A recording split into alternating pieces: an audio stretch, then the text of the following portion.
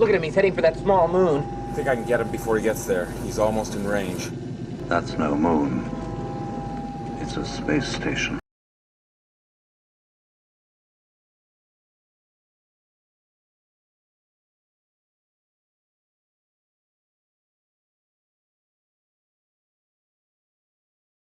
What's up and what's going on, everyone? It is just myself tonight. Sorry that I'm late. Technical difficulties and still not feeling that great, but feeling well enough to be able to get up here and stream with you guys. I'm sure right now I look like why? I'm sure I look like this motherfucker is sick. But I'm okay enough to be up here and hang out with you guys. How's everybody's day? How have you guys been? What have you guys been up to? How's your Christmas Eve? Anything going on? Anything popping? Y'all hanging out with family, eating good, got your gifts? Do people open gifts? I know I've seen some people on social media that have been opening gifts already. Yeah, so I think you guys should... if you guys have been doing something with your families, tell me what you guys have been doing with your families. Games, hanging out, family from out of town, you know, all those things. Yeah, no, Ashura, no 7-hour stream Naries. I appreciate it. Appreciate it. That's crazy. And you know, it's funny. Sometimes people, when they look sick, they look, I don't know, look better. I don't know, but I look, yeah. So, this is my Christmas whatever. This is my season's greetings SpiderMan shirt. Yeah. Happy holidays from SpiderMan. But there are some things I do want to talk to you guys about for sure. We'll hang out, have some fun, you know, in the chat and all that stuff. But there are some things that I do want to talk about with you guys. We'll talk about the Flash trailer update, you know, with it coming, the second trailer for it, an actual trailer for it instead of just what we've gotten however long ago. Was that like almost like a year ago? So we're going to get something more from that Super Bowl. During the Super Bowl, Spider-Man 4 has also been delayed. We'll talk about that and possibly why and the reasons it being delayed. Invincible 2, we finally got some fucking news about Invincible 2. Invincible in the boys, as we've all said before, outside of Marvel and DC, is some of the best superhero content. Some argue that it's the better superhero content, but Invincible was by far one of my favorite things of 2020. I loved Invincible. I binged it all. It was great. So we finally got some news for Invincible and what's going on with that. This one, for all my people that have been telling me to get into anime, I know you guys probably won't consider this to be like the same thing as me getting into anime, but looks like Stranger Things is going to be doing a Tokyo Anime spin-off series, and we're going to talk about that and read that article coming from them over there. We're going to also talk about the Avatar: The Last Airbender new series, animated series that is going to be focusing on an Earthbender. We're going to talk about that and also talk about they gave a little bit of news for the 2025 Aang Gang movie that's going to be coming out with them a little bit older. But we're going to be talking about that too. We'll talk about some Thunderbolts updates. I know everybody probably saw from Murphy's Multiverse that it looks like Tiamat is going to be Genosha instead of, you know, everybody's been wondering what's going on with Celestial popping out of the ocean in Eternals. We've not heard about that all of Phase 4. Well, it looks like we're finally going to get to talk about it. It looks like they finally got something that's going on with Tiamat and why we've not heard anything from it. So it looks like they're going to be trying to get adamantium from Tiamat, and on top of that, it is going to become the island of Genosha. So we're going to talk about that and dive into those things. And I've seen some people confused about it.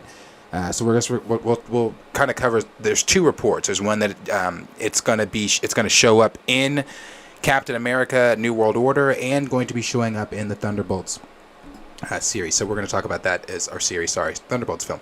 We'll talk about that as well. And to keep up with what we've already been talking about.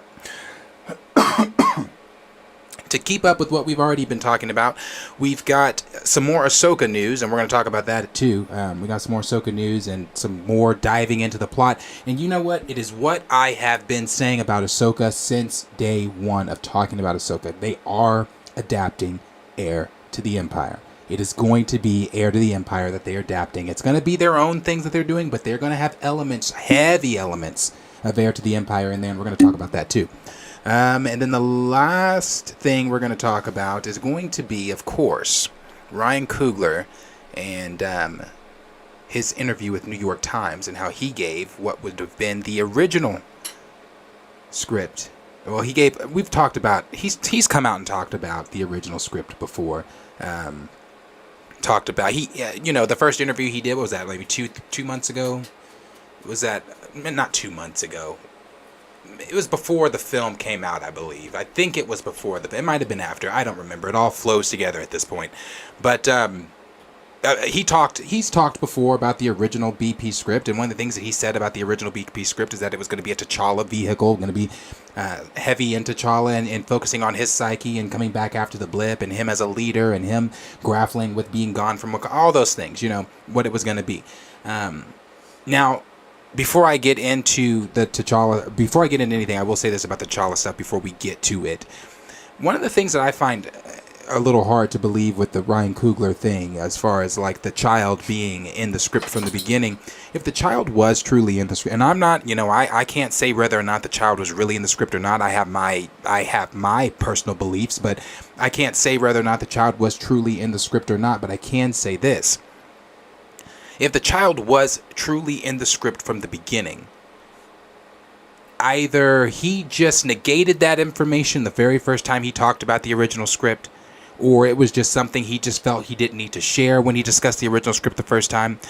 Or and again, that lets me, if he talked about this, if he talked about the original script before Wakanda Forever came out, then I guess that would make sense to not spoil the post-credit scene. I can't remember if it was after Wakanda Forever came out or before that he talked about the original script. I'm inclined to believe it was after. I can't really remember, but I believe that was after. I believe it was after. So if that was after, then again, I have a hard time if he just negated that information or just felt he just didn't need to share that information. But the child was never mentioned in the first time talking about the original script. So we're going to get into the original script and some of the things that he had to say about it and things like that. But before I do that, I will go ahead and share this with you guys. A lot of people have been asking us what is going on with you guys' monetization and everything like that. Well, my dumbass didn't approve our AdSense, and since I didn't approve our AdSense, I have to now go in, and it's still there. Like, I can still see our stuff, but you guys can't see it. So what it's doing is it's making me go in and confirm a bunch of things. But as far as like an EIN number and all the technical things,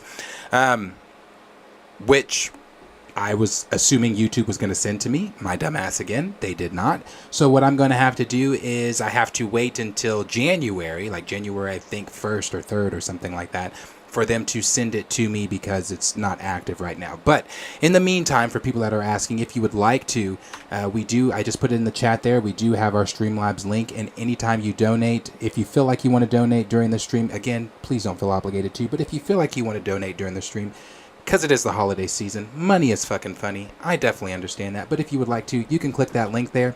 And once you click that link and donate, you can say whatever you want, like a super chat, and it will pop up during the stream.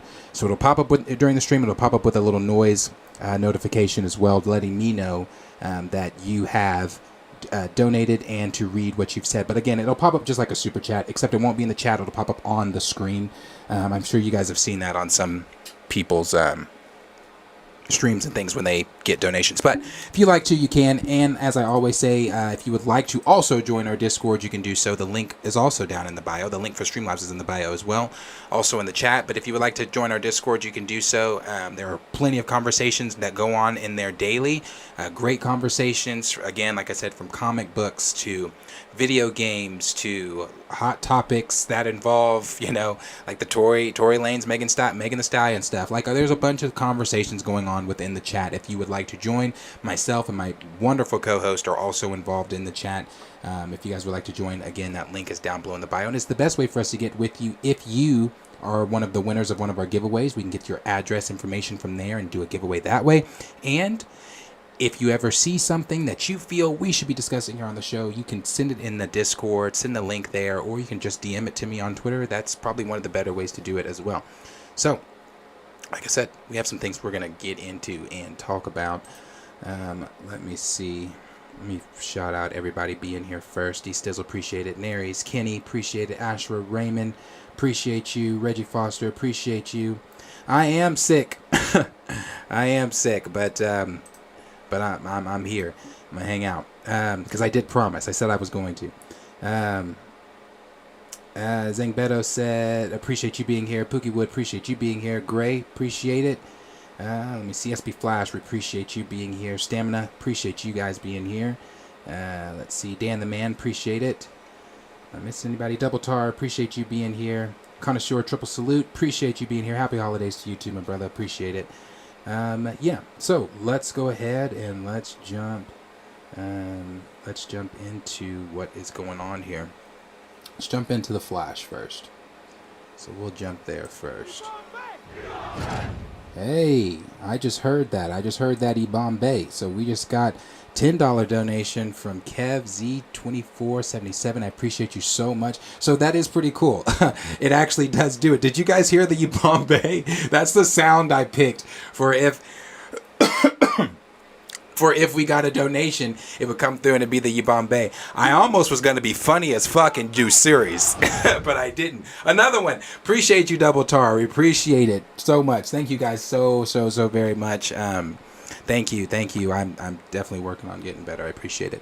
But like I said, we'll jump into the Flash first. That new Bombay shit, that's pretty dope. I like that more than I like the Super Chats.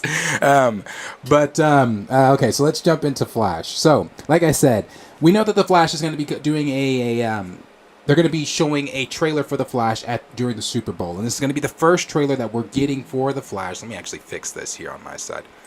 It's going to be the first trailer that we're getting for the Flash since the first teaser trailer. This is an actual trailer.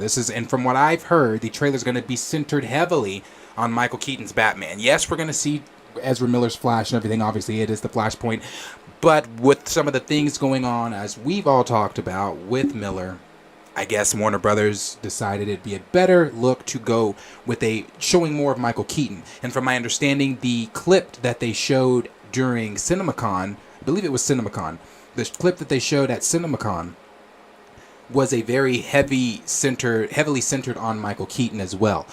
So looks like I said, that trailer is going to be coming, and one of the most exciting things even about the Super Bowl is the commercials, is the trailers that are shown for the Super Bowl. Now, if you're a big football fan, that's, obviously you're there for the football game as well. Now, I'm a football fan, not a big football fan, but I am a football fan, but I'm always at the Super Bowl for the halftime show, and I'm there definitely for the trailers and things that are going to be showing. And they did show this which we've talked about before plenty of times with the Flash.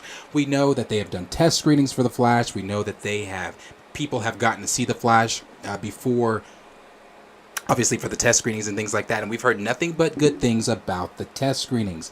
But I'll also say, with this new we've talked about this too, with the new DC reboot, does it even really matter if the test screenings were well? Does it really matter if this film, or again, I asked this, are you still hyped for the film? I believe the last time I asked, I think everybody said they still were. Now, me too, I'm still going to go see the film.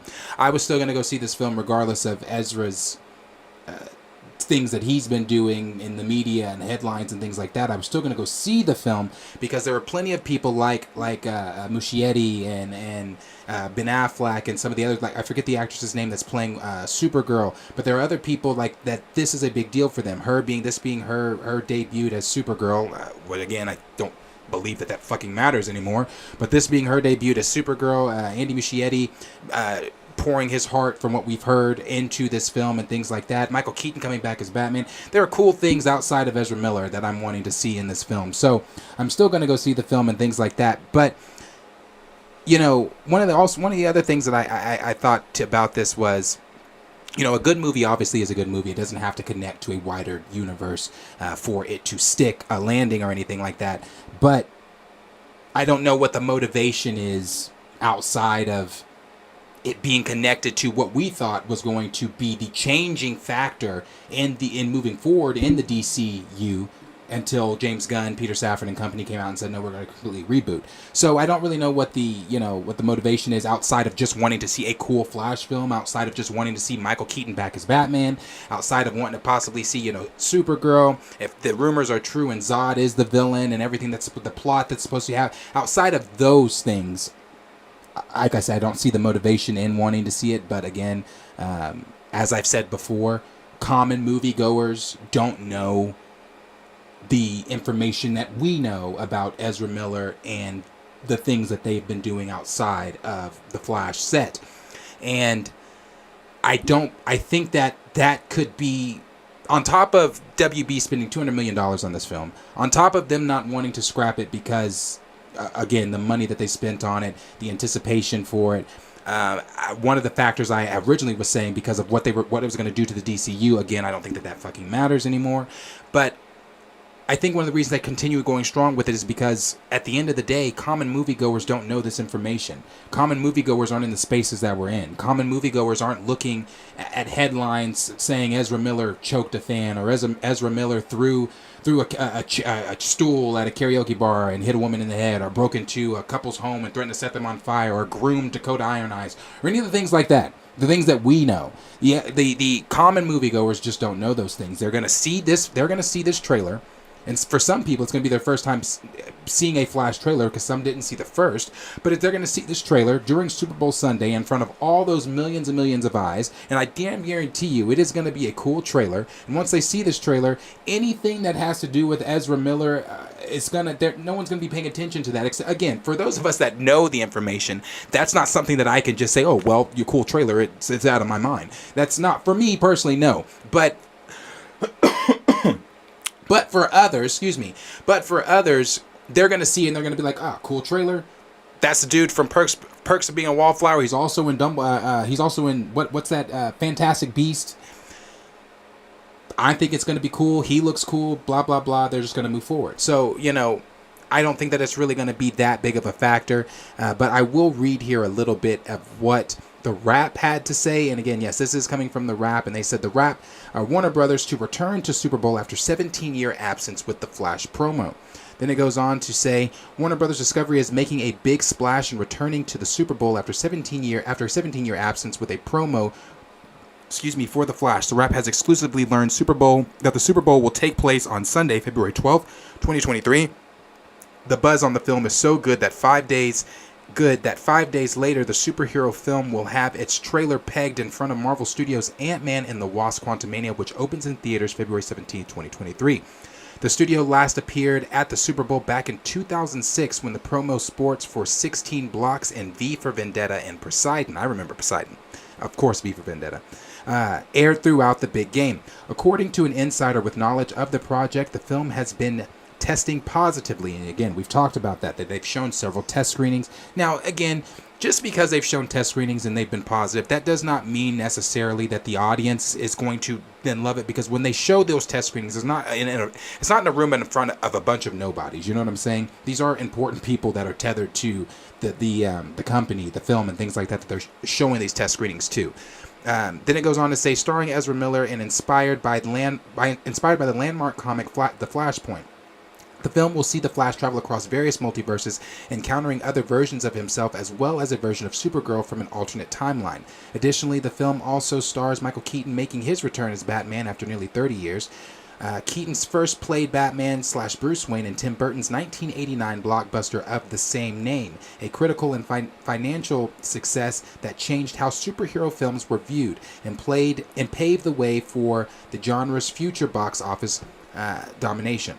Keaton played Batman in 1992's Batman Return, but quit the role during development of the third film after Burton was pushed out as director and replaced with Joel Schumacher, who took the series in a campier direction with 1995's Batman Forever. Yeah, he did. Its much revealed 1997 follow-up Batman and Robin, but the Flash will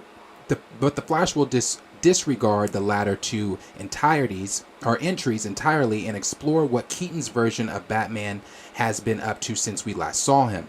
Miller and their agent met with Warner Brothers film heads back in August, and The Wrap has learned and the Wrap has learned what was described as a very positive meeting about the future of the upcoming DC film, The Flash. We know that as well. We know that Warner Brothers, David Zaslav and company met with Ezra and gave him the 3 options, the things that they needed them to do, the things that they needed them to do as far as, seeking therapy. I believe it was, I forget what the 3 stipulations were, but there were the 3 of them, and we know that they did come out then at the end of that meeting and say that it was very positive.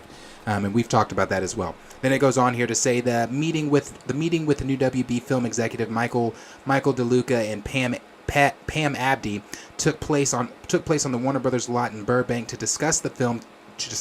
Though no other details about the meeting were disclosed. Miller, the embattled star of The Flash, who has drawn national headlines for a series of troubling personal events and attention from law enforcement, previously announced they had entered into treatment for complex mental health issues and apologized in a statement to media about their recent behavior. The Flash also recently made headlines as the cameo of Henry Cavill's Superman was recently removed from the ending of the film, as Cavill will no longer be playing the Man of Steel. Flash will open in theaters June 16th. 2023. So those are the things going on with The Flash there. Like I said, the film the more in-depth trailer we are going to get is going to be during the Super Bowl, so we will see that then. And they said that again, that the Super Bowl is going to be February 12th on Sunday, 2023. So we'll be looking forward to seeing that there, and a couple of other good trailers I'm hoping that we'll get to see too. But we've talked about Miller before. They've been pretty silent. I'm still curious if they're going to be doing any press for this film. That'll be very interesting to see. But, as always, question is for you guys. Let us know down below in the comments what you guys are thinking. Are you still excited to go see The Flash despite knowing the things that you know about Ezra? I've seen some people in the chat before say that they're not going to support this film. They're not going to go see it because of the things going on with Ezra that have been in the headlines. And again, you are free and rightfully so to feel the way that you feel if that is your feelings. But are you one of the ones that's like, I'm still going to go see the film because I still want to see the film? On top of that, it's not an Ezra Miller film, it's an Andy Muschietti film, it's a Warner Brothers film, it's a DC film, it's a Flash film. I'm going to go see this despite the crazy antics that the star of the film has been involved in. And I would arguably say that maybe they've reworked things for Michael Keaton to be more of the star. But hey, I don't know. We'll have to wait till the film comes out, and I believe what that say in let me double check that was in June 16th. So let me know down below in the comments what you guys are thinking. Let's see what this is saying here from you guys. Let's see. Havoc Unbound, appreciate you being here. Reggie Foster, appreciate that, bro. My new best page of 2022. Thank you so much. Narish21 said, The Flash, the film that won't go away.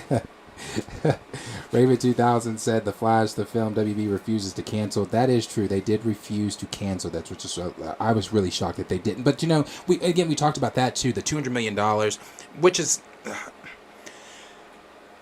I don't want to say. I mean, for a studio like WB, is $200 million really... Is that putting a dent in their pockets? No. But with everything they put into the film, everybody that was involved with the film, they still, and at that time, I guess, of the current DCU still be moving forward, maybe it was important. I wonder if WB is sitting back now after all the new decisions that are going forward with the studio. If they're sitting back now saying, damn, we should have canceled this. Because, and again, that's still a loss of money, though. You're still losing the money if you do that. But, yeah. Connoisseur Triple Salute said, I see what you did there. Let's see. Stamina MC said, let's jump into The Flash. Ashra said, it's better than Shuri's vocal cords. Let's see. Neri said, so it's Flashpoint. Basically, it is the Flashpoint. I mean, the only thing I don't like about it, and this I said this early on when we learned about the Flashpoint and things like that, when details about it came out. Only thing I don't like about calling it the Flashpoint, and it can be the Flashpoint, whatever. But Michael Keaton, in my opinion, always should have been Thomas Wayne, not Bruce Wayne. I just thought that it made more sense for him to be. I mean, if we're gonna do Flashpoint, let's do the Flashpoint. Not, whatever version of the Flashpoint you want to do, but let's do the Flashpoint, So I just thought that, I always thought he was going to be Thomas Wayne. Dan the Man said, been saying for a long time the world between worlds is the key. Can they salvage and build around the sequel trilogy? Sure, but the portal's been around since Rebels, so Ahsoka will see Rey in her show. Possibly so. Her friend Morai will tell her to not enter that portal that Rey is in. Then we've got D-Sizzle that said, always been a Bears fan and they still suck. My uncle's a Bears fan. Double Tar said, I don't care about Flashpoint with the announcement of the reboot. That's what I wonder how many people. Chat, let me know. Are you guys, that scared the shit out of me? I just got another super chat. Thank you so much, Kenny. I'm going to have to get used to that, you Bombay. That shit just hit me in the ear, and I was like, who the fuck? But thank you so much, Kenny, for that super chat. Thank you so much for that. I appreciate it. That donation there. But I wonder, chat, let me know. Let me know, chat. How many of you guys are still really interested in seeing the Flash film come out, knowing that DC is rebooting, and we're going to get more announcements of the reboot in January? So let me know down below what you guys are. Let me know in the chat if you're excited or not. I want to see the ratio. Actually, let me do this. I'm going to set a poll. Can I set a fucking poll? Yeah, I can. Okay. Hold on. I'm going to set this poll real quick. You tell me through the poll.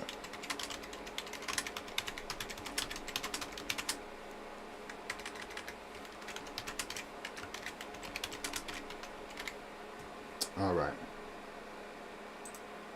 Let's see what you guys are saying. Let me know in that if you're still excited for the Flash film. But we'll keep reading there.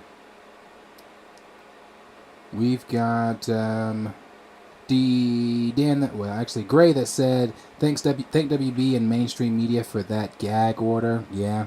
D Stizzle said Sam Witwer voiced Starkiller and the Sun. He did indeed. And Darth Maul. Sam Witwer is just, and he did Emperor Palpatine in Rebels. Sam Witwer is a diamond gem to Lucasfilm. I know that there was that issue with him a while back. Something had happened. I forgot exactly what it was, but it seems like he's still in the loop and groove of things over at Lucasfilm. I like Sam Witwer a lot.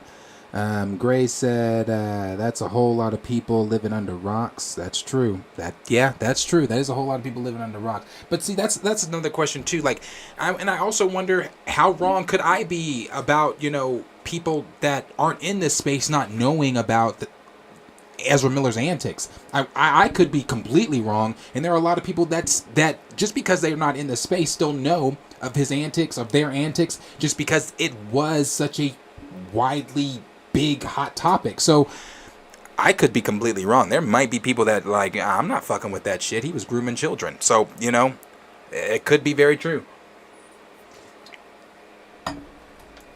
Let's see. Xavier said, true, they are counting on the normies to know nothing about Ezra's madness to see this film. Yeah. Dan the Man said, now this is my out there theory. I think that Vader immortal story will come back into play with the apprentice, and I'd love if they could make him Maul's offspring. Maul could have gotten it in pre-episode 1. I tell you, when we get to the Ahsoka stuff, that's where I'm about to dive deep nerd. I'm going to dive deep nerd when we get to the Ahsoka stuff, because let me make this clear too when talking about Ahsoka. I've been saying Heir to the Empire, but Heir to the Empire, I heard that a long time ago. That was a leak that came out like I'm talking beginning of 2022 time. Like, I even heard this somewhat back in 2021, early to mid 2021, that Filoni and Lucasfilm were going to be adapting Heir to the Empire into Ahsoka. And with this newest leak and with all the other leaks that I've been reading that we've been talking about here on this channel, they're doing Heir to the Empire. Like, Heir to the Empire is going to be I'm not saying that it's the focal, like it's the entire story. Like, they're going to take Heir to the Empire, and the entire Ahsoka series is going to be just their version of Heir to the Empire, their adaptation of it. No. I don't think that. They're just going to take pieces of Heir to the Empire, and then we're going to get this, from what I'm still saying is going to be a jaw-dropping course correction of a show for Lucasfilm and Ahsoka. So I really can't wait to talk about the Ahsoka stuff because it's pretty dope. Dan the Man also said, really, I think they should bring back the the volume concept and have his team up with the Sun and Darth Talon to remake the galaxy in their image by unleashing Aboleth from her prison. Yeah, see, that direction, because that would be dope too. But that direction doesn't seem, and again, when we get to the leaks, you'll see. But it doesn't seem like that's going to be a direction that they go. Again, out there theory, but it would be dope. D Sizzle said the only Ezra I'm interested in is seeing is Ezra Bridger in the Ahsoka show. Yeah, I can't wait for that either. Be a Blessing said I'm still not watching it. Miller ruined it for me. Yeah, let me see the poll there. What were you guys saying?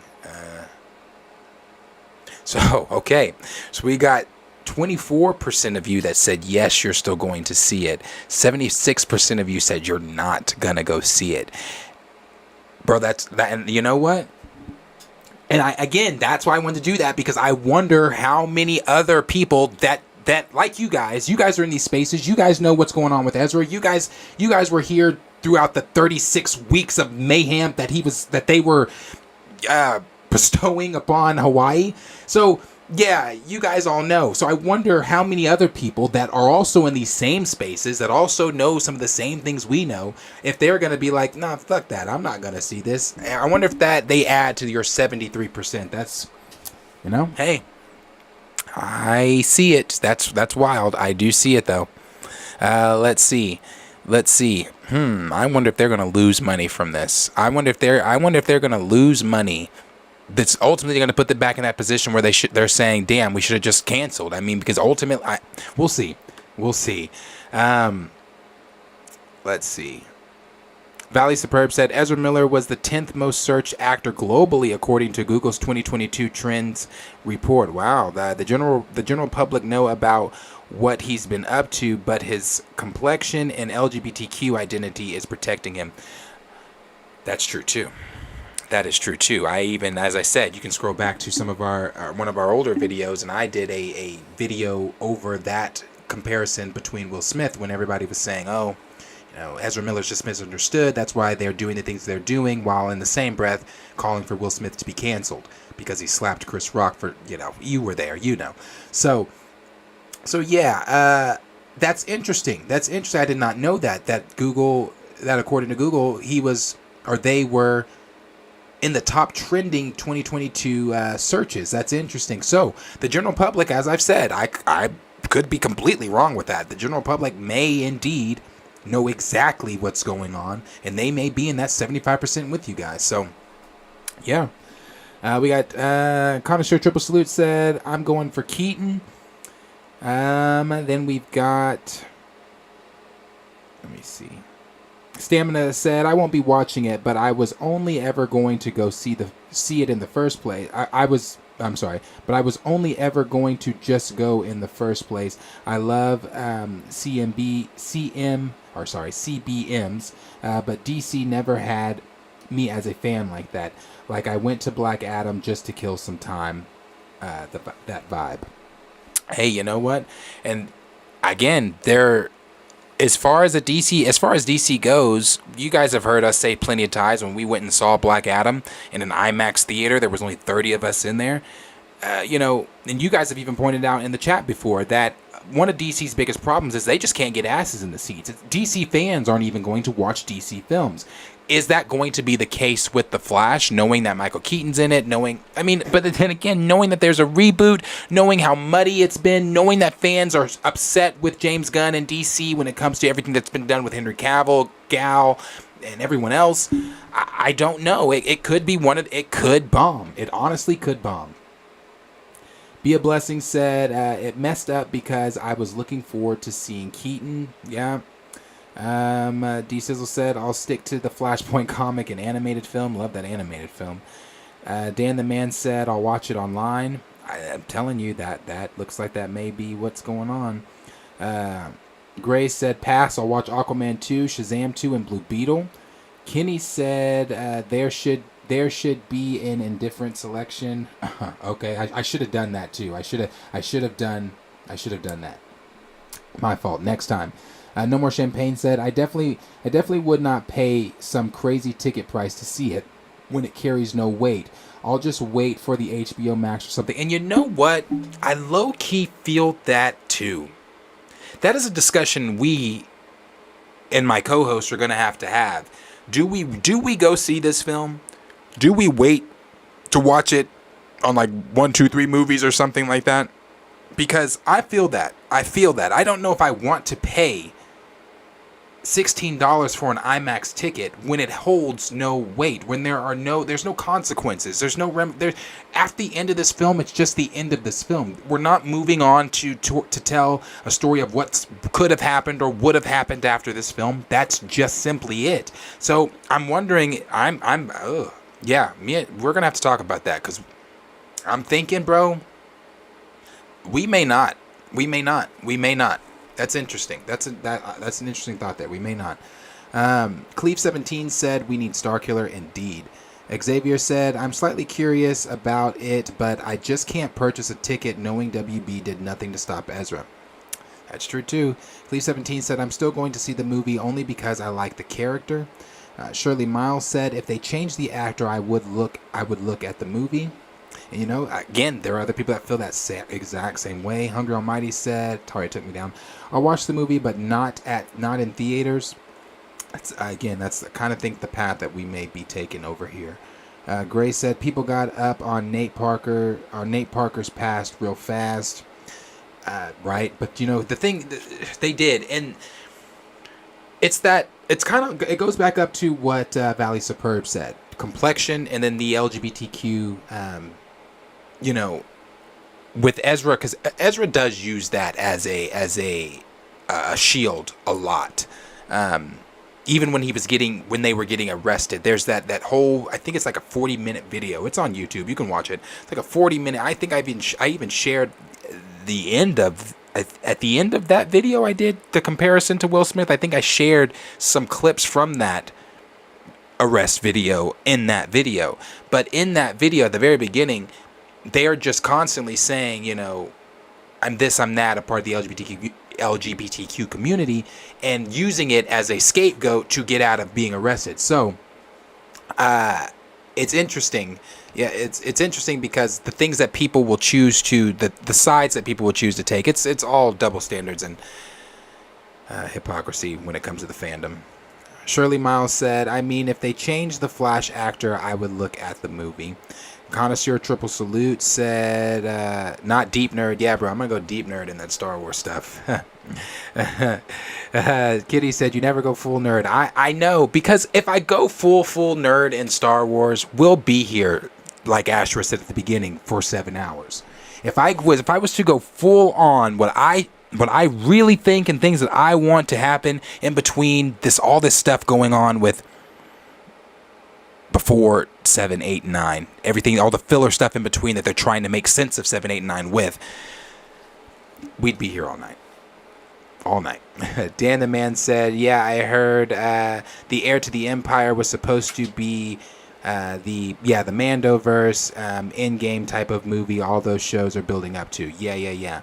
Asher said, I want to see Keaton, so do I.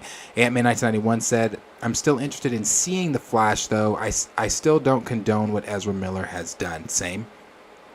Kenny said, you will never hear the horns of freedom when you die, Ezra. You broke all our hearts. We don't deal in kids. Yeah, and that's the biggest thing. No one, and that's why I've said so many times about the red carpet and advertising stuff when it comes to the marketing for the film. I just don't know how you get any interviewer to not immediately go to the grooming. No one's going to forget that. That's not going to be forgotten. I don't care how good this film is. I don't care how much treatment Miller is receiving, and that's great on their part. But no one is ever going to forget the grooming of Dakota Iron Eyes.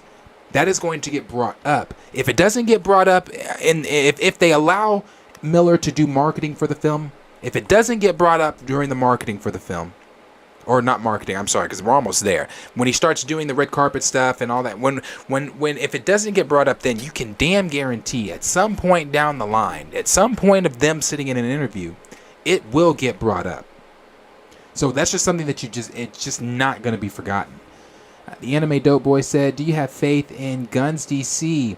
You heard that he is following the formula of the DC animation series. You know the Justice League Unlimited and Justice and Young Justice and that. Yes, I love Young Justice. I love obviously Justice League Unlimited. I love all of the animated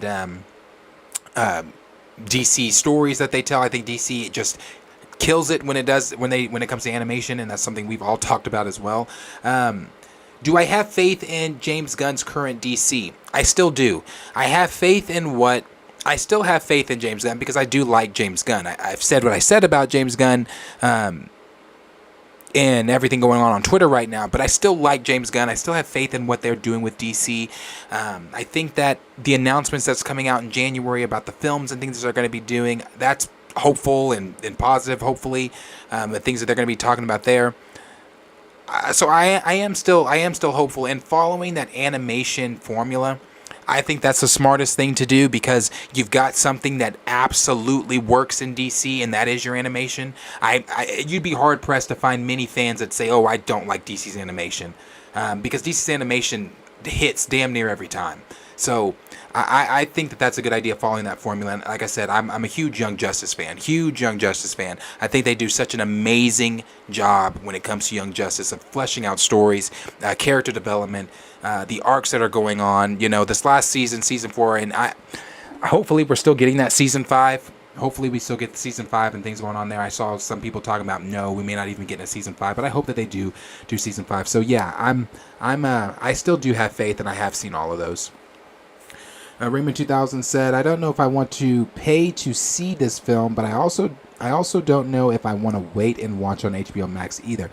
That's why I was saying, bro, that like Connoisseur Triple Salute said 123 Movies Nation. Actually, I said 123 Movies because I can't pronounce the site I use. It's Cat something. It's like Cat TV, Cat TVA or something like that. You want to talk about one of the best bootleg movie sites, and I hate to even say that as a movie, doing what we do, but it is what it is. Shit. One of the best sites. It is that one, bro. Like, I can watch Way of Water if I wanted to. I haven't, but because I want to see it in theaters. But I could watch Way of Water because I did check it. I did look on the site to see if it was on there, and it was on there. And with it being on there, it's clear as shit. It is.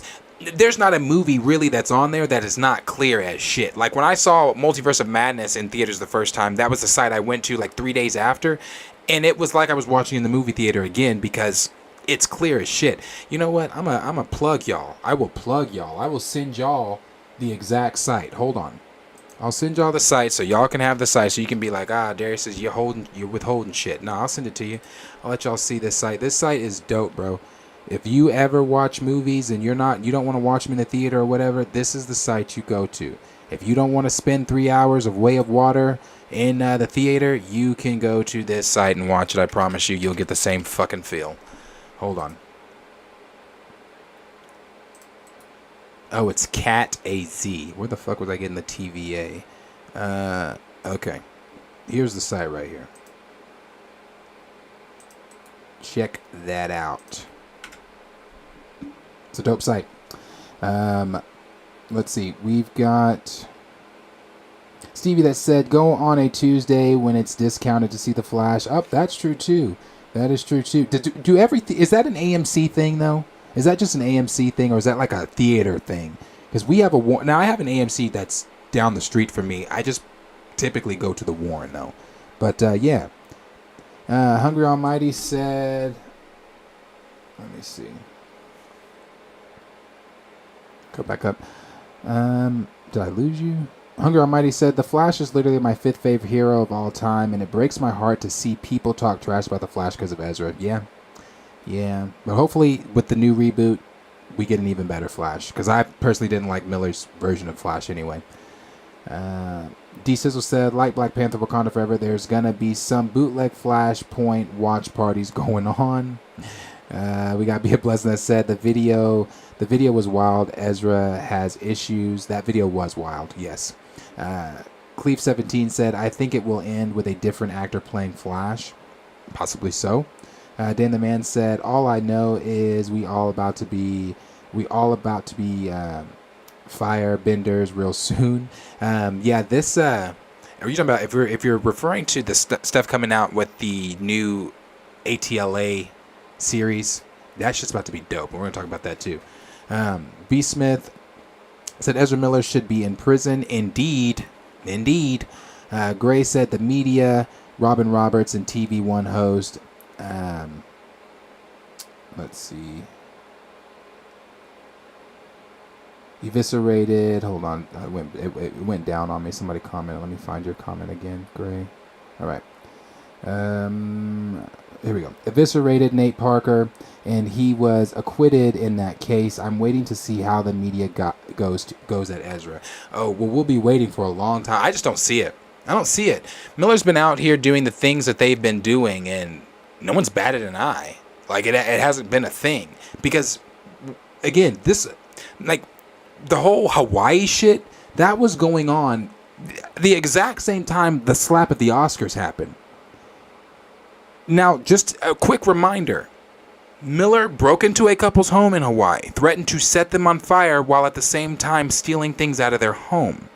He threw a chair at a woman's head at a karaoke bar for simply singing karaoke at the karaoke bar. His face, or their face, while at a country club, was on the news with their mugshot while they were outside, because whoever was recording it recorded the TV, recorded the news, and had Miller's face mugshot up, and then panned the camera to Miller at that country club, drinking and having a good time. It doesn't seem, you know the saying, if you're white, if it's white, it's right. And it just doesn't seem like there's going to be any consequences for Miller. Miller's consequences is that they had to commit themselves for the mental health issues and things like that. And again, I'm so glad that they've done that. But that seems like that is the consequence. There is no consequence. It seems like it's a pat on the wrist or a slap on the wrist. Don't do it again. Go get help. That's just what it seems like. Ashra said, Planet Fanatics, I saw your role on Boba Fett being the lone black cyborg doing the dumb spinning movie before firing back. Yeah, no. Everybody knows I hate the Book of Boba Fett, and everybody knows people. They think it's funny to tag me in Boba Fett shit, but that when Johnny Stevens tagged me in that was funny. Stamina said, any sweepstakes on whether Ezra will even be a part of those press tours in the run-up to release, because I don't know if the journalists will be willing to embarrass themselves by not asking the questions. That's what I'm saying. That's why I just don't. If I'm WB, do you even do that? Do you risk it? Do you put them on the carpet? Do you have them doing any promo? Which again would be weird because now you don't have the star of the film doing any promo for anything. So I mean, I don't know. It's interesting though, bro. Again, I'm telling you, if I'm an interviewer and Miller walks up to me or sits down on my stage or at my show or whatever, the Flash film comes out in June. Great, go see it. Now let's talk about everything that you were doing in Hawaii. Let's talk about what you were doing up at your farm in Vermont. Let's talk about you in Dakota Iron Eyes. Remember when that fan came and asked you for a picture, you said yes and you choked her out? Let's talk about that. Why did you want to set that couple on fire? What the fuck were you doing in their house in the first place? Yeah, the chair you threw at the girl at the karaoke bar for singing karaoke, that's wild. Why were you in a karaoke bar if you didn't want to hear karaoke? I'm telling you, I would go in and have so many questions. What's your relationship with Dakota Iron Eyes? The whole apocalyptic unity thing that you were talking about, and you calling yourself Messiah, you thinking that you're really Barry Allen. Tell us about those things. Like, let's talk about that. Now, I don't want to talk about the Flash. I want to talk about all the crazy shit leading up to the Flash. So I don't know how they would do that because any interviewer, that's the scoop. That's what you want. Let's see. We've got Be a Blessing that said the promotion tour is going to be a ish show. I think so too. Kenny said, bro telling on himself. Yeah. Cornelius said, alerting the authorities ASAP. Let's see. No More Champagne said bookmark. Let's see. Stamina MC said the way Miller literally runs in literally runs is bizarre. Recast that fish. Yeah, I'm not a fan of him as Barry Allen. Never have been. Kenny Pierce said, if you're having trouble describing what white privilege is, toss Ezra Miller into the argument and see if it sticks. Right. Chad Kinsler, appreciate you being here, bro. Appreciate that. We got Hungry Almighty that said, what do you think the odds are of Brendan, I can't ever say his last name, but the dude from The Giver and a couple of other things, Pirates of the Caribbean and a bunch of other shit, continuing to play Nightwing for the DC. Oh yeah, and Nightwing. He was asked about it and said that he'd love to, but it's up to WB. Or do you think they will just get a new actor? I think they're going to get a new actor. I think they're going to get a new actor. I personally like him as an actor. I like him. There was rumors that he was going to be someone else too. I forget. But there were yes. There were rumors that he was supposed to be showing up. Now I have to look at it. But he was supposed to be having a role in Marvel. In this new phase. How do you spell his last name? Yeah, that they were going to get him for Marvel for this new phase. Hold on. I forgot who he was going to play, so let me try to find that again. Or rumored to play, rather.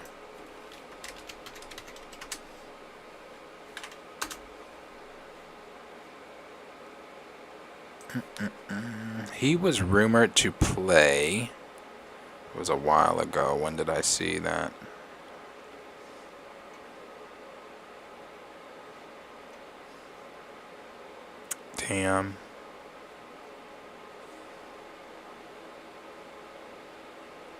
Damn. I can't find it now. I'll have to find that article. When I find that article, I'll bring it back up. But he's rumored to be in the MCU. So I'm not sure. It's a good question though. D Sizzle said Holly Weird be ignoring Ezra news like they did with Bryan Singer when he was and still is accused of illegal behavior multiple times. Yeah, I know what they say. Dan the Man said, you're definitely not seeing Miller in film again. Maybe he'll find work at All of My Son's moving company with Amber Heard.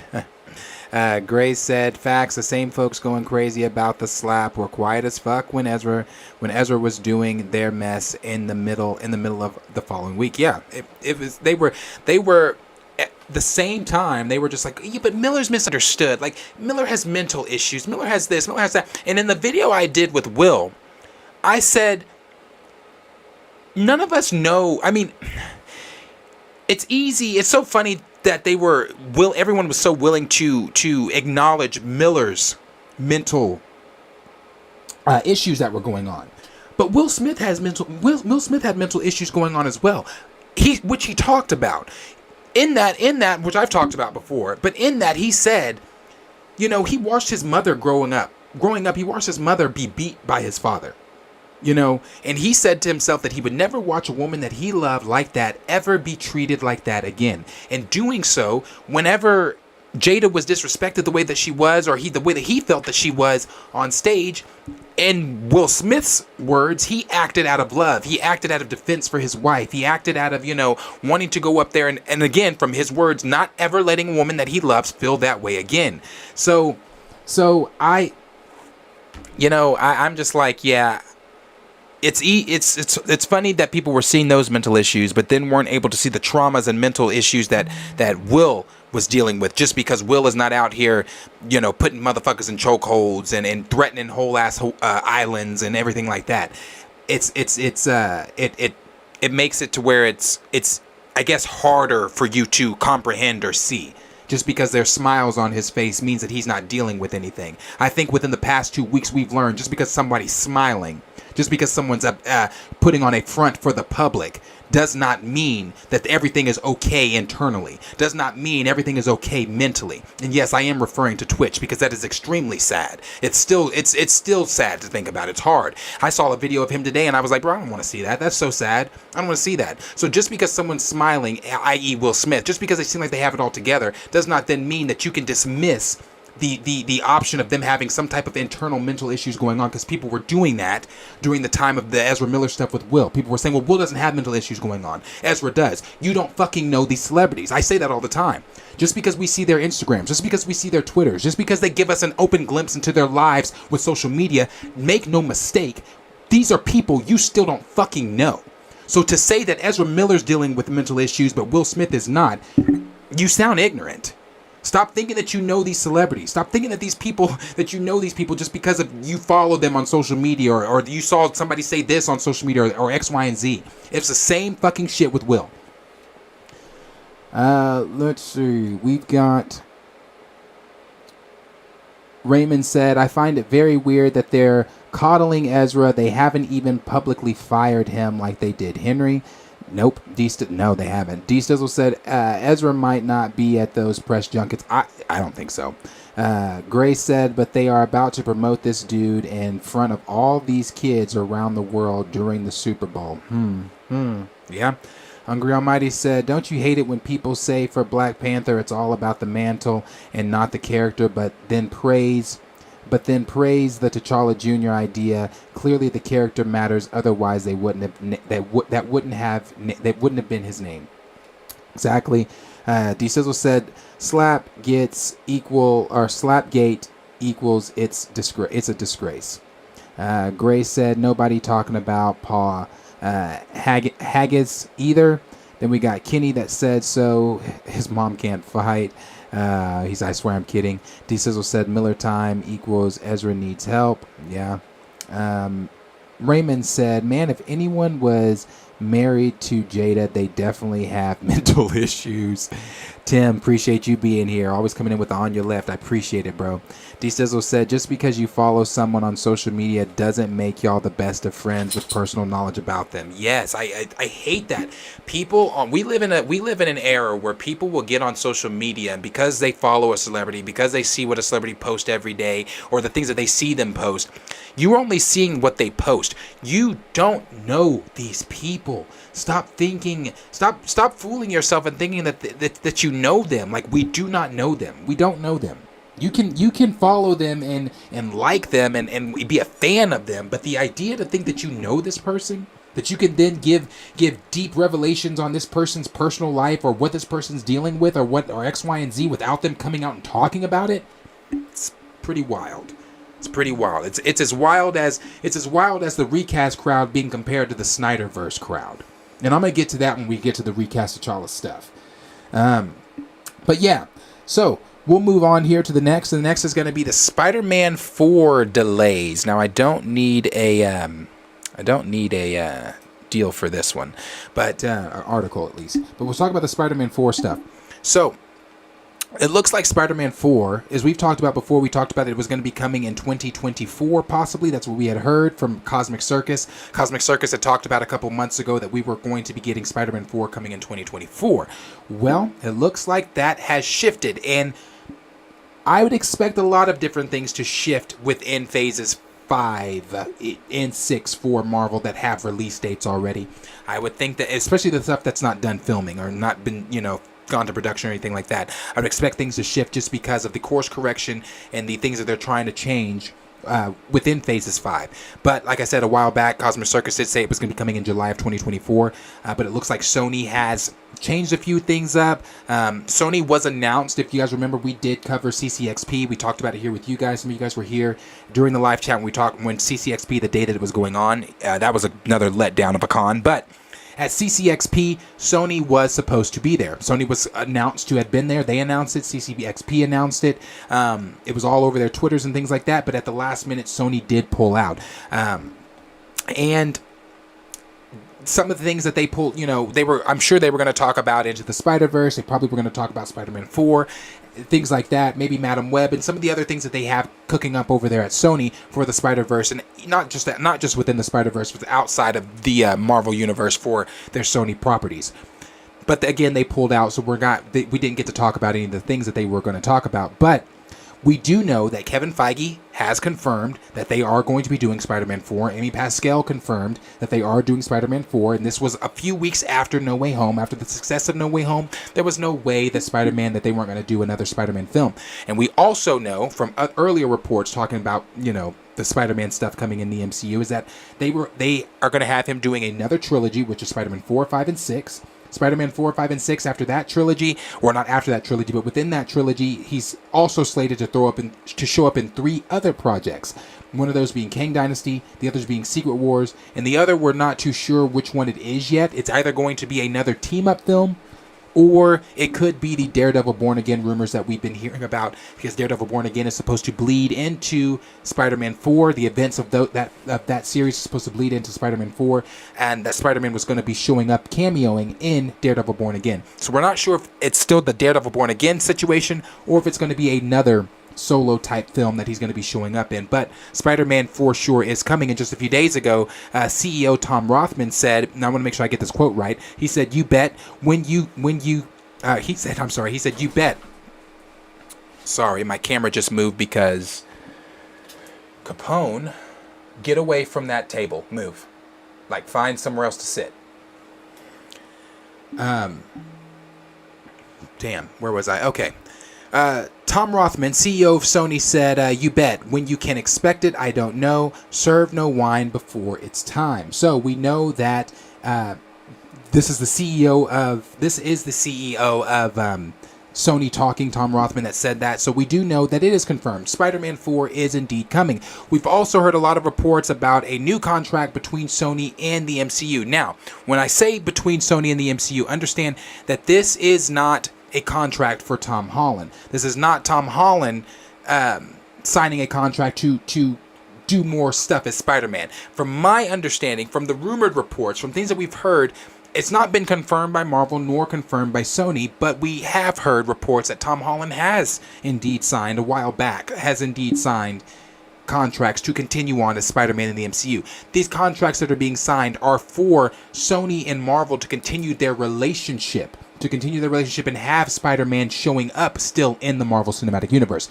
That's what that's entailing. And one thing that we've also talked about before is, let me see, that,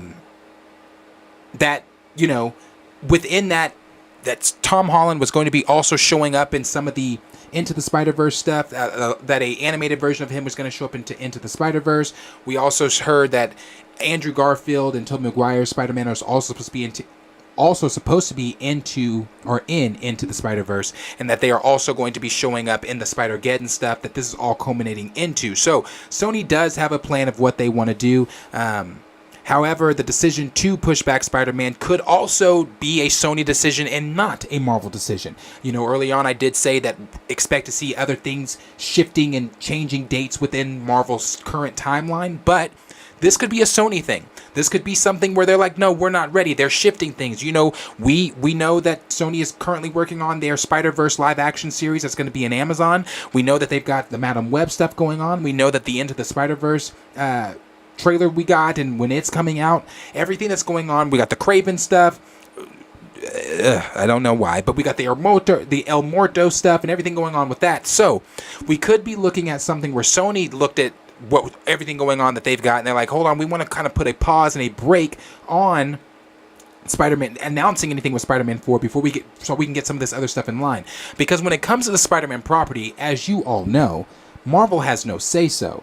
Sony has all the say when it comes to marketing. Sony has all the say when it comes to release dates. Sony has all the say when it comes to what's shown in trailers, everything like that. So that's why Marvel never even talks about Spider-Man when they talk about timelines at D23s or your SDCCs or things like that. When they lay out their slate, Spider-Man's never discussed because they have no fucking say. So this could be a whole Sony thing. And, as we all know, they're going to do what they want to do with Spider-Man. So that's kind of the stuff going on with Spider-Man right now. It is pushed back. It is delayed to possibly 2025, but we know that it is still coming before Kang Dynasty, and because Spider-Man is going to play a major role in Kang Dynasty from what we've heard. Tom Holland's Peter Parker is going to play a major role. We also know that I believe it was Andrew Garfield's Spider-Man that's supposed to show up in Kang Dynasty as well, and I believe Tobey's Spider-Man with the other two Spider-Man, including Miles Morales as Spider-Man, are supposed to be in Secret Wars. So that's some of the news there going on with Spider-Man, at least. And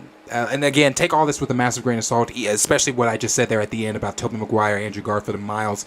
Take that especially with a massive grain of salt. We know that,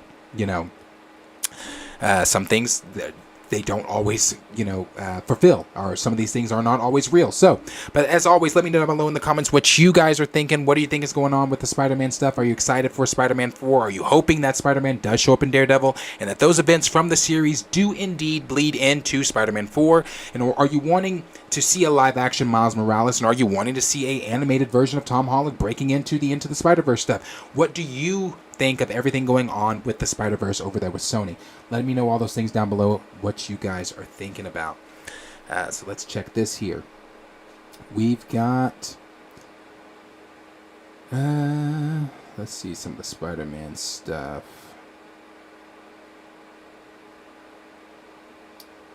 Be a Blessing said Chris should have been slapped a long time ago for not being funny.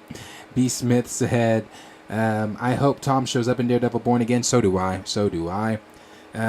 Kenny Pierce said everybody hates Chris. Everybody. Yeah, they do. SP Flash 1523 said I hope Scorpion will be the villain for Spider-Man 4. From what we've heard so far, Kingpin is the main villain for Spider-Man 4 because he will be Mayor Kingpin. I believe he is going to become mayor of New York City within the events of Daredevil Born Again. And then, again, those events bleeding into Spider-Man 4, he will be mayor of New York City. And that's going to be taking on that, adapting that Devil's Reign comic between Kingpin and Daredevil when Kingpin becomes mayor. But Scorpion, that's something that they do need to touch on because we haven't, they did that whole Easter egg thing just to never touch it again. So yeah, we need to be seeing that. Let's see. D Stizzle said, I want to see Black Widow Nat show up in Daredevil. SMH, never mind. Yeah. Then we've got, damn, where was I? Be a Blessing said, I just hope Sony doesn't mess it up. So do I. D Stizzle said, Spider-Man got mad history. With most street level heroes in comics, then possibilities are endless, very endless, bro. His rogues gallery is so deep. Ant-Man 991 said, going to bed, good night and Merry Christmas. Good night, brother. Appreciate you even coming. Appreciate you guys that are here. I know some of you probably with families and everything like that. Got big days ahead of you tomorrow, but I appreciate the ones that are here. Thank you so much. Let's see. We got B Smith that said, yes, and it is about time we finally get to see Spidey doing some street level things. Yes, for sure. Can't wait to see the street level stuff with Spider-Man. And then Be a Blessing said that would be awesome to have all of them. Yeah, it really would. Really would. Merry Christmas to you too, Raymond. Is it not? It's probably Christmas for some of you guys. I still got another hour before it's Christmas over here. But if you are an hour ahead of me and you're living in the future, Merry Christmas to you. So we'll move here to the next topic. Next topic is going to be Invincible 2. Now, this one, again, I'm excited for. Why? Because we've not heard shit about Invincible. Again, it was one of my favorite things of 2020 outside of Marvel and DC superhero content, outside of DC's animation when it comes to their superhero content.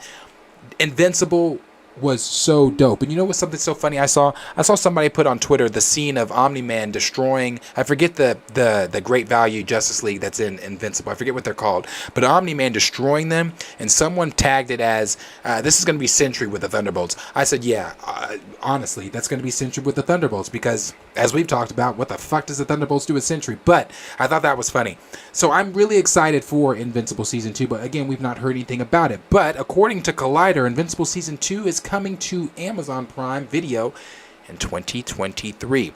This is what they had to say about it. Invincible premiered on Prime Video in March 2021, quickly becoming one of the biggest hits in the streaming platform's history. Not surprisingly, the company renewed the animated series up to Season 3, giving the creative team behind the adaptation plenty of room to plan which stories they would bring to the series next. However, despite fans' excitement about Invincible 2, we still don't know when the series will return.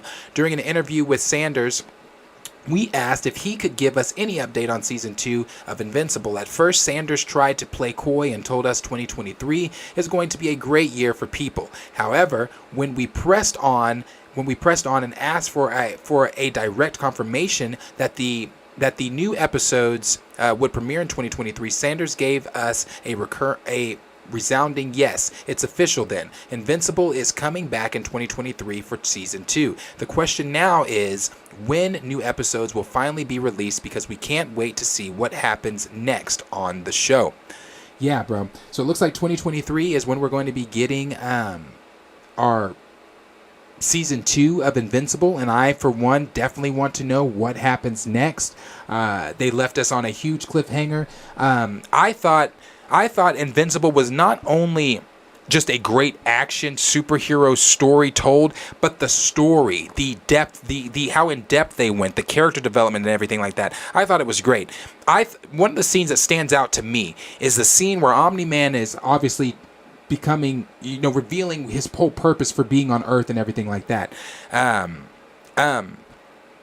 But it's when the Nick Fury character, and forgive me for forgetting names. I haven't watched Invincible since 2020. But the older long-haired dude that was basically like the Nick Fury character of Invincible. It's when he had that teleportation device on his hand and he was basically fighting Omni-Man. But it was when Omni-Man was talking to his son, when he was talking to Invincible. And he was telling him like he doesn't really care about his mother. He's like, your mother's like a pet to me. I'm gonna outlive her. We're gonna outlive everyone that you love, everyone that you're going attached to. We're gonna outlive them all. Like that whole dialogue that he gave there in front of his then wife, in front of Invincible's mother, in front of all the people at the headquarters or whatever it's called that they are within the Invincible series or Invincible show. My jaw dropped because I was like, bro, Omni-Man is going full savage. He does not give he is literally the Thrawn of Invincible. He's not there for anything other than his purpose. He only cares about his purpose in being there. But then we also saw that he could not kill Invincible. He couldn't take Invincible out. After beating the shit out of Invincible, and Invincible saying what he said, I forgot what he said to him at the end, but something having to do with still calling him dad. He couldn't kill him. He rolled over to the side, laid down, and then blasted off to go. Remind me, Chad, of the name of the Viltrumite. He's a Viltrum. I think isn't that the name of the planet he's from? So blasted off and went off there, and then the one-eyed dude, again, it's been a long time since I've seen Invincible. Forgive me for not knowing names. But the one-eyed dude that communicates via telepathy to Invincible in space, he's going on and telling him all about the Viltrumites and everything like that. So we were left on a huge cliffhanger. There's a lot that still has to go on with Invincible that I want to see. One of my biggest complaints for Invincible was and this is a petty complaint. It's not anything with the show. It's his girlfriend. His girlfriend was so fucking annoying. She was so annoying. I was like, man, if you don't get her out of here, the character, she was just really annoying. She's really, really annoying. I felt like every time Invincible tried to do something, I was just like, no, she's annoying. I really liked his best friend character though. The best friend character was dope. I like the best friend character. I typically do like these little side best friend characters. They're cool. So yeah, bro. I thought that the show. Yeah, Amber was her name. Yeah, Amber's got to go. Amber was annoying. Amber's got to go. But like I said, I really enjoyed Invincible. I think that finally getting some type of information about season 2, even though we still don't know what it's going to be centered around, what it's going to be about. That's fine. As long as we know that it is coming in 2023, and it has been confirmed by Sanders that it is coming in 2023 with season 2. Another character that I really thought was cool was the what was his name? The robot. What was the robot's name? I thought he was really cool too. The whole little younger team, I thought they were pretty cool. The girl that can duplicate herself and things like that, bro. It was just such a good show. Yeah. So, but if you liked Invincible, Let me know down below in the comments what you guys are thinking. No spoilers. I no spoilers for sure. And I didn't read the comics. I did not read the comics. I have seen the comics at comic book stores. Mr. Robot. I've seen the comic at comic book stores, but if you've seen those comics, they're like this. They are literally like that. And I want to get one. I want to get them. So I can read them, but there, bro. That takes dedication. That takes time. That's gonna take some time. So I haven't read them, so I can't spoil you guys. I can't spoil you guys there. So I'm just as much in the dark as you guys are as to what season 2 could possibly look like. But if you are excited for season 2, let me know down below in the comments what you're excited for. Let me know if you did watch Invincible. Was it one of the best superhero genre things outside of DC and Marvel that you witnessed, or are you one of the ones that, because I've seen some people saying, yeah, Invincible was all right. Let me know what you guys are thinking down below, and let me know what you guys think about it coming in 2023. Let's see what comments are saying here. We've got Professor Film said Professor the Film Fan, appreciate you being here, said great scene. Let's see. Gray said they only scratch the surface of this show. They have enough material for 7 seasons if they use all of it. Yes, I'm saying that book is so it's thick. It's like it's huge. We've got Be a Blessing that said Art Rosbin, and then we've got Kenny Pierce that said Alan is the alien. Okay, Alan's the alien. Everybody, Double Tar said he also hated Amber. Gray said Amber. D-Stizzle said Invincible story gets wild. The best stuff hasn't been shown yet. See, that's what I'm saying, bro. I've heard that. I even watched so let me not say I don't kind of know some things, because I did watch like a YouTube videos on like what people that have read the comics and what season 2 could be adapting if they, things like that. So I don't want to sit here and say I don't know, but I'm definitely not going to spoil you guys on the things that I do know. But the things I do know are like bare minimum, if anything. Then we've got SB Flash 1523 that said, personally, I didn't like season. See, that's what I'm saying. Personally, there were people that were like, it was okay. But SB Flash said he didn't like season 1 of Invincible. Like I said, I really enjoyed Invincible. I loved the whole Omni-Man Invincible fight. I love the fact that Omni-Man was lecturing him the entire fight. Like when he grabs his head and just puts him in front of the subway and lets all those people just smash it. And he's talking to him, like, gee, you don't give a, like, these people don't give a damn. Like, just everything he's saying. I'm like, bro, this is a really good show. And they actually made Omni-Man fucking intimidating. Like, Omni-Man is intimidating. Like, I felt bad. I was worried about the dude that makes the super suits for everybody. Because I was like, when Omni-Man kind of found out that the dude that makes the super suits for everybody and his wife were communicating about his secrets and shit, I was like, oh, I was like, brother, you might die. he's intimidating. I thought they did a very good job at that shit. So I'm pretty excited for Invincible. But SP Flash, I hope that season 2 can change that around for you, and that you really do come to enjoy the show, because we're going to do watch parties. We're watching it here with you guys. So hopefully our reactions and things watching it with you can hopefully tether you to the series, and you're like, you know what, season 1 didn't work, but season 2, I do like it. B. Smith said, I'm very excited just to get Invincible back. Same. Then we got Gray said, I can't wait for y'all to see what comes next with Invincible going forward. We got Be a Blessing, said LOL there. D-Sizzle said, but that's how shows like this should be. They should crank it up each season. I agree. B. Smith said, so far Invincible is one of the only series adapted from comics that I haven't read yet, but I will. I will say the same thing. I have not read yet, but I really want to. Stamina MC said the show was hard. I feel bad for anyone that got no joy from it. SP Flash 1523 said, I do hope that Mark, yes, his name, Mark, Invincible ends up with Adam Eve.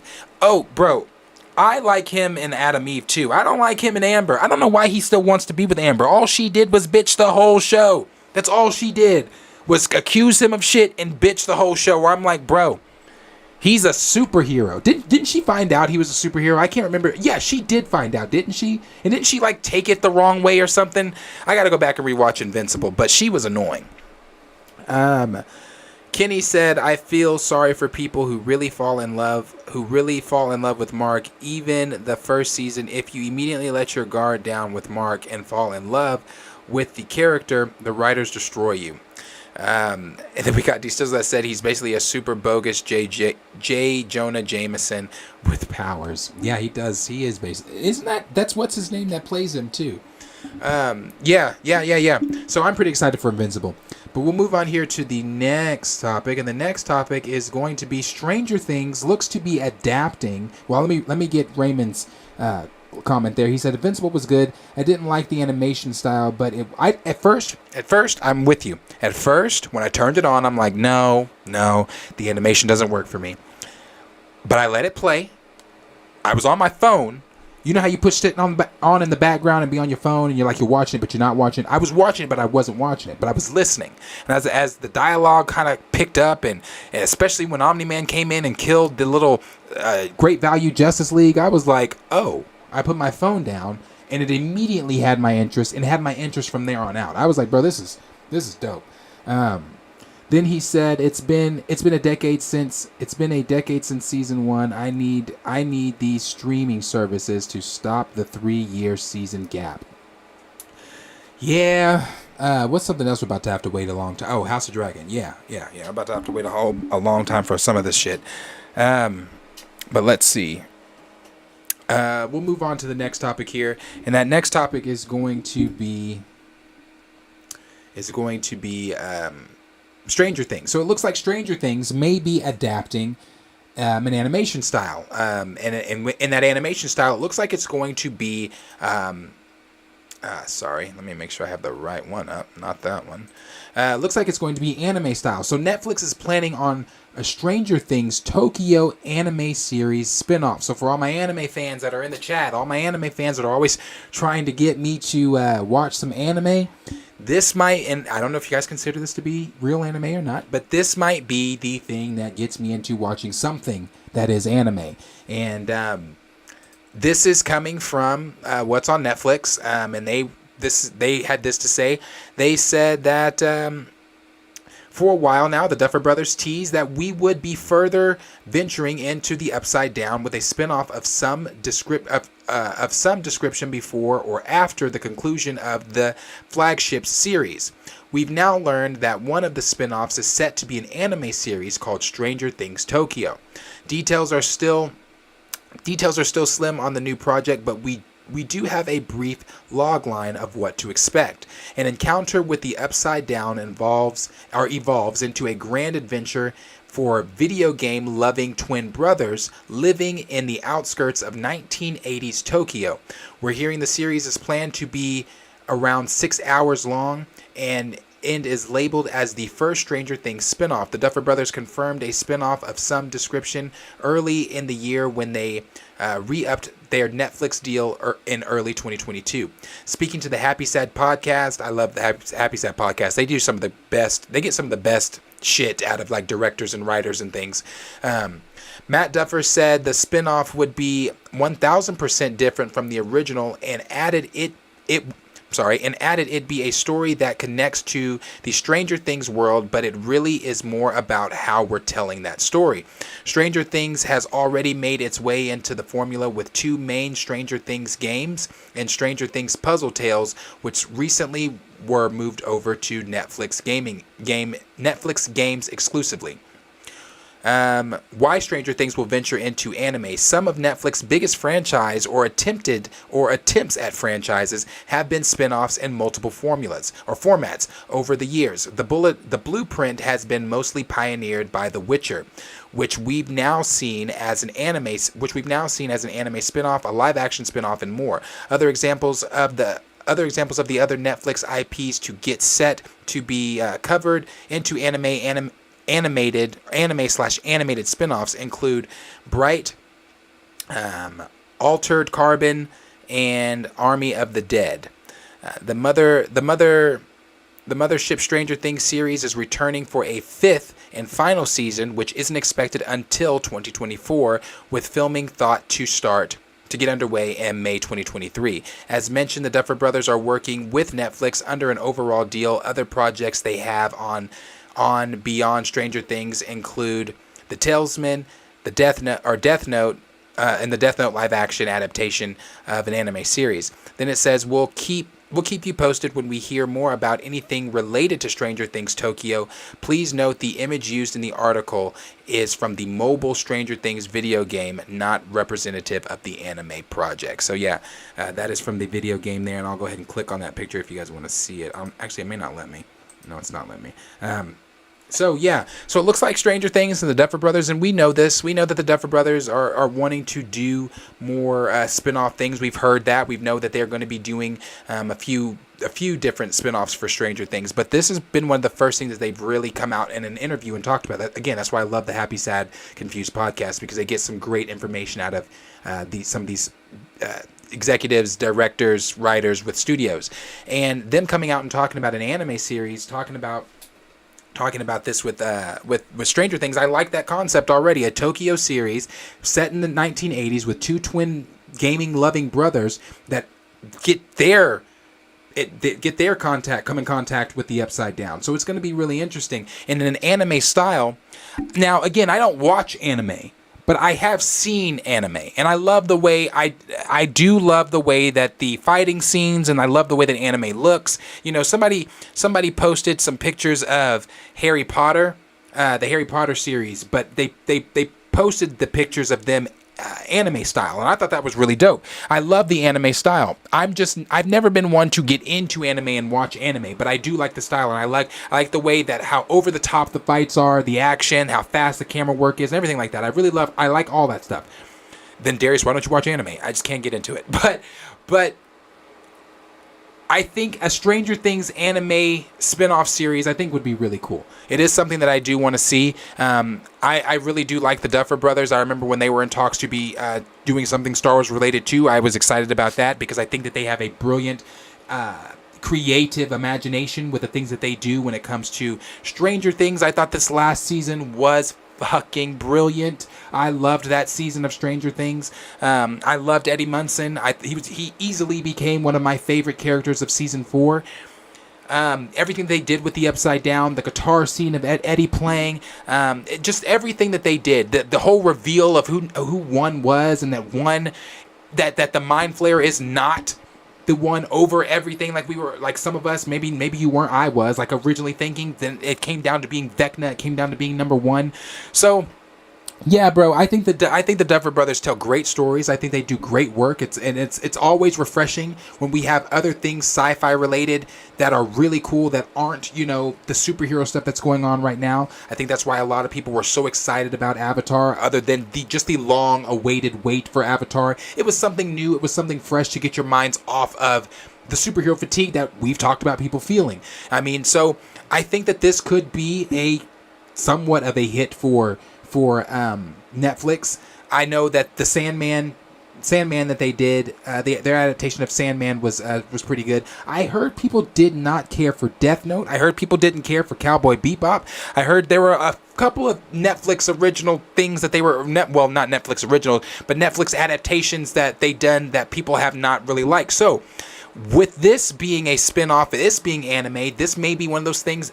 Although the Duffer Brothers are involved, with the Duffer Brothers being involved, that is a little more hopeful. But with some of the other spin-offs that Netflix has done, they haven't been that positive, at least from some things that I've heard. Now, again, I didn't watch Death Note. I didn't watch Cowboy Bebop, but I've heard about them, and I didn't hear anything good about them. So let me know, down below what you guys are thinking. If you're excited for a Netflix anime spin-off that's going to be following two twin brothers from the 1980s as they encounter the Upside Down, or are you like, nah, I'm not feeling that. Maybe keep it live action. Maybe do a different story live action that's not involving Hawkins, but I don't know about an anime style. But again, for me, the anime style sounds like it could be pretty cool. But let me know down below in the comments what you guys are thinking for Stranger Things there. Let's see.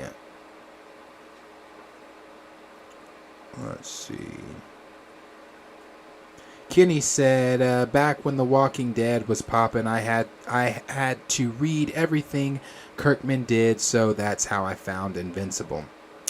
Then Gray said, I think they did season 2 and 3 back to back. Josiah Allen said, I mean, you should watch Anime Dash. I know, everybody tells me that. I recommend See, I'm not about to butcher that. Castlevania. I've heard that one. Castlevania for a first show. However, Stranger Things would be a good one for you as a fan. I'm with it. Yeah, everybody keeps telling me I need to get into anime. My producer he hounds me about getting into anime all the time. He's an anime fan. I mean, you guys know Trey's an anime fan. And they're always constantly telling me, Darius, get into anime. Watch anime. You guys are telling me all the time, get into anime. So maybe I do need to get into anime.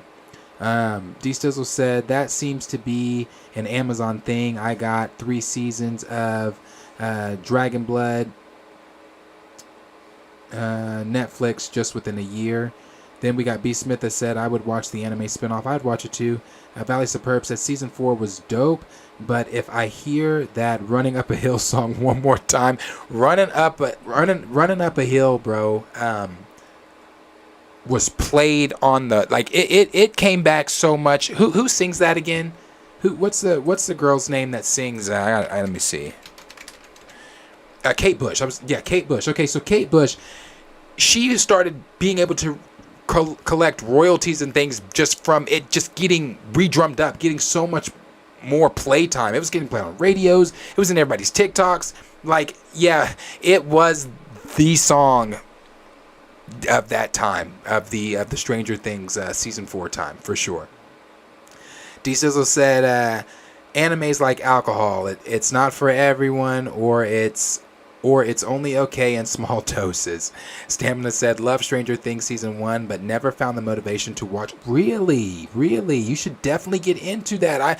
I thought, listen, like, is it season 2 where she meets the other girl that's from that whole storyline, that whole part I didn't really care for. But I thought season 3 was good. Season 2, I would have to say, is probably one of my lesser favorite ones. Season 3 I thought was great, but I really love Season 4. Season 4 to me is the best. Stamina also said Death Note was hard. I didn't even bother with the remake. There was no need for it to exist. Grand Region Thrag, appreciate you being here. D Sizzle also came in and said, always dug anime, but also dig North American animation when done well. Kenny said, Darius, you should get into anime. I know. Grand Region Thag said, I hate anime, man. Only anime I like is Ninja Scrolls and Dragon Ball. LOL. Yes, my producer is a huge Dragon Ball fan. Cleve17 said, you should watch Hunter x Hunter. That's another one I've heard. See, I hear the only reason I hear some of these is because Trey. It's the only reason I hear some of these, but I've heard some of these. Cleve17 said, or I'm sorry, Grand Region Thrag said, the song wasn't even big when it came out. Kate Bush definitely ate those royalties up. Gray said, Kate Bush royalties shot through the roof, bro. Yeah. Cleve17 said, or Naruto. I don't know that last one. I'm not yeah, no, I know Naruto. Kenny said, I'll bet Kate Bush is at home. At-home nurse is stoked. At-home nurse is stoked about the royalties. Grand Region Thrag said, "What happened to the super chat? Trying to send one." Okay, yeah. So I will. Let me send this again to you. 1 second. Let me send this one more time. So I'll explain for people watching that if maybe you weren't here at the beginning. So again, I messed up our AdSense, and it's getting redone right now. I'm waiting for them to send me a couple things that's not going to be here till like January for me to be able to do it again. So in the meantime, if you would like to send something, if you'd like to donate and send something, you can. I just sent the Streamlabs link again. When you send something in Streamlabs here, you can still send a question or comment or whatever you want to say. It'll pop up here on the screen for everybody to see. And I'll be able to address it, answer whatever it is there. But yeah, so for right now, Super Chats, I don't have them, so I apologize. But they will be back. Let's see.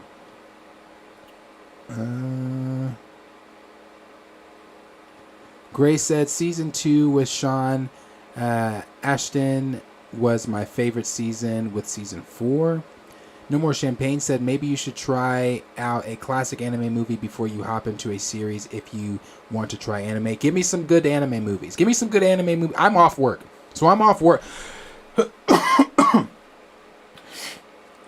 Excuse me, sorry. So I'm off work until Tuesday. Not long, I know. But give me some anime movies. I'm not doing shit tomorrow. I'm not doing shit. What's tomorrow? Tomorrow's Sunday? Damn. Weekend is almost over. It's almost time to go back to work. Damn. Yeah, so I'm not doing shit tomorrow. I'm not doing shit Monday.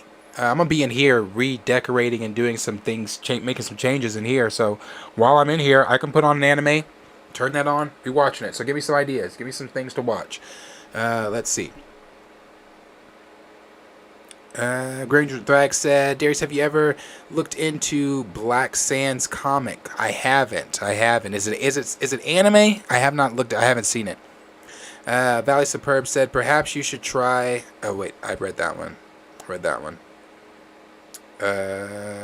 No. Perhaps you should try an anime that's within a genre you enjoy in live action. There are some great genre anime out there. Yeah, you guys, I'm telling you, you guys suggest some good ones to me. I will check them out. Executive Judge said, got a cold, man? Yes, bro. I do. Does it sound like it? Do I sound stuffy? If I do, I'm so sorry. Yeah, I do though. Like, it's my throat. My throat is scratchy. It ain't COVID. It ain't fucking COVID. I had a headache. Like, I have an on and off again headache. My nose is stuffy and shit like that. But yeah, bro, I do. I have a cold. And you wanna know why I have a cold? Because I don't ever get sick. I never get sick. I have a cold because everybody at work this past week has been coughing, sneezing, wiping fucking shit from their noses on surface materials and everything. Yeah, bro. I'm sick because the people around me have been sick. Yeah. Raymond said, watch Naruto. I can definitely, I'll fit that one in there too. Kenny said, I'm not butchering it. Made me cry, but IDK. Maybe it's just me. D Stizzle said, have you seen the original Ghost in the Shell anime film? Okay, I've heard about it. Not seen it. If that's one that you guys feel I need to watch, I will watch that one. Kenny, if it's a little hardcore, I like hardcore shit. Like what? Wait, hardcore in what direction though? Excuse me again. Gray said Ninja Scroll, Ghost in the Shell, Spriggan, Akira, Cowboy Bebop the movie. So Cowboy Bebop, not the Netflix movie, right? Just I guess there's an original movie before the Netflix movie. Valley Superb said Vampire Hunter, D Bloodlust, Sword of the Stranger. Okay. If you guys have me in Discord, copy paste what you guys just said in Discord, tag me in it so I see it. So I can put these in my notes on my phone so I can watch this. So I can watch all of these. Raymond said, don't watch the fillers. I'll send you the episode list. Okay, send me the episode list. Joshua Allen said, Castlevania, My Hero Academia. Okay, I've heard of My Hero Academia as well. I've heard a lot about Attack on Titan. Or definitely records of Ragnarok. No More Champagne said Ghost in the Shell. No More Champagne also said Cowboy Bebop, the anime movie. Let me see. I don't want to do this one wrong. Is it Jacobin said some anime movies? Fist of the North Star. Ninja Scroll. What's that one? How do you pronounce that? Akira. I've seen that 3 times now. Stamina MC said Ghost in the Shell with ScarJo equals cinema. Chef's Kiss. Gray said the Cowboy Bebop anime and the anime movie. Damn the Netflix show. Okay, that's what I thought because I remember that shit not being well received by a lot of people. Yeah, if you have me in Discord, send me that shit in Discord so that I can watch these. Otherwise, I won't see them. I need to put these in my notes. I need to put all that in my notes so I'm gonna have an anime part in my notes. So I'm just like boom, boom, boom, boom, boom. Akirav.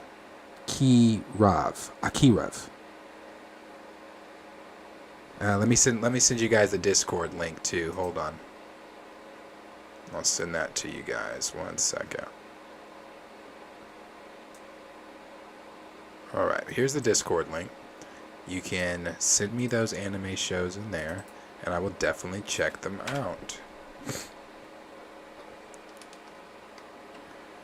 Alright, so we'll move on to the next topic. So we have... I have, like, a few more. I have 1, 2, 3... Alright, I have 4 more. Alright, so let's do the, let's talk about Avatar, The Last Airbender, and this is coming from Avatar News. They have a Twitter. They also have a website. And back in, what was it? Maybe 2020, it was announced that Paramount Studios was going to be, or that Avatar Studios was going to be its own thing, and I think, and still in line with Paramount Studios, but Avatar Studios was going to be its own thing. They are going to be creating a cinematic universe. They are going to be, Chill, appreciate you being here. Chillmonger is in the chat. Appreciate you being here, bro. But yeah, that Avatar Studios is going to be its own thing. They're going to be creating their own cinematic universe and things like that. We got news a couple months ago that they were going to be doing an Aang Gang series and a couple other solo films. I think they're doing a Zuko film. I think that they were even doing a Kyoshi film, if I remember correctly. But we do know that they are going to be working on some of the series and things like that. But the Aang Gang film, that's a film, a theatrical film that is going to go to theaters in 2025. So we still do have a while until a lot of this stuff is going to be coming out. But we started to hear a lot of good shit about it because we weren't hearing anything about Avatar Studios for the longest. So again, this is coming, let me put that on you guys' screen too. This is coming from Avatar Studios, and Avatar Studios. This is coming from Avatar News here, and they had this to say. They said, "We have a huge Avatar News exclusive for you today. It's happening. Avatar Studios is working on the next Avatar after Aang and Korra, an original animated streaming series set in the future." Now, okay, we'll talk about it. Set in the future after The Legend of Korra, following the next Earth Avatar in the cycle, is coming to Paramount Plus in 2025. But there's more. An animated movie featuring this Avatar in their era is coming to theaters in the years after the show comes out. I can't reveal more specific details yet, but it won't be an insanely long wait. Currently, we don't know how far in the future this Avatar era will be set, but will be roughly approximately based on the previous Avatars, is that if it will probably be set 100 years after Korra's time. It will be in the Avatar world's equivalent of our world present day. Okay. Then it said 2025 is going to be a huge launch year for Avatar Studios' animated universe, with the adult Aang movie coming to theaters on October 10th, 2025, as well as the new series streaming in the same year. This isn't a mistake on my part. They're intentionally releasing both in the same year. Part of a much bigger plan. Currently, it is implied that the movie is Avatar Studios' first project of any kind, which would imply that this series would come out after that, at the very end of the year, likely in November or December 2025. There could, of course, be delays, but they are absolutely working on multiple projects in parallel right now. This is the second Avatar original streaming series coming soon, with the live-action Young Aang series premiering next year in 2026 on 2023 rather, on Netflix. Season 2 of the live-action ATLA can be estimated for 2 years later in 2025 as well, joining the adult gang animated movies. And the next Earth Avatar animated series is the next Earth animated series to form the biggest year of Avatar ever. More news tomorrow. So, for those of us that are big Avatar fans, I am a big Avatar fan. Don't get me wrong. Especially Avatar: The Last Airbender is timeless. I don't care who you are. It is simply timeless. Whether you watched it in its inception, where you had to wait week to week and then wait years in between the series or in between each season to come out. That was me. I was in middle school when ATLA came out. I was in elementary actually when it came out. It finished when I was in middle school, but I loved ATLA. It was something. It was nothing like I had seen before on Nickelodeon or television or anything like that. It was super, super dope. The first season had, some people might argue, because I remember in 2020 when Avatar got put on Netflix and some people were watching it for the first time. They were like, the first season was kind of kiddie, but it really picks up for those last 2 seasons, and it really picks up even toward the end of season 1, and it really does. It really does. I think with the first season they were trying to find their footing. With the first half of the first season they were trying to find their footing, but came on to learn that, hey, this series, this ATLA thing they've got going on, it's actually really deep, because there's some deep stuff that goes on in the ATLA series, and I really love those stories. I love those characters. I don't care what anybody says. In my opinion, Zuko has the absolute best character arc of out of many different TV shows, many different characters. He has one of the best character developments. Period. I thought that Zuko was great. Obviously, Aang, Sokka is Sokka, but he developed too. We even got to see, seeing oh my God, why am I blanking? God, Sokka's sister. Whoa, why am I blanking? Even Toph had development. I know that's not Sokka's sister, but even Toph had development. Damn, why am I blanking on Sokka's sister? Katara, thank you, Katara. I don't know why I was wanting to say Kira, but no, Katara, yes. Katara also had major development. One of my favorite episodes with Katara is when she is trying to find the man that killed her mother. That episode is so deep, and I love the connection between Katara and Zuko in that episode. Because, at that time, she was still trying to trust Zuko, but Zuko was also a part of the gang at that time. And being a part of the gang, he was trying to earn and gain Katara's trust. Bro, that whole episode was so good. She could have killed dude. She ended up not killing dude. Didn't she do some blood bending even in that on the first dude that she encountered that she thought was him? Yeah, Blo. I thought Avatar, again, was absolutely phenomenal. Now, my issues with what we just read. The only issue I have with what we just read is that it's going to be taking place in present day.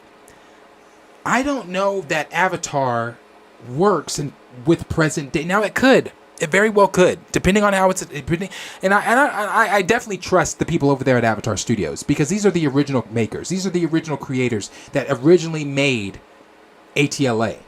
They held out. They stepped away from the Netflix series because it wasn't going the direction they wanted it to go. They held out till they could finally do what they wanted to do, and that is a cinematic universe with Avatar Studios. So I trust with what they're doing. I think that they definitely know what they're doing, but I am a little trepidatious on a series like Avatar being set in modern day. That's just a little strange to me. I mean, I don't know how that works.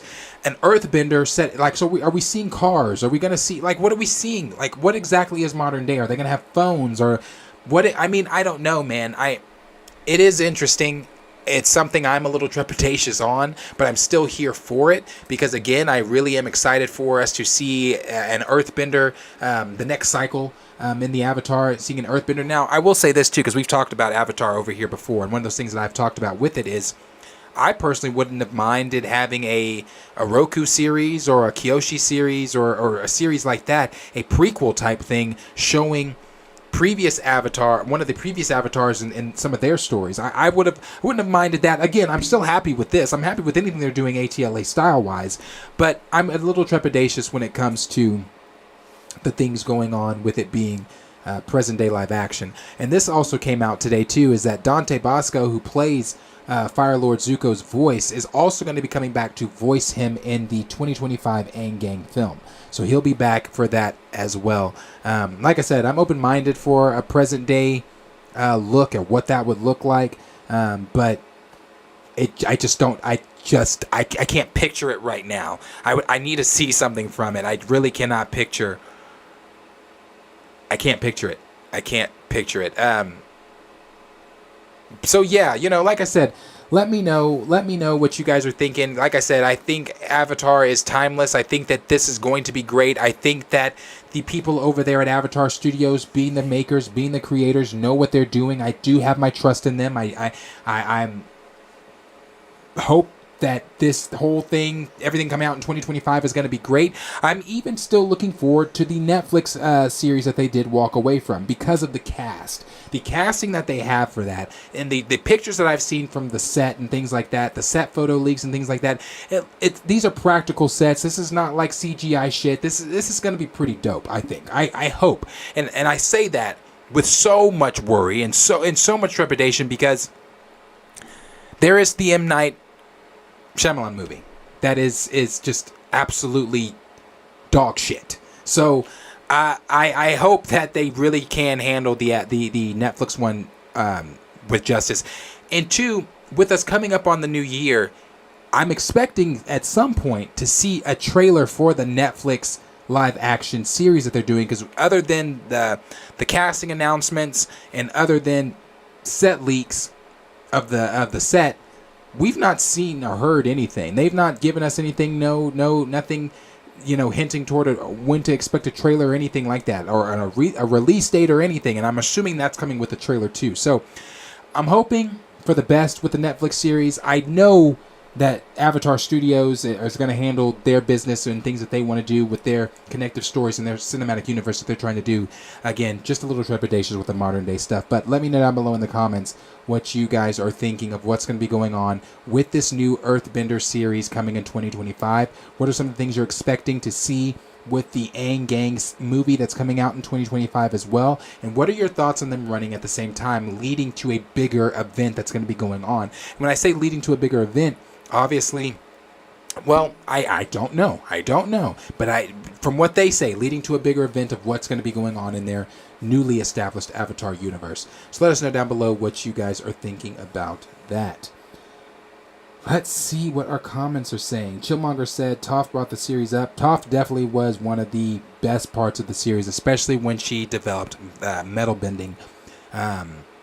I loved Toph. I thought Toph was great. I thought she was a great teacher to Aang. I loved all the blind jokes that Sokka would always throw in there. Her massive crush on Sokka and everything like that. I loved Toph. Toph was great. Executive Judge said, or D Stizzle said, Dave Filoni worked on Avatar. Yes, indeed he did. Dave Filoni did for sure work on Avatar. Grenadier Thrax said, Darius, I just tried to sign up for StreamYards and send a super chat for like 10 minutes and the shit acting crazy, bro. Bro, I appreciate you even thinking about me wanting to send a super chat for me. You don't have to. Like I said, I appreciate it. I know that's a little complicated for people that you're having to go out of YouTube, then go into Streamlabs, send something. Yeah, I know it's annoying, but we'll be back monetized soon. It's really fucking annoying. Executive Judge said, Zuko's my favorite. Well, it moved. Zuko's my favorite character of the show. He's mine too. But I also really love Azula. One thing you guys, I'm sure if you guys haven't learned about me right now, I love a good villain. I love a good sadistic, I'm evil just because there's no reason villain. Now, there was a reason that Azula was the way she was, obviously, feeling the way she felt about her mother and the way that she was brought up and things like that. But Azula was, when she showed up in season 2, what a tone shift that the show took. Because you had Zuko, who we already, hated as a villain, loved but hated, like, leave Aang alone type shit.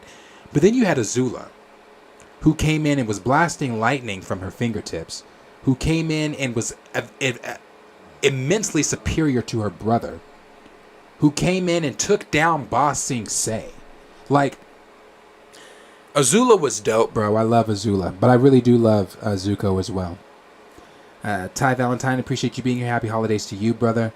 Grand Regent Thrax said, and y'all download Midnight Suns. Q did, I believe. I think Q downloaded Midnight Suns. I think he's been playing Midnight Suns and things like that. So I haven't. You'd have to ask Q on that one. But anybody in the chat, ask Grand Regent Thrax answer Grand Regent Thrax if you've been playing Midnight Suns. Gray said, the OG show was epic. Zuko, Sokka, and Toph were my favorites. I love Sokka too. I loved any time that Roku showed up as well. Especially when we got the backstory between Sozin and Roku from Zuko, from Sozin's perspective, and from wow. Roku's perspective. I'm sorry, I don't know. I just went blank. From Sozin's perspective and from Roku's perspective, you had Zuko reading from Sozin's perspective, and you had Aang reading from Roku's perspective. I thought that episode was great too. Let's see.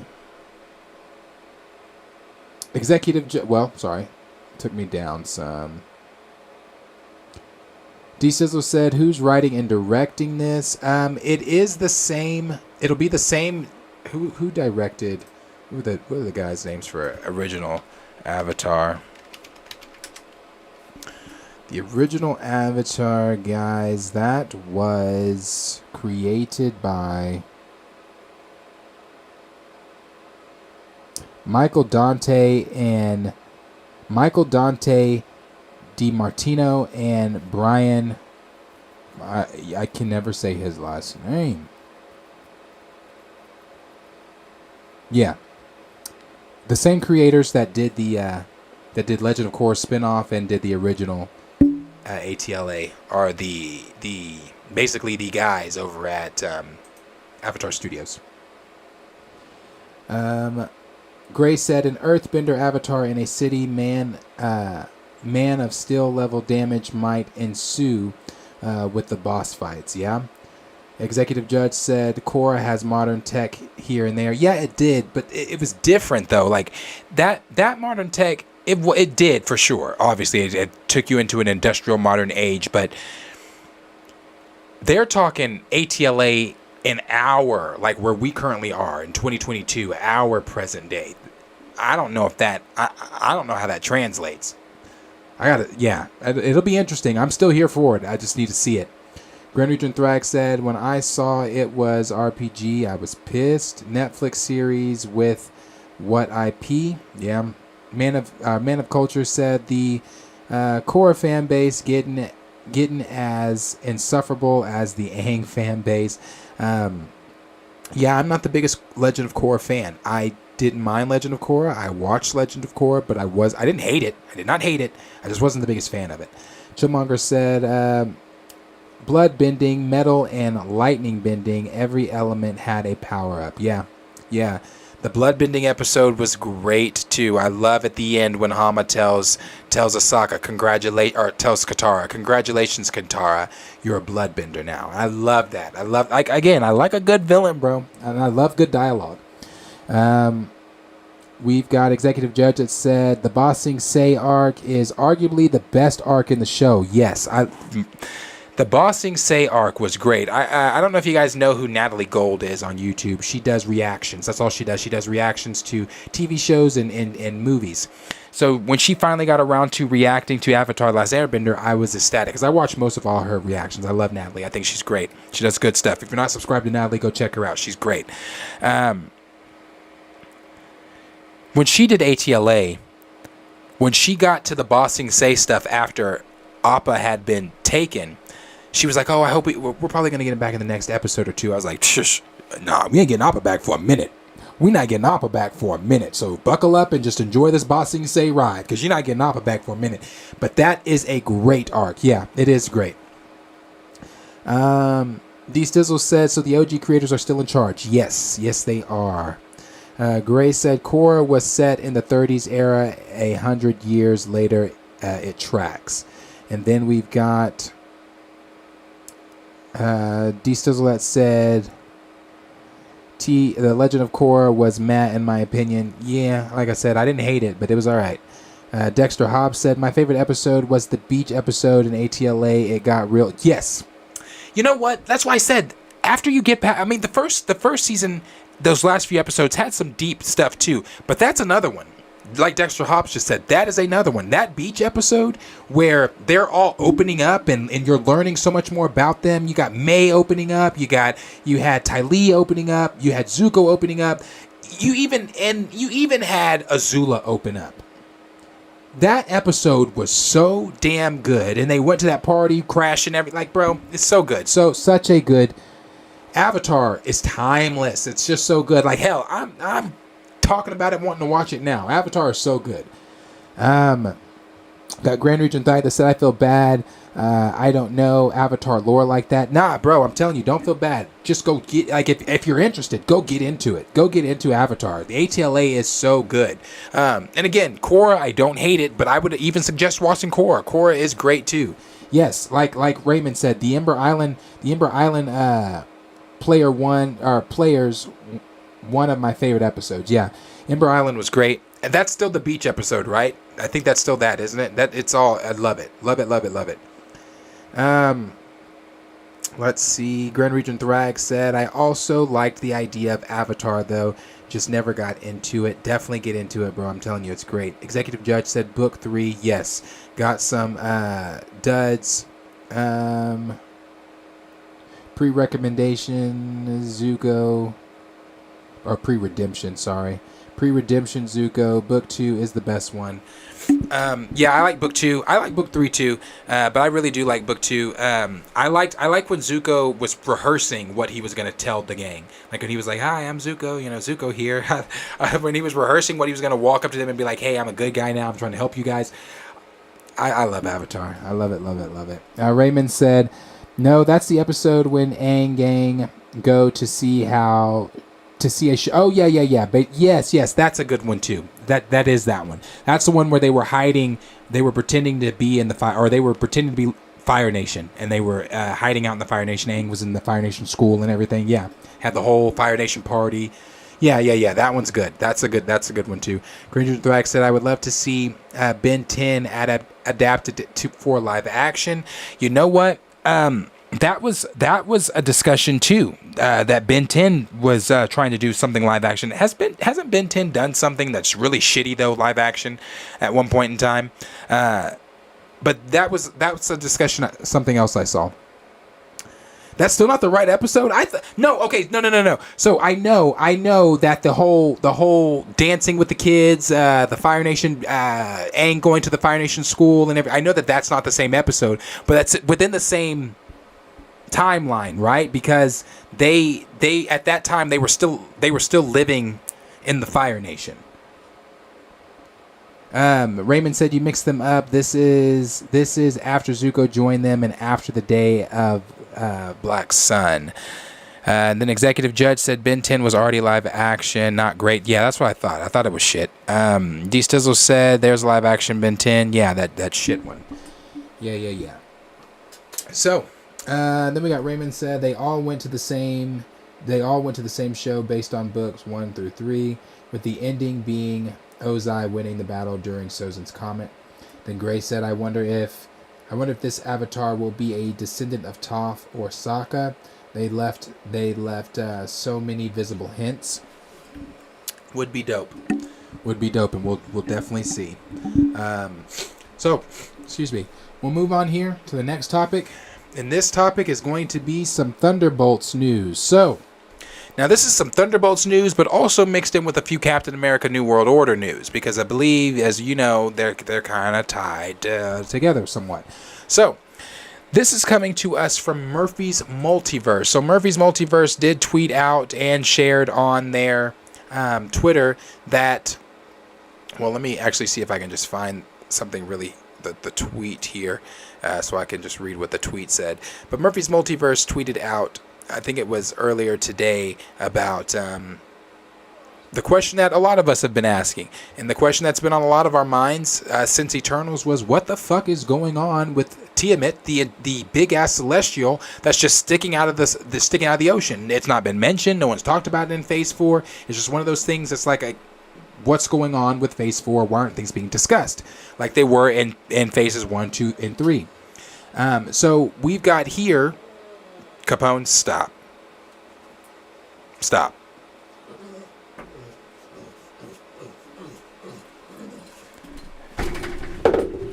Oh my God. Hold on. Fuck. Let me finish this shit. Stop. Okay, so everybody was wondering what's going on with the Eternals, what's going on with Tiamat, what's going on with the Celestials sticking out of the ocean. Well, this is coming from, again, Daniel RPK, but Murphy's Multiverse is the one that did the article, but this is coming from Daniel RPK, very credible scooper, and he said, in the Thunderbolts film, their mission will be to obtain adamantium from the Celestial Tiamat, whose body created by Cersei has also been turned into an island. The island will be Genosha. Bro, that when I read that, I was like, what the fuck? Which is one of the mini homes for the mutants in the comics. But we also had from, and I want to make sure I get this right, we also had from Can We Get Some Toast? Can We Get Some Toast had this to say. Also, Can We Get Some Toast is one of the newer credible insiders out there. He has been making a name for himself and has had some pretty on point scoops that have lined up with leakers like again Daniel RPK, My Time to Shine, Hello, Casey Walsh, and others. He said, this was somebody that replied to him. They said, Daniel RPK already said that it was going to be Genosha. Stop trying to get clout with a scoop. To where he replied, if you knew how to read, RPK said the island shows up in Thunderbolts as Genosha. But in Captain America New World Order, I'm clarifying and telling that it's actually going to show up in Captain America New World Order as Tiamat Island. So, in New World Order, it's not going to have the name Genosha. Not just yet. But in New World Order, it is going to be Tiamat Island. So, in Thunderbolts, it is going to be Genosha. So, and we also know here, well, actually, let me go ahead and, well, I'll say this. We also know here, this is coming from Daniel RPK too, Sentry will reportedly first appear as a member of the Thunderbolts team, but throughout the film, he'll start hearing voices and losing his mind, leaving the Thunderbolts to have to stop him at all costs. Now, again, it's coming from Daniel RPK too, and the first appearance of Adamantium will be in Captain America New World Order. Also coming from Can We Get Some Toast, it will appear as Tiamat Island, and nations will fight over it because it is an untapped resource that has the potential to be even more valuable than vibranium. Of course, we gotta continue to stunt Wakanda. We gotta continue to downgrade Wakanda and its resources and things like that. But neither here nor there. I digress. So that is what's kind of going on there. But I'm going to read you what Murphy's Multiverse is having to say about it. And this is coming from Murphy's Multiverse. New information from insider Daniel RPK suggests a major mutant location already exists in the MCU and will serve as a key setting in two 2024 films. The new rumor claims that the corpse of Celestial Tiamat has become an island called Genosha and will be featured in Captain America New World Order and Thunderbolts. Fans of X-Men comics will recognize Genosha immediately and likely have a visceral response. Located in the Indian Ocean, Genosha played a major role in the comics for well over a decade, first as an island full of mutant slaves, then as a first attempt at a mutant nation on Earth, and ultimately as the site of a massacre which killed 16.5 million mutant inhabitants of the island. Rumors point to Tiamat's corpse / Genosha, which is indeed located in the Indian Ocean, serving as a key role in Captain America New World Order as the governments of the world learn of the presence of the adamantium in or on the island. Then the Thunderbolts, the titular team, will be sent to Genosha to procure the precious metal. The Thunderbolts going in after adamantium lines up with the CIA director Valentina Allegra de Fontaine's obsession with vibranium, as seen in Black Panther: Wakanda Forever. I didn't know that it didn't show me she was obsessed with it, but okay. And establishing Tiamat / Genosha as a geopolitical hotspot due to its natural resources sets it up to be a key locale in the future in the MCU. Other rumors point to Thunderbolts also serving to show the super soldier research is ongoing and becomes fairly easy to connect the dots from super soldier research to adamantium to Weapon X down the road. So those are some of the things that Murphy's Multiverse is saying there. But that's when I saw that, I was super excited because I was like, bro, this is the first time the MCU, outside of the mentions of, Ms. Marvel being a mutant, seeing Professor X show up in Multiverse of Madness and hearing the X-Men 97 theme song, outside of Namor being introduced as Marvel's first mutant and things like that. this is really the first time that we've gotten any connection to the mutants that we're interested in talking about. Like your Wolverines, your Magneto. Come on, Genosha. Like this, it's super dope. It's super dope to start seeing some of these things talked about. It's super dope to start seeing. Hopefully, we're gonna start. Yes, it is officially Christmas. Merry Christmas to everyone. That is not living in the future. If you just hit 12 o'clock for you and it's not 1 a.m. for you, even if it is 1 a.m. for you, Merry Christmas to everyone, to all of you guys. And I'll continue that in just a second. But yeah, a lot going on there.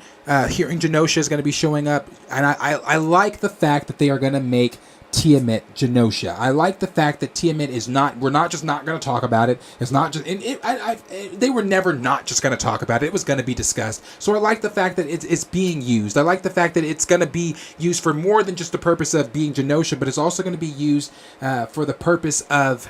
It's also going to be used for the purposes of adamantium and diving deeper into that and Weapon X and things like that. It gets exciting when we start talking about the X-Men. It's exciting when we start getting closer to the X-Men. We also know that the MCU is going to be establishing Phase 7. Unfortunately, Phase 7 is going to be when we get our MCU X-Men. The X-Men that are going to be which it's a long time for Genosha to be Genosha and not have the X-Men involved. I don't know. We'll have to wait and see what's going on there, though. That's for phases 5 and 6, for Tiamat to be Genosha and not have our mainstay X-Men involved with Genosha, that seems a little weird. So those reports may have even changed. We may be getting the X-Men earlier, our X-Men earlier than Phase 7. Phase 7 just may be the Mutant Saga, but we still may be getting them earlier because that's not lining up. Now that I'm thinking about it, that's not lining up. So you're going to have Genosha.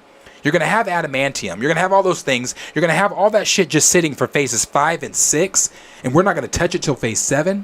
I don't know if we might be getting our X-Men earlier. I'm still gonna hold on to the report that says that phase 7 is going to be the Mutant Saga and we're not getting them till then.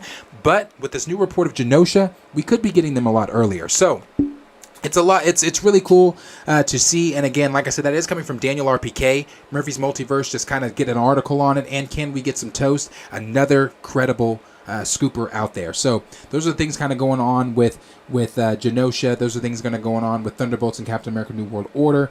Captain America New World Order is about to have a plethora, and I do mean a plethora of shit going on in it. We've talked about that. We've talked about how, and I did make. I think I tweeted. No, I didn't tweet. This is what it is.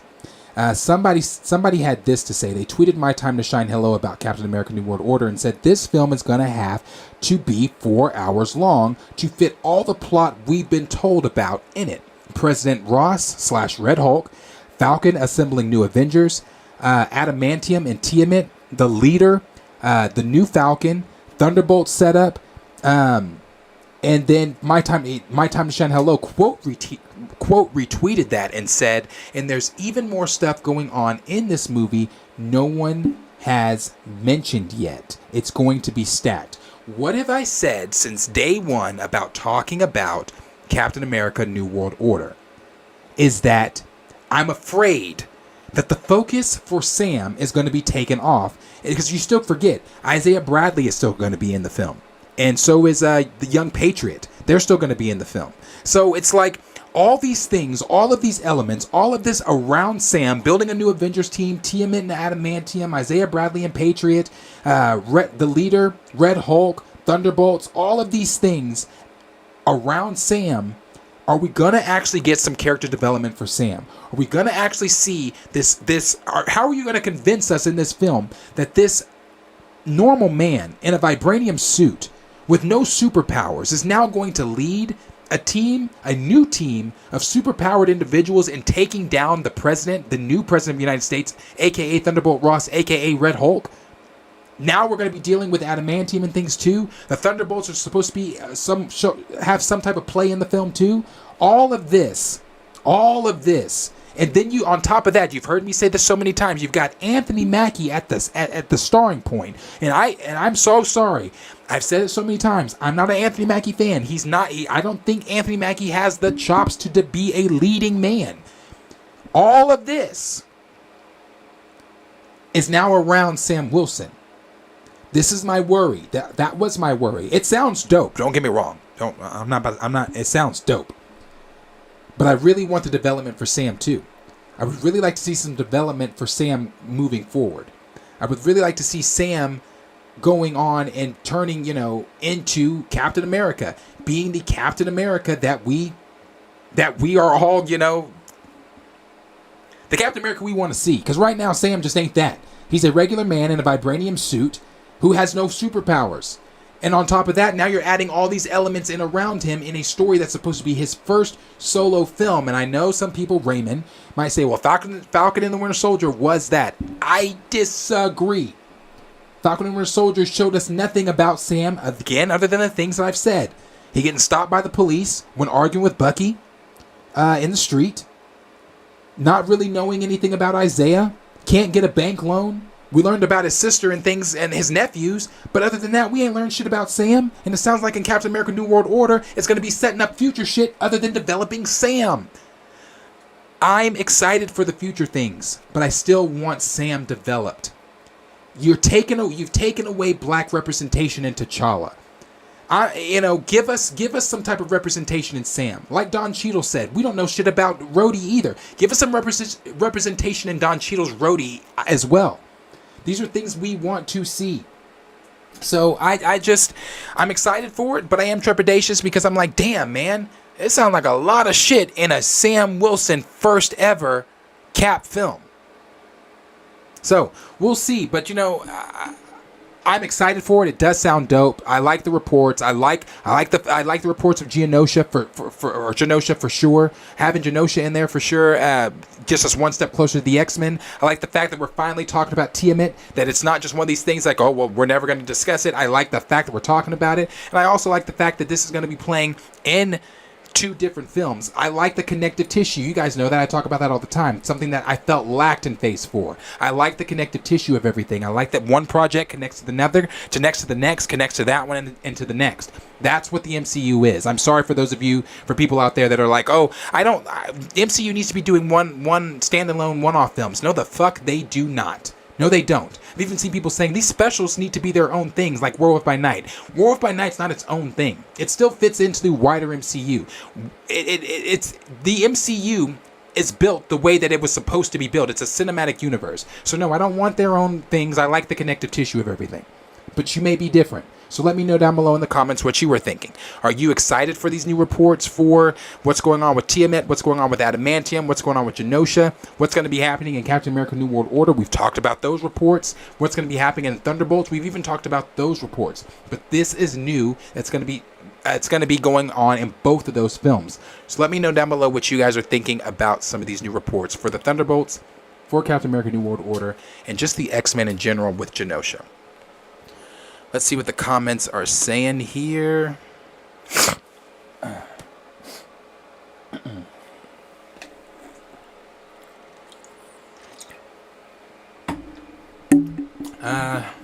Let's see.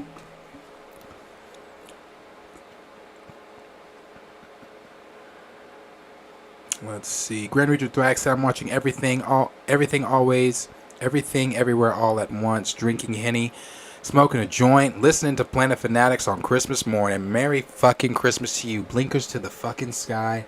I hope you enjoy your Christmas. Everything Everywhere All at Once is the best multiversal film of the fucking year. So, yeah, bro. Enjoy that. Raymond said, I'm not going to spoil it, but the Avatar and the Fire Lord episode is the best writing we got from the show. I love that episode, too. I just love Avatar. Great User Thax said, Merry Christmas, y'all. I'm on the East Coast time. Merry Christmas, brother. I saw that Stamina MC said it's 7 o'clock p.m. where he is in London. So that's wild. It's always wild to me. Let's see. Where was I? Raymond said that Thunderbolts alleged plot leak sounds like a good time. I'm here for it. Yeah, that's what I'm saying. It sounds like a good time. It really does. It does sound like a good time. Grendridge and Thrag said, handle the dog, bro. LOL. I got one American Bulldog and Cane Corso. I don't know what that last one is, but Capone is a pit. He's a blue nose pit.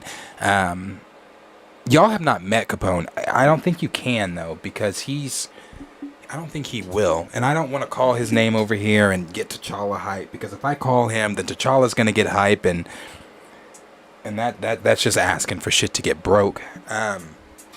What's he doing? I don't even know where he is. He's in here. But Capone's my good boy. He's my good boy. He's quiet.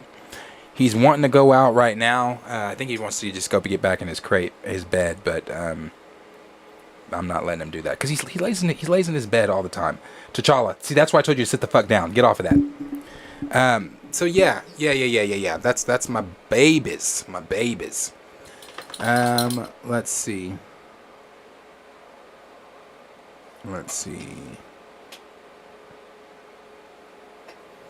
Black Claw 2 said they really don't have faith in Sam Wilson standing on his own, do they? Nah, they don't. They don't. But guys, you guys know we've talked about that. That was always my fear from the very beginning when we started hearing some of the earlier leaks for New World Order. I was like, it's sounding not like a Cap film. It's not sounding like a Cap film. It's not sounding like we're about to be deep diving into Sam Wilson. Raymond 2000 said, wait, how do people know the name of the Celestial? In order for them to name it, the Eternals would have had to let them know who it is and what happened there. That's true too. Well, that's true, because it is called Tiamat Island. That's true. I guess that'll be revealed to us. Again, we don't know shit about Tiamat, besides the fact that Cersei did what she did to him. That's all we know. So yeah, that's very true though. Grand Region Thrag said, how does Marvel let plot details get leaked like this? Bro, Kevin Feige came out earlier, middle of this year, kind of. No, I don't even want to say Kevin Feige, because I don't think it wasn't Kevin Feige. It was just Marvel execs in general. We had heard reports that Marvel was going to start leaking false information purposely to throw off scoopers so that it wouldn't, so people aren't getting spoiled, leaks aren't happening, things like that. But it's inside. It's always inside people. These people that have, like these scoopers, they have sources that are inside sources that are leaking these things. Like, you guys remember when No Way Home leaked, the original trailer. When the original trailer for No Way Home leaked, it wasn't done. Like, that was on a computer within Marvel Studios, and someone recorded it off their phone. So, like, the VFX wasn't done, because I have that trailer. I still have that trailer. I have it on my phone. Because that's the trailer I originally reacted to on Snapchat, where I screamed loud as shit when Doc Ock said, "Hello, Peter." I was like, oh my fuck. Yeah, that trailer wasn't done, but that's inside jobs. Those are people inside that work for Marvel that are leaking shit. So yeah, Marvel's got to do a better job of handling business in-house. We got Stizzle that said, folks seem to be digging this idea. I personally think it sounds terrible. I'm actually, like I said, I'm here for it. I like the idea. I like the idea of Genosha showing up. Because anytime we get anything for the X-Men, I'm like, please, more, something. Can we see them? So I'm actually kind of here for that one. Assuming they can do it correctly. Grand Region Thrax said, good way to adapt it for what's going on in the MCU. Right. Professor the Film Fan said it's official. Merry Christmas, everyone. That's where Stamina said it's 7 p.m. here.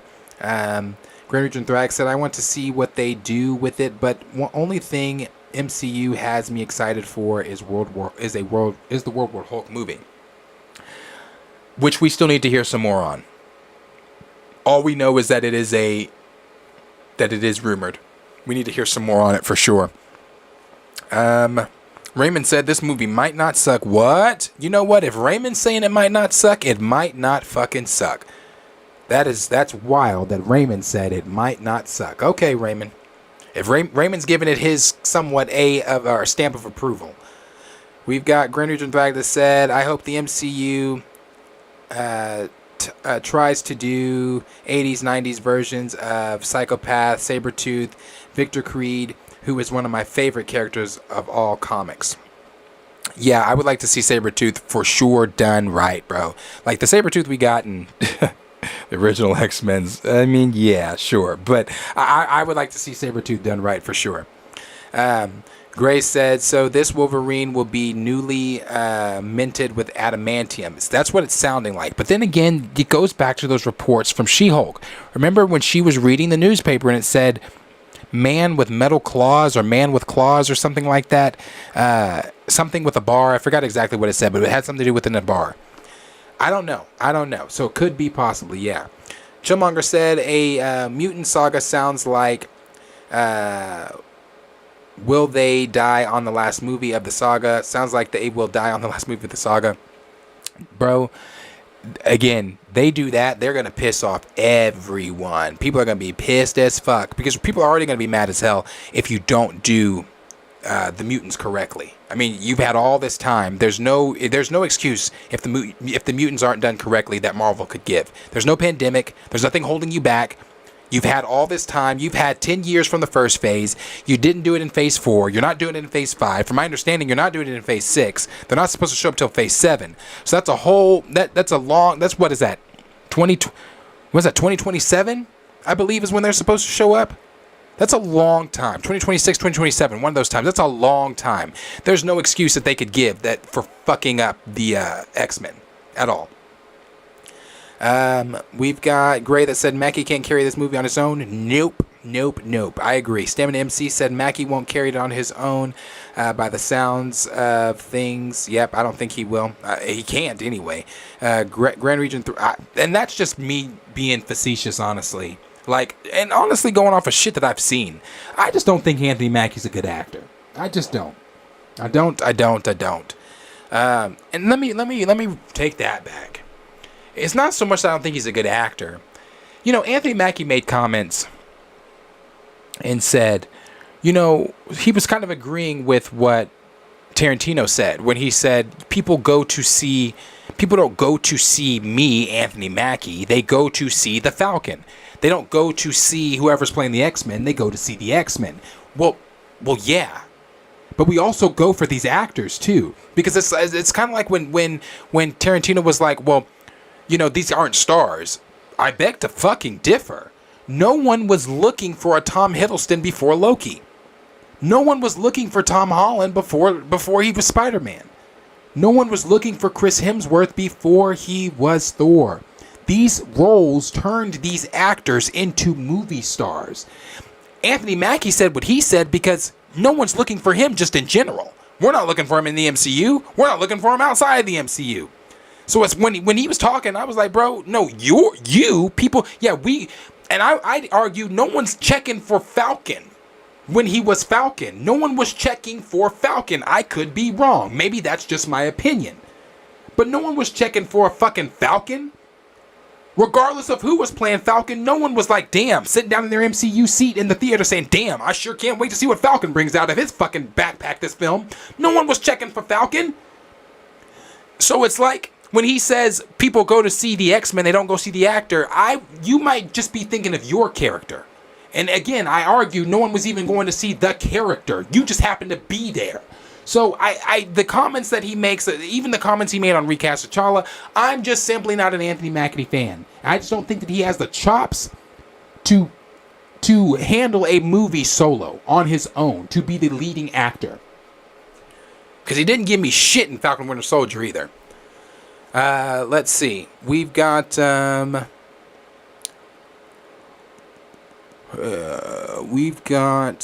Grand Region Thrag that said crazy how they already got Falcon replacement. Yeah. D Stizzle said, will they give Sam a girlfriend? Probably not. Where do you fit a girlfriend or relationship in with this busy film? Grace said, and he ain't got hands either. He ain't. He's just a ain't. Grand Region Thrag said, I see the actor that played like Cage has a big blockbuster movie coming, or played Luke Cage has a big blockbuster movie coming out with Gerald Butler. Maybe that's what he needs for MCU to realize him as Luke Cage is a good idea. I'd agree. Raymond said, so now you're on the naughty list. Is that for saying what I said about Falcon Winter Soldier? Grand Region Thrag said, none of the future MCU project leaders can carry the MCU. That's the thing. The MCU had their heavy hitters with good actors, from Cap to T'Challa to Iron Man, Hood acting and recognizable names. That's true. That's what I've mentioned that too. That's something that was lacking in Phase 4 was the familiarity of things. Like we didn't have faces that you knew. for us as hardcore MCU fans, it's like, okay, we know these characters, but for the regular movie show goers, MCU lovers, I mean, I've had conversations with regular MCU fans at my job that said that, you know, it's just daunting, it's scary, I don't know these characters, why should I care, I don't want to watch this, do you understand, like, it was missing that. It was missing that core value of familiar faces, of people that, you know, you've been on this journey with. They just didn't have that. So I think that that's something they've got to definitely get back to. Grand Region Thrag said DCU still has that with Batman and Superman. Exactly. Grand Region Thrag also said, I really feel like MCU needs to reboot to do some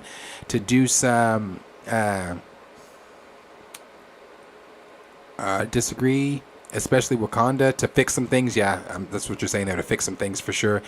B. Smith said, a reboot would definitely cleanse the palate. Grand Region Thrag said, I'm not sorry for saying it. I don't blame you, bro. Definitely the Black Panther franchise needs a fucking reboot. It needs a reboot. All new actors, all new cast and crew.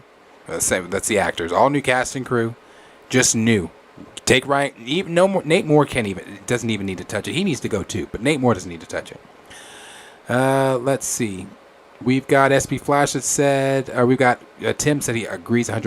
We've got SB Flash 1523 that said Captain America 4 might have the same problem that Iron Man 2 and X-Men The Last Stand had, having too many plot lines, which was its downfall. Yep, that's a very good point. B. Smith said, Captain America New World Order sounds like a tall order for Sam to shine and prove he could lead the Avengers. Just get Mike Coulter back and let Luke Cage, Power Man, run the thing. Tim also said the new phase has me worried. That Spider-Man trailer, though. Yeah. Spider-Man 2099 live action. Let's go. Yeah, bro, that's going to be dope. Ashra said Wakanda took me down. Ashra said Wakanda Forever is now 4th place in the box office. Mojo with just $1 million this weekend. When it comes to Wakanda Forever, I've stopped. I actually told my co-host, unless they absolutely want to, which they're not going to want to, unless they want to, we won't be addressing Wakanda Forever's box office shit anymore. I don't care. It didn't do what it did exactly what we all said it was going to do. I'm done. I'm out. I don't care. Do what I don't care. I don't care. I don't care what Wakanda does. It's like whatever, bro. Like it didn't do what it did. It did exactly what the recast crowd was saying it was going to do. So if it whatever it does in the next few weekends or the weekends after that or the weekends after that, I'm not here for Wakanda Forever. I don't care what they do with the Black Panther franchise within the MCU because they don't care about the Black Panther franchise within the MCU. I don't care. I'm out. I'm out of the Black Panther franchise. I don't know how many times I can say this. I am out of the Black Panther franchise until T'Challa, the Black Panther, the originator, the only T'Challa, is back on the screen. And judging from Ryan Coogler's most recent interview, it could have been done. But it's not ever gonna be done. I'm gonna keep raining on the parade because I know some people are hopeful, and I would like to have that same hope. But that hope has been crushed with Marvel not showing me that they have any plans of bringing T'Challa back. So what Wakanda Forever does in its 5th week, or if Wakanda Forever, whatever place it's in, whatever it does in the coming, I give 0 fucks. We talk about it. We've talked about, the plot, or not the plot. We've talked about the box office and things like that in past videos. But that was to make my point. That was to make the point that it was never doing what the anti-recast crowd said it was.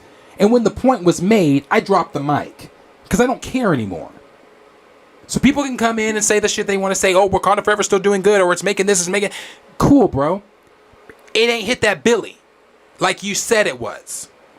Way of Water ain't been out. It's about to be... It's on the 2nd week, as of yesterday? It's already hit $1 billion. Over $1 billion.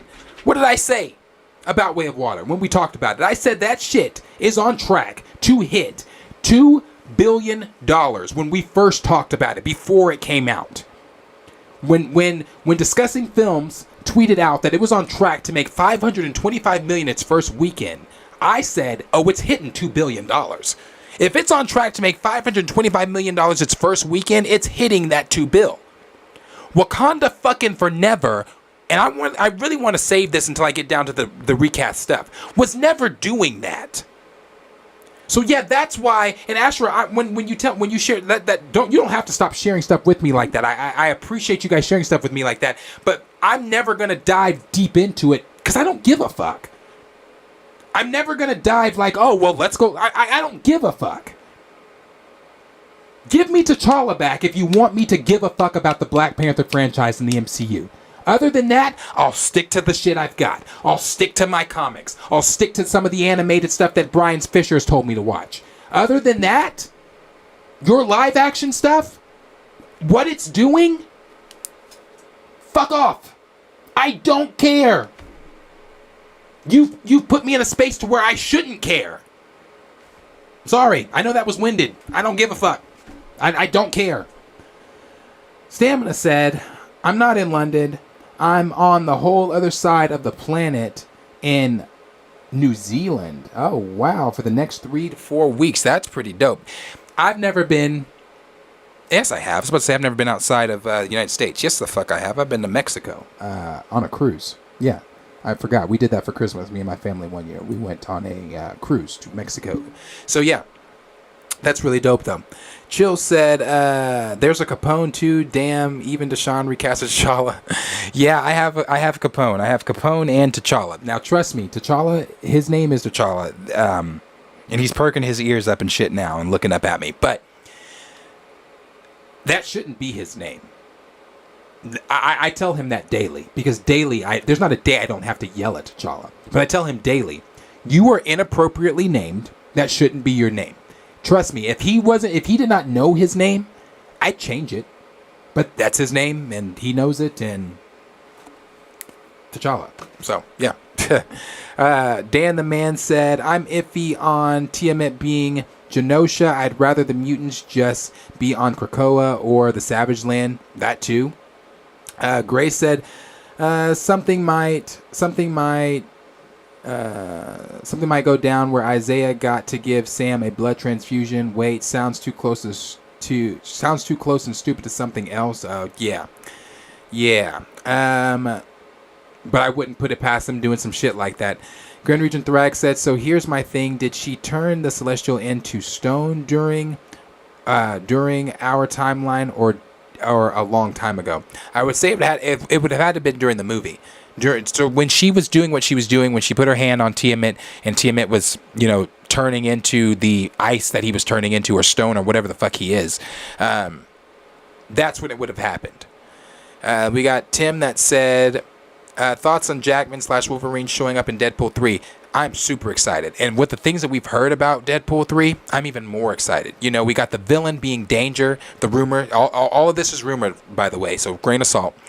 We got the villain being Danger being the AI sentient being from Charles Xavier's Danger Room. That's going to be the villain. We know that they're going to have some type of time-traveling devices that they're going to acquire from the TVA, meaning Wolverine and Deadpool. We're going to see several Deadpools. We're going to see several Wolverines. Wolverine is going to be wearing his original comic book accurate, either the brown and yellow or the blue and yellow suit. We also know that the Fantastic Four, the OG Fantastic Four, is supposed to be showing up in that film. What the correlation is with that, I don't know. We know that they're supposed to be showing up. We know that Domino, Cable are also supposed to be, Cable being Josh Brolin, supposed to be showing up in it as well. And we know that from what Hugh Jackman has said, that this version of Wolverine is going to be the angriest version of Wolverine we've ever seen.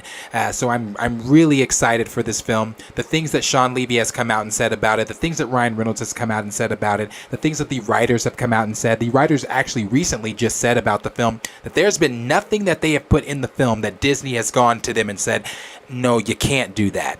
They have had free reign to do whatever it is they wanted to do, and that was kind of the stipulations before Ryan Reynolds even came back. He said, if I come back and do this under Disney, under the mouse, it has to be the way we were doing it before. It can't be this PG-13. It can't be this Disney-fied version of it. It's got to be all in or nothing at all. So it seems like that's what they're keeping up with. The stories that we've heard so far, some of the rumors and things, I'm excited for it. So yes, Tim, I'm pretty excited for Deadpool 3. D Stizzle said, let me see. D Stizzle said, I'm cool with Genosha being introduced, just not from a dead celestial. I can see them doing similar things, introducing the Savage Lands. I would love to see the Savage Lands introduced in general.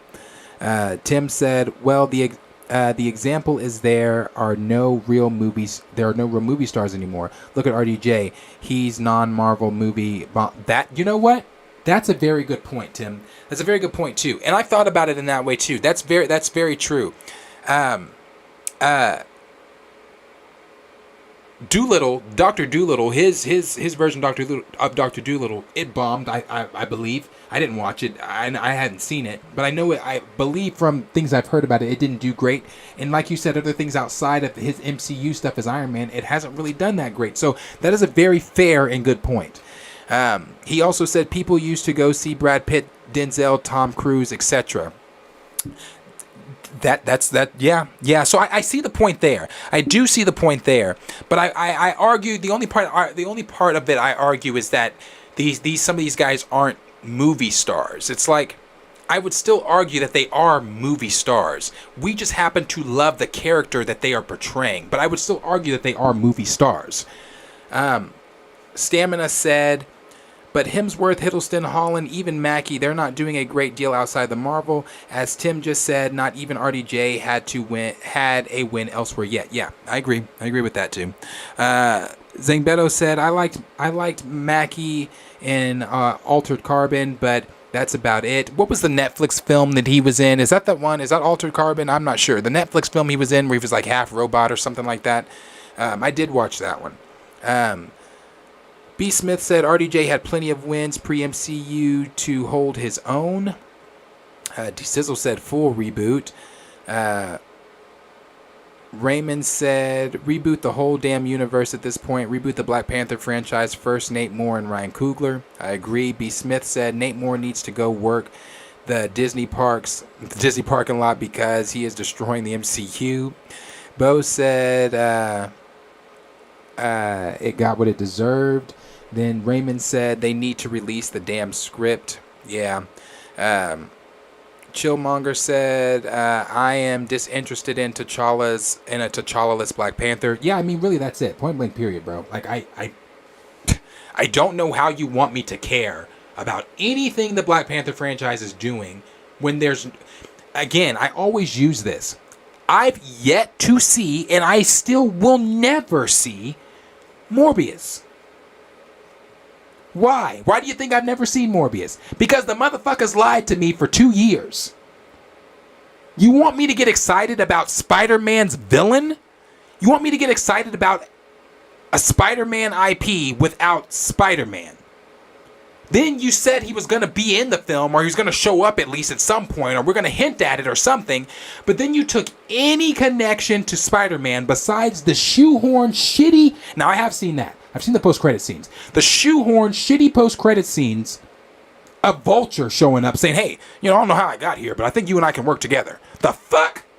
No. That film, again, I've not seen it, but I know it sucks.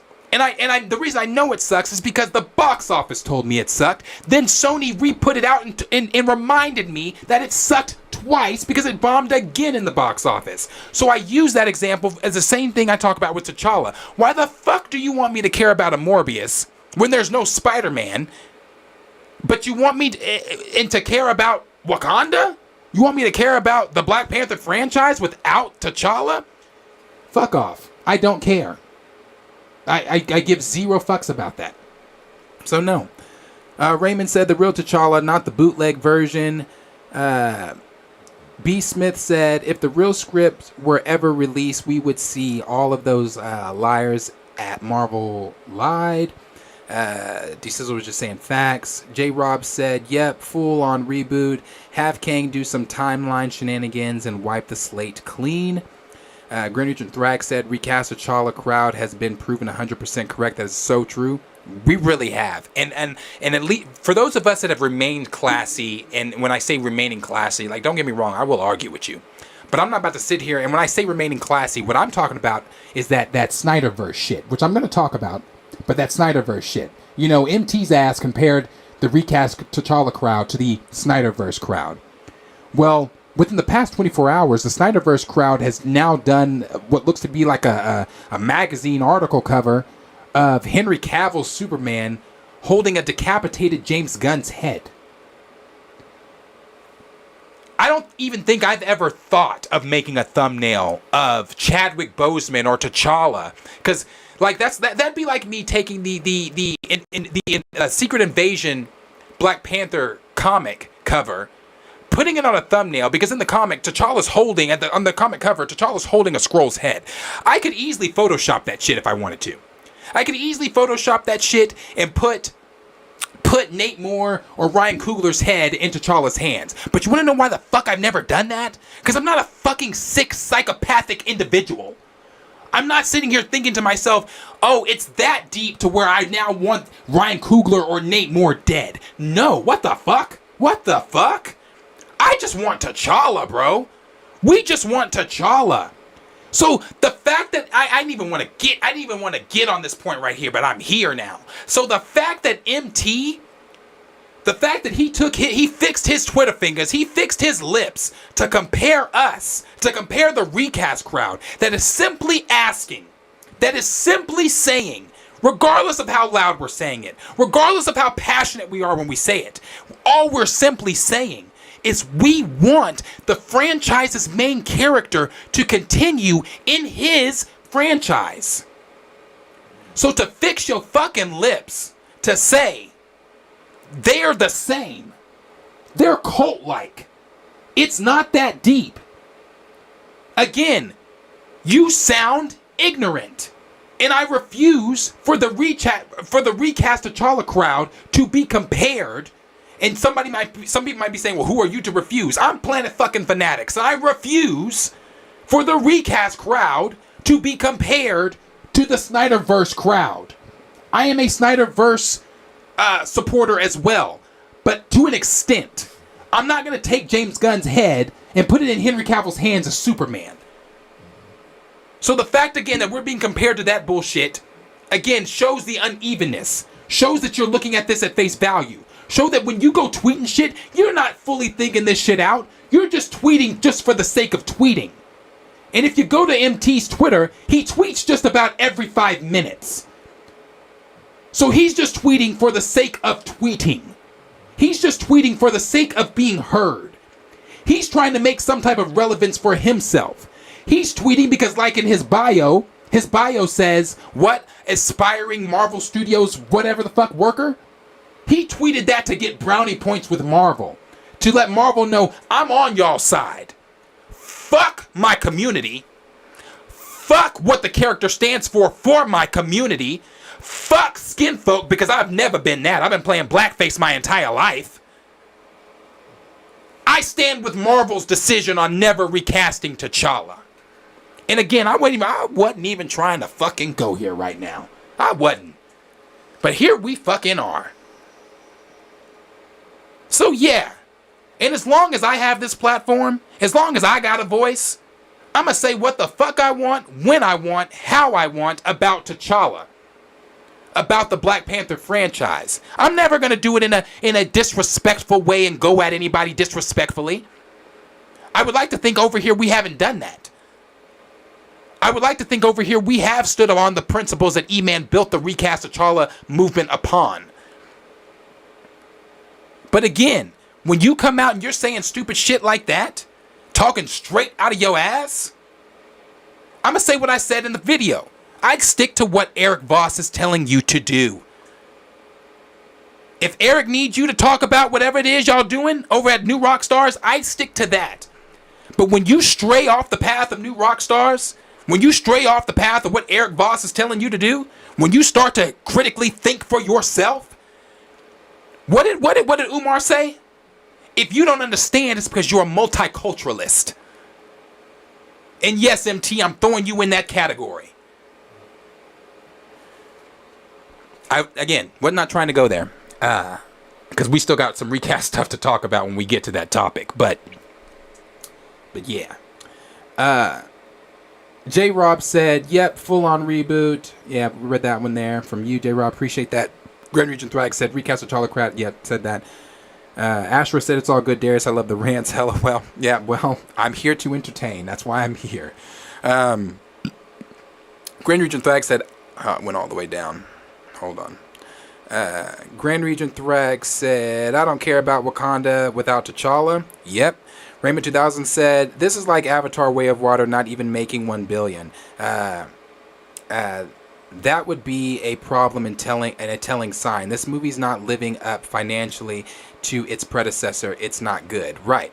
But like Raymond said, but they can still be blind and ignore the facts. Yeah, and that's what they do. They're blind. They ignore the facts, and they go on and say, oh, because I had somebody come in and tell me on the last video, Wakanda it had nothing to do, because I don't even think in that video we talked about the box office. I don't even think I mentioned the box office. But that person came in the comments like, Wakanda Forever's doing good in the box office. I was like, what? What? Who mentioned the box office? No, it's not. But who mentioned the box office? That's the last thing the recast crowd can cling to. It's the box office. That's the last thing they can cling to. Because they're like, if it could just do good in the box office, we can have that. We can have that as our base argument. Because they have no other base argument anymore. There is no other base argument. We have proven everything to be correct. So the only thing that they can hang on to, and they're barely hanging on, if at all, is that damn box office. That's it. Edward Stewart said, I wish it took place in the Mojo world, where hopefully part 4, where we can see the heroes fight in different arenas. Grand Region Thrag said, Robert Downey isn't a big star outside the MCU. I would argue MCU needs Will Smith as Adam Brashear. That was the early on reports. That would have been dope to see, but again, that was pre-slap. D. Stizzle said, Savage Land was created by aliens. I can see Marvel just saying, nah, it's another dead celestial. J. Rob said, nah, man, Will Smith oversaturates roles with his presence. Stamina MC said, outside the wire, that was I guess. D. Stizzle said, they couldn't even get Venom's story right. No, they didn't. Nah. Grace said, cocaine's a hell of a drug over there at Marvel, ain't it? Yeah, bruh. Like Kellen always says, they always popping the man-beans over there. B. Smith said, Planet Fanatics, a Spider-Man less Morbius was enough for me to sit it out. Tiamat's Island must be taking over the mantle of Wakanda, and Nate Moore, you liar. We've got Tim that said it's Morbin time. Yeah, bro. That was probably the most enjoyment I had from Morbius. Again, didn't see it, but all the memes, especially the Morbin time stuff, made it enjoyable. D. Stizzle said, and Venom's in Spider-Man 2. Yeah. Raymond 2000 said, that's crazy. Grand Region Thrag said, yeah, the Cavill fans are sick. They are. It's crazy. It's crazy, bro. I'm a huge Cavill fan. You guys all know that. But in no way, shape, or form would something like that ever cross my mind to do. Ever. Like that's shit that you should be canceled over, honestly. Like, what the fuck? Because it's weird. Grand Region Thrag said, or Grace said, that's dumb as fuck from that dude. Yep. Grand Region Thrag said, who compared us to Cavill, Superman coward? That would be MT. Mastertainment. Brian Fisher said, recast T'Challa. B. Smith said, MT is a true loser.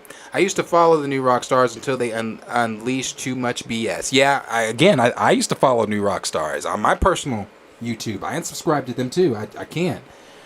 Tim said, I love Henry Cavill as Soups, but at what point, at this point, I want to move on. Right, LOL. The Snyder Cut stuff is bizarre at this point. Yeah, I feel the same way. Like, don't get me wrong. I love Henry Cavill's Superman. I think he's great as Kal-El. But as I've said, I don't have to have him as Kal-El, because Kal-El is still going to be continuing on. We're still going to get to see Soups. We're still going to get to see Superman. We're still going to get to see Superman stories told out. So I'm good with that. I'm like you. At this point, I just want to move on. I'm exhausted with DC. I just want to move on and get to enjoying DC again. That's it. I just want to move on. D. Stizzle said, got to give the people, get the people what they want. Recast T'Challa. D Sizzle said recast T'Challa was being compared to the Snyder fans from the jump. Brian said recast T'Challa loud. Yes, sir. Raymond 2000 said we've all been. I'm sorry. We've all. Damn, this keeps going down. Hold on. We've always been complicit. Then it said this isn't anywhere near the same. But during the civil rights movement, there were people who looked at us like people who look like us who commanded MLK or condemned MLK and what he was doing. Don't stir up trouble. Yeah, I mentioned that in the video. I mentioned that in the video when we originally talked about MT. I said, had our ancestors had that weak ass mentality, we would not be, as black people, in the positions that we are in today. Had they had that mentality, we would not be here. And like you said, there were people who did condemn MLK. There were people, our own color, who condemned MLK. But again, it's one of those things where it's like somebody somewhere has to stand up and say something if you want there to be change. So, and it's the same thing. We could sit back. We could sit back as the recast crowd and not say shit and just accept it. But I'm personally, I'm not built that way. I can't accept something I just don't agree with. Black Claw said, hilariously enough, MT said that T'Challa will be recast for Secret Wars. Complete clown. And you know when people say that shit, I'm so sick of the recast crowd saying that. I'm so sick of the recast crowd coming in saying, with confidence, you're going to get him back in Secret Wars. Who the fuck told you that? What writers' rooms are you in? What emails are you receiving that I'm not getting? What inkling have you gotten that T'Challa is going to be in Secret Wars? Just because it's Secret Wars? Just because he's in the comic in Secret Wars? How many shit non-comic canon have we seen in the MCU? Just because you want to shut the recast crowd up by saying, oh, calm down, he's going to be in Secret Wars. Ain't nobody told you that shit. Ain't nobody hinted at that shit. I don't think so. I personally, would I like to see him? I would like to see T'Challa. But here's the thing, bro. I'm iffy on it. And some people might be saying, why are you iffy on seeing T'Challa? Because I don't want him dangled in my face for the duration of the movie, then to be taken away at the end of the movie, and then we move on with BP3 and it's still fucking TJ. I don't want that. I don't want that. Don't hit me with the shiny keys in the movie and then take it away and I'm stuck with Tucson. I don't want that. That ain't what I want. If you're going to bring him back, bring him back. And as I've said so many times, not my theory, but the theory that works, since you didn't go with the blip theory, a theory that works is secret invasion. The body that was taken up in that casket in Wakanda Forever was a Skrull. That child is a Skrulls. I don't know. Something. That child's a Skrull. Something. I don't know. But I don't like it. Let's see. We've got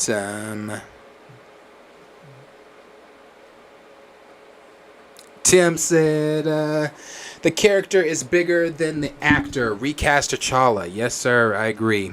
D Stizzle said Black Panther Wakanda Forever ain't even made a profit. Nope. Granders and Thrag said I fully respect Mexican heroes seeing I don't know what that one is. Heroes in their image. I fully respect Mexicans seeing their heroes in their image. Umar voice. Oh, no, that shit was funny.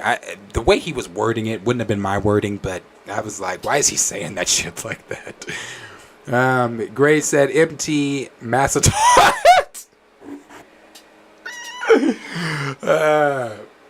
Massa's talking point.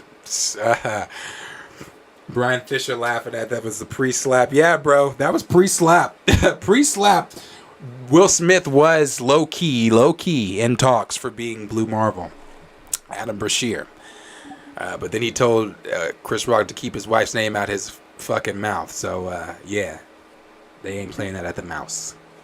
B. Smith said the memes of Morbius did far better than that failure of a film. Exactly. I enjoyed the memes. I had fun with the memes. Raymond said they think that stirring the pot is negative and equate speaking up and speaking out is a bad thing, and that we won't get the good things if we speak out. But for you, don't speak up. Things won't change. They'll get worse. Right. Stamina MC said Eric Voss is very good at his breakdown, but I watch ever less new Rockstar stuff as I discover more black creators, etc. I actually mod on their Discord. I'm all good with them, just branching out. Yeah, like I said, I didn't like Eric Voss's comments on the whole Grief T'Challa stuff, but I don't dislike Eric Voss. I think what they do over there at New Rockstars is good, hard work, because they're working hard over there. They do a lot of good shit. His breakdowns, all the little shit that he notices, and the Easter eggs and things, they do good work. So I completely agree with you. They definitely do very good breakdowns and good work over there. Just some of the comments from them over there, I'm just like, Brian said recast TJ, delete TJ. Let's see, we got the Blue Wind that said, I would love to see Cavill as Superman, but some of those Snyder fans are taking it too far, which is why the press use them as ammo to dismiss fan feedback. Yeah. Bo said, White Boy Rob and the MCU fanboys saying they're going to do a time jump. That's, listen. Okay.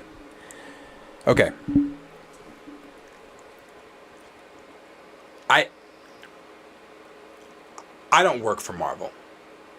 I'm not a partner with Marvel. I don't want to be a partner with Marvel. I don't want to be one of the ones that, if we do, that's great. But I don't want to be one of the ones that gets invited to premieres or gets early access showing to things if there's some condition that it buys my silence. That'll never happen. I'm not gonna be silent because I'm partnered with Marvel or whatever. But I don't want that. But I even said that to say I don't work for them, so I don't know what's going on over at Marvel. I'm not in the writers' rooms. I don't know. All I can do is speculate off of things the director and company from Marvel are saying in interviews. And in no way, shape, or form has Ryan Coogler in interviews, has Nate Moore in interviews, alluded to a time jump for TJ to be older.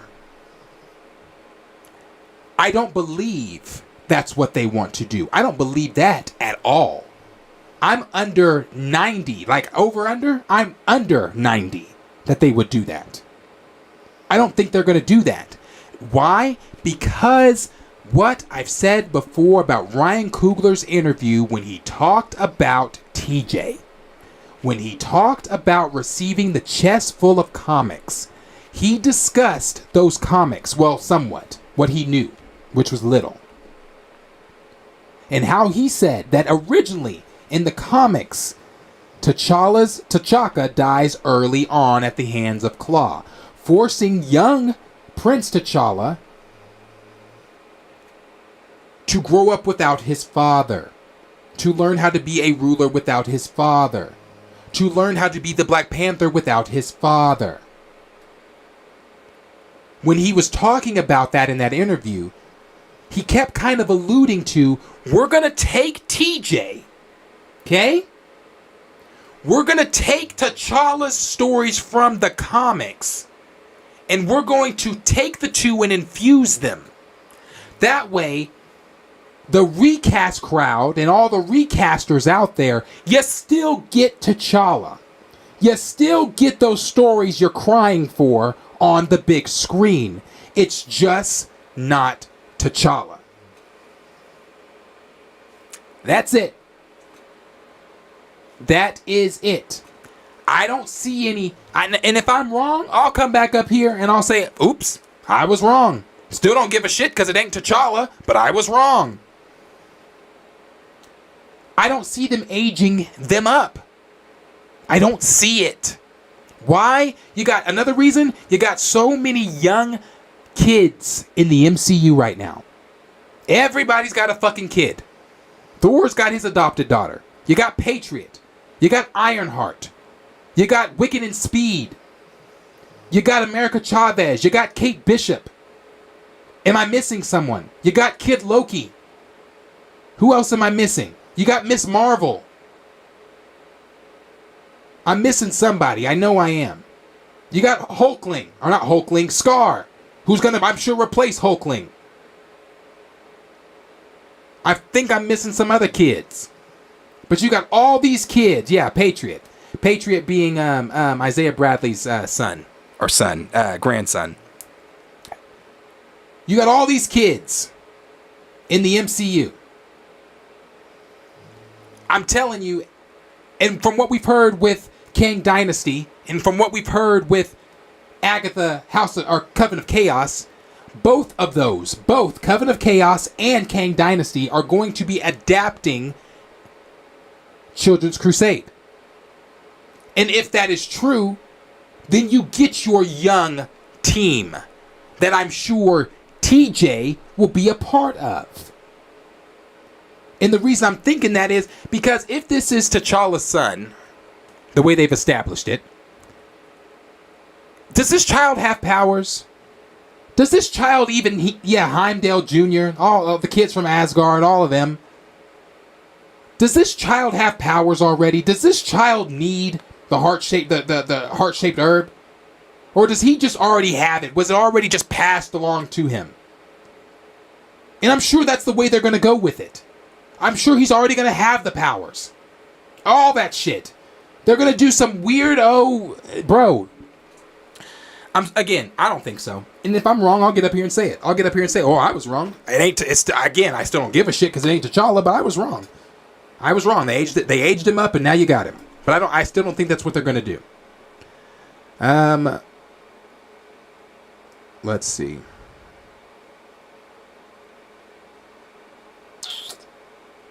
Kenny said, I want to have my T'Challa cake and eat it too. Have a portrait made of it, then eat that because they have a lot to make up for. Right.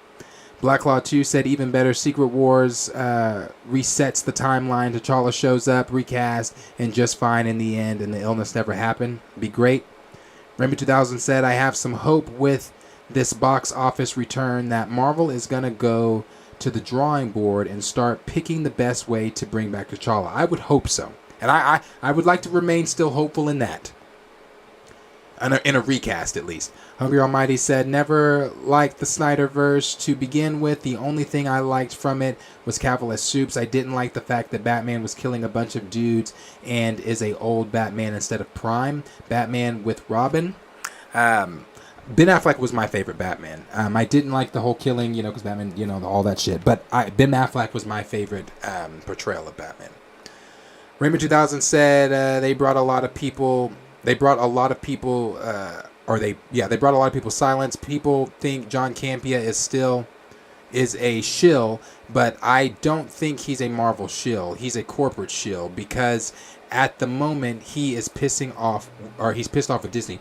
Yeah, I wouldn't call John a Marvel shill at all. Marvel or John will talk his shit all the time. Whenever he feels like he needs to, he definitely will. Yeah, he's definitely upset with Disney because of all the shit that happened at what was it, D23? I think it was. All the shit that happened at D23. So yeah, I wouldn't call John a shill. B. Smith said exactly, Eric Voss's mouth made me jump ship. He never mentioned Monica Rambeau being the second Captain Marvel and made a sketchy statement that could have been taken as racist. Damn, it went down. Chillmonger said, I also don't care if they time jump. I reject Toussaint as T'Challa. Exactly. That's, bro, I don't know how many other ways I can say I don't give a fuck what you do. Okay? If they time jumped, I would just say, my reaction in theater, I'd just be like this. Okay? I wouldn't care. There'd be no reaction. Kenny said, TJ stands for the time jump. Don't you get it? The Blue Wind said, having Black Panther without T'Challa is like having Thundercats without Lion-O. Right. Kenny Pierce said, super meta if you think about it. Raymond 2000 said, oh yeah, I answered that, the Patriot thing. Blue Wind said, Ryan Coogler is like he's into misery and tragedy. TJ isn't T'Challa and isn't a good substitution because there shouldn't be one. Exactly. CGZ said Heimdall Jr. Brian Fisher said, we wouldn't have these questions about Azari. No. Again, that's another, I mean, yeah, bro. Yeah. Motherfuckers don't even know who Azari is. I'm convinced Marvel Studios doesn't even know. Zane Beto said, I'm not interested in teenage superheroes. Tim said, I went to Walmart the other day. The Shuri Pop as Black Panther were marked down on clearance for $7. I was just at Vintage Stock, and I think I've asked you guys. I don't know if Vintage Stock is a nationwide, worldwide thing, but we definitely have them here in Oklahoma. I was at Vintage Stock the other day, and Vintage Stock, if you don't know, it's a huge collectibles type of store. Like, you can get all types of collectibles, from video game stuff to poster stuff, nostalgia stuff, memorabilia, records, music, VHSs, DVDs, comic books, action figures, all types of shit. I mean, it's I love that store. But I was in there, and I was in there, and the Eternal shit is still on the clearance shelf. And next to it is, like Tim was saying, some of the Black Panther Wakanda Forever stuff is now on the clearance racks at least at Vintage Stock. And I was like, the Eternal shit is still here. That film, correct me if I'm wrong, I believe, didn't Eternals come out in November of 2021? I believe it did. That shit's been out on the clearance racks for a year, and it's still there, and it's gonna stay there because no one was looking for Eternals anything. And it's the same shit with the Wakanda Forever merchandise. I was also in Target. When I tell you they are pushing Wakanda Forever merch hard as shit, I'm talking, there's not really a section in Target that you can walk where there's not Wakanda Forever shit. Whether it be the Funkos that they're not selling, whether it be the action figures they're not selling, whether it be the makeup they're not selling, whether it be the candles candles. Yes, candles. Whether it be the candles they're not selling, whether it be the books, coloring books, backpacks, calendars, stamps, whatever, none of it is selling. None of it's selling. Because no one cares. So, yeah, Tim, it's all, they're just sitting there, bro. Yeah, the makeup, bro. The makeup is wild to me. Not just the makeup, the comforter sets, the sheets, the curtains, the lamp shades, like, bro, that picture I sent in the Discord the other day of that middle rack at Walmart that had that whole Black Panther display. They have Black Panther sweats. They have Black Panther pullovers. They have Black Panther, and I'm not talking like cool ass designs. I'm talking like one of those kiosks at the mall, and you take your t-shirt and they iron on some shit. That's the type of merch, Wakanda Forever shit, they're selling. No one's checking for Wakanda Forever merch. No one. Not a soul. The racks in the middle of the aisles were full. No one was looking for that shit. And Walmart was packed in a motherfucker yesterday. Why? Last day Christmas shopping. One of the last days of Christmas shop. And I just was watching people just pass by.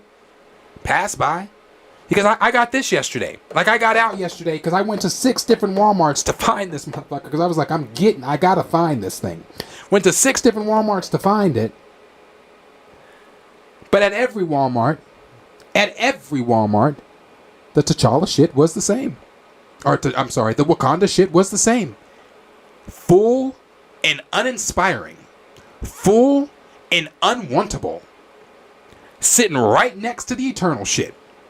Where it's when we've been a channel now for a year. As of December 23rd, yay, we've been a channel for a year. Next November, this time next year, I'm still going to be talking about the Eternals and Wakanda Forever shit that's still on the racks. Because they're still going to be there. They're still going to be there. Yeah, bro, like, the Thor Love and Thunder shit sold better. Now I still see a bunch of Thor Love and Thunder action figures and Funkos and shit too, but it sold better. I don't see a lot of Thor action figures like I do see fucking Cersei and Icarus and all them. Yeah, nobody wants that merch. Nobody wants that shit. Tim said, D23, John went off. LOL. I'm a big fan of John's. So am I. I'm a big fan of John's, actually. I don't agree with... Same, Tim. I don't agree with all his takes, but I respect what he has built and how he runs his show. Exactly. I tell my co-host all the time. I probably disagree with John's takes about 90% of the time. But I like John.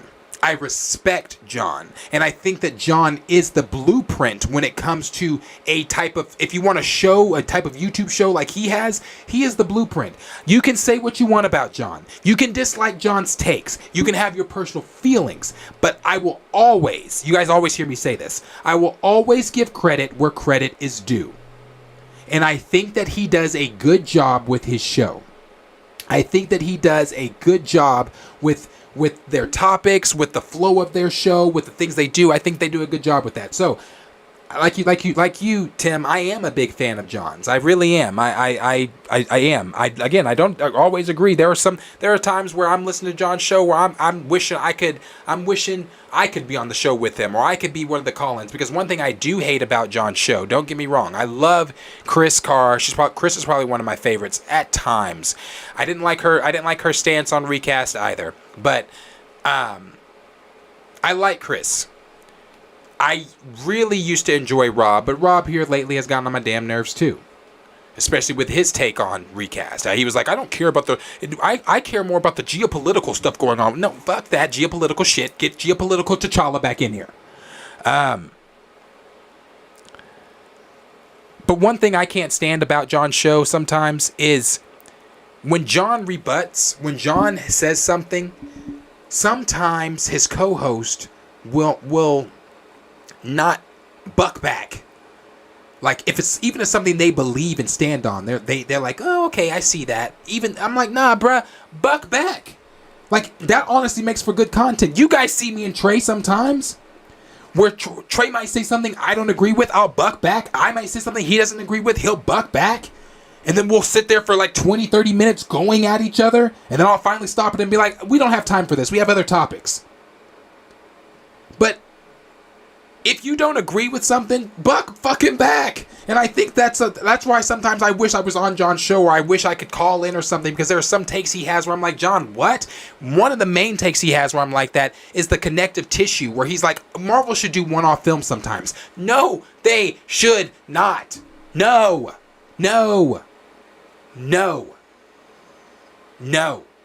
They have built a cinematic universe, and we all love this cinematic universe. It's a cinematic universe where everything is supposed to connect.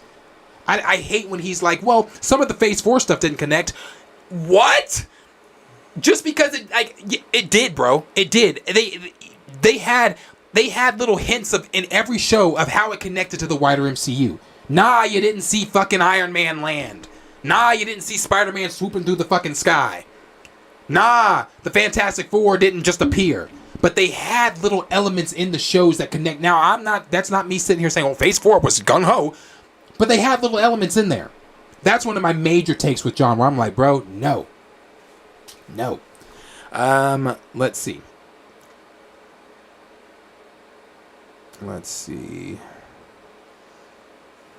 Raymond said they ain't go this hard for the first film. I was going to say that too. No, they haven't. T. Stizzle said it's similar to the Last Jedi merchandise situation. Indeed. C. Jeezy or Gray said grandfather of recast T'Challa. That is what he said. Now, I did my research when he said that.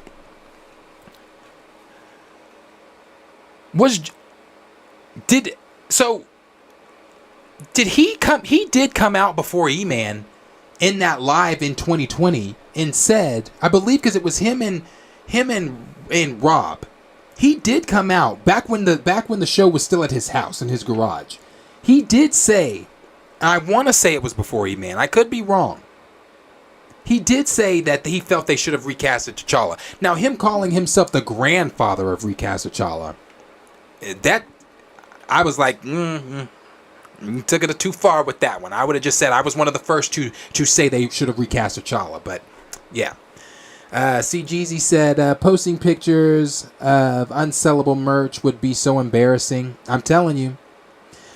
B. Smith said none of the Wakanda Forever merch is selling. Who would have thought? Who would have thought? But you know what? Where's the anti-recast crowd?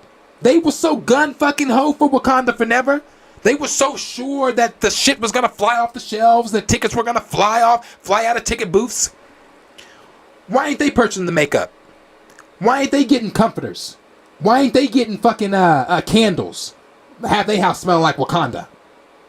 Why ain't they doing that shit? I kid you not. I should have took a picture of it. I kid you not. The candle said on it, come get a scent of Wakanda. Come and get a scent of Wakanda. I kid you not. Why ain't they buying that shit? Why ain't they house smelling like a scent of Wakanda? Where are they at? So I agree with you. They didn't go this hard for the first film. Let's see. We've got Stamina said whenever I'm sorry. Raymond said, oh yeah, in a few years they're going to announce T'Challa Sr. coming back because this film is making them lose money. Gray said, when are the ladies going to use the makeup next Halloween? Shit, never. Because it's still on the makeup aisle at whatever your store is. It ain't leaving. Stamina NC said, brother, listen, y'all, listen. At my Walmart, I told y'all, we got 3 unnecessary ass Walmarts in Norman. At my Walmart, on the west side of town, they even have the black hair product stuff. So you know how there's different sections. You got the black hair product, which is really not a lot of shit, depending on where you live, I guess. But in Oklahoma, it ain't a lot of shit. We gotta go to stores like Queens to get our type of hair stock product shit. But the small section they do have at Walmart for the Wakanda or for the black hair products, they've even moved that out of its small section. And it is even being advertised for Wakanda Forever. I kid you fucking not. I'll have to take a picture of it the next time I'm in Walmart. But I kid you not. They've even got the little poster, the little cardboard cutouts of some not nobody from Wakanda. It's not like Suri or Okoye or M'Baku or anything. It's just some black, faceless cardboard cutouts that are wearing like Wakanda shirts or whatever, or Wakanda whatever, Black Panther shit, advertising for you to buy black hair products that don't have shit to do with Wakanda. If I'm Murphy, don't sell my shit with Wakanda. Don't assimilate us with Wakanda Forever. I'm trying to sell shit off the shelves, not keep it here. If I'm what's another black hair product? What's the brown bottle, the spray? Come on, chat. Got a whole bunch of black folks up in here. Y'all know y'all got this shit. The brown spray bottle. The Afro spray, the Afro sheen. What's that shit called? I'ma just for lack of better words, let's just come into America that shit. The Soul Glow. If I'm Soul Glow, I'm suing don't sell my shit and assimilate that with Wakanda Forever. Don't do that shit. They're selling the black hair product shit with. I gotta take a picture. I gotta take a picture of that shit for y'all the next time. Yes, Stay Soft Fro. There you go. Thank you. Stay Soft Fro. That Stay Soft Fro. I got a bottle of Stay. When I had my, yes, I had dreads. You guys know that. When I had my dreads, when I had my braids and everything, I had my Stay Soft Fro on deck. Dark and lovely, all of it, bro. They selling all that shit connected to Wakanda. Wakanda forever. They are pulling out all the stunts for Wakanda Forever. But let the anti-recast crowd get in here and tell you it's doing great. It's doing great. I'm taking a picture. I'm sending that shit in the Discord next time, I promise you. And I'm even post it on the community tab because I want the anti-recasters to see that shit too. It's pretty funny. Stop it. You're okay. Stop. Let's see. Stamina said John was well. Let me go back up. I missed some. I missed some. Y'all got me going on this, and we haven't even gotten to the fucking Ashoka shit yet. Let's see. Because after Ashoka, it is the T'Challa stuff that I still haven't. I still have something to say about that fucking script. I still got something to say. Raymond said. Yeah, D Sizzle said y'all set up similar to John's channel. Yes, we are. I tell them that all the time. I said honestly, guys, like when I was talking to the co-host, I said honestly, guys, we are similarly set up to John's channel. We really are. Like I love the flow of the way that John's channel works. I like that flow, that talk show podcast type of flow and formula. I like that formula, and I thought that if we were gonna, because originally, if you guys were here early on. When I was still trying to figure out how I wanted the channel to go, it was not like this. If I was an average viewer, I wouldn't have viewed. But it was not like this at all. I changed a lot of different things with it. Hey, that you Bombay scared the shit out of me. But Valley Superb said recast are happening with characters all around Ryan in Hollywood right now, including the superhero genre, and he's probably feeling like a fool, and this talking he's doing sounds like, I'm sorry, I have to go get that from here. Did Henry change that to where I can't see it? Hold on. Hold on.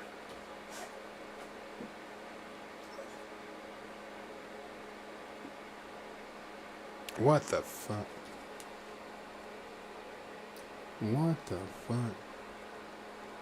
I should have had that shit probably stay on longer.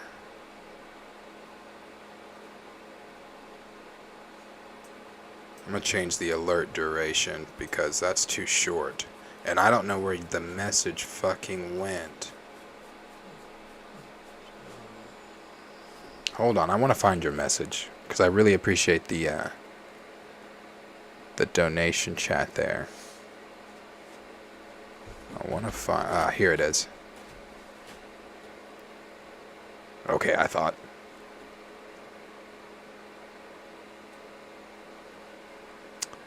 What the fuck? Yeah, see, when Henry changes shit and doesn't tell me how to actually work shit sometimes,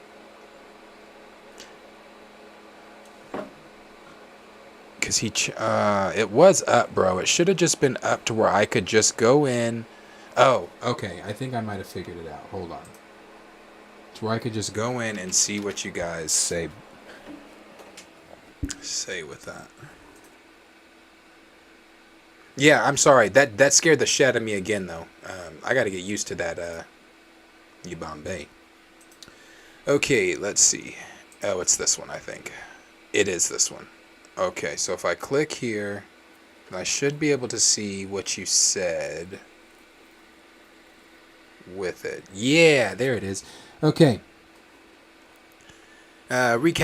Recast are happening with characters, and this is coming from Valley Superb. Appreciate you, bro.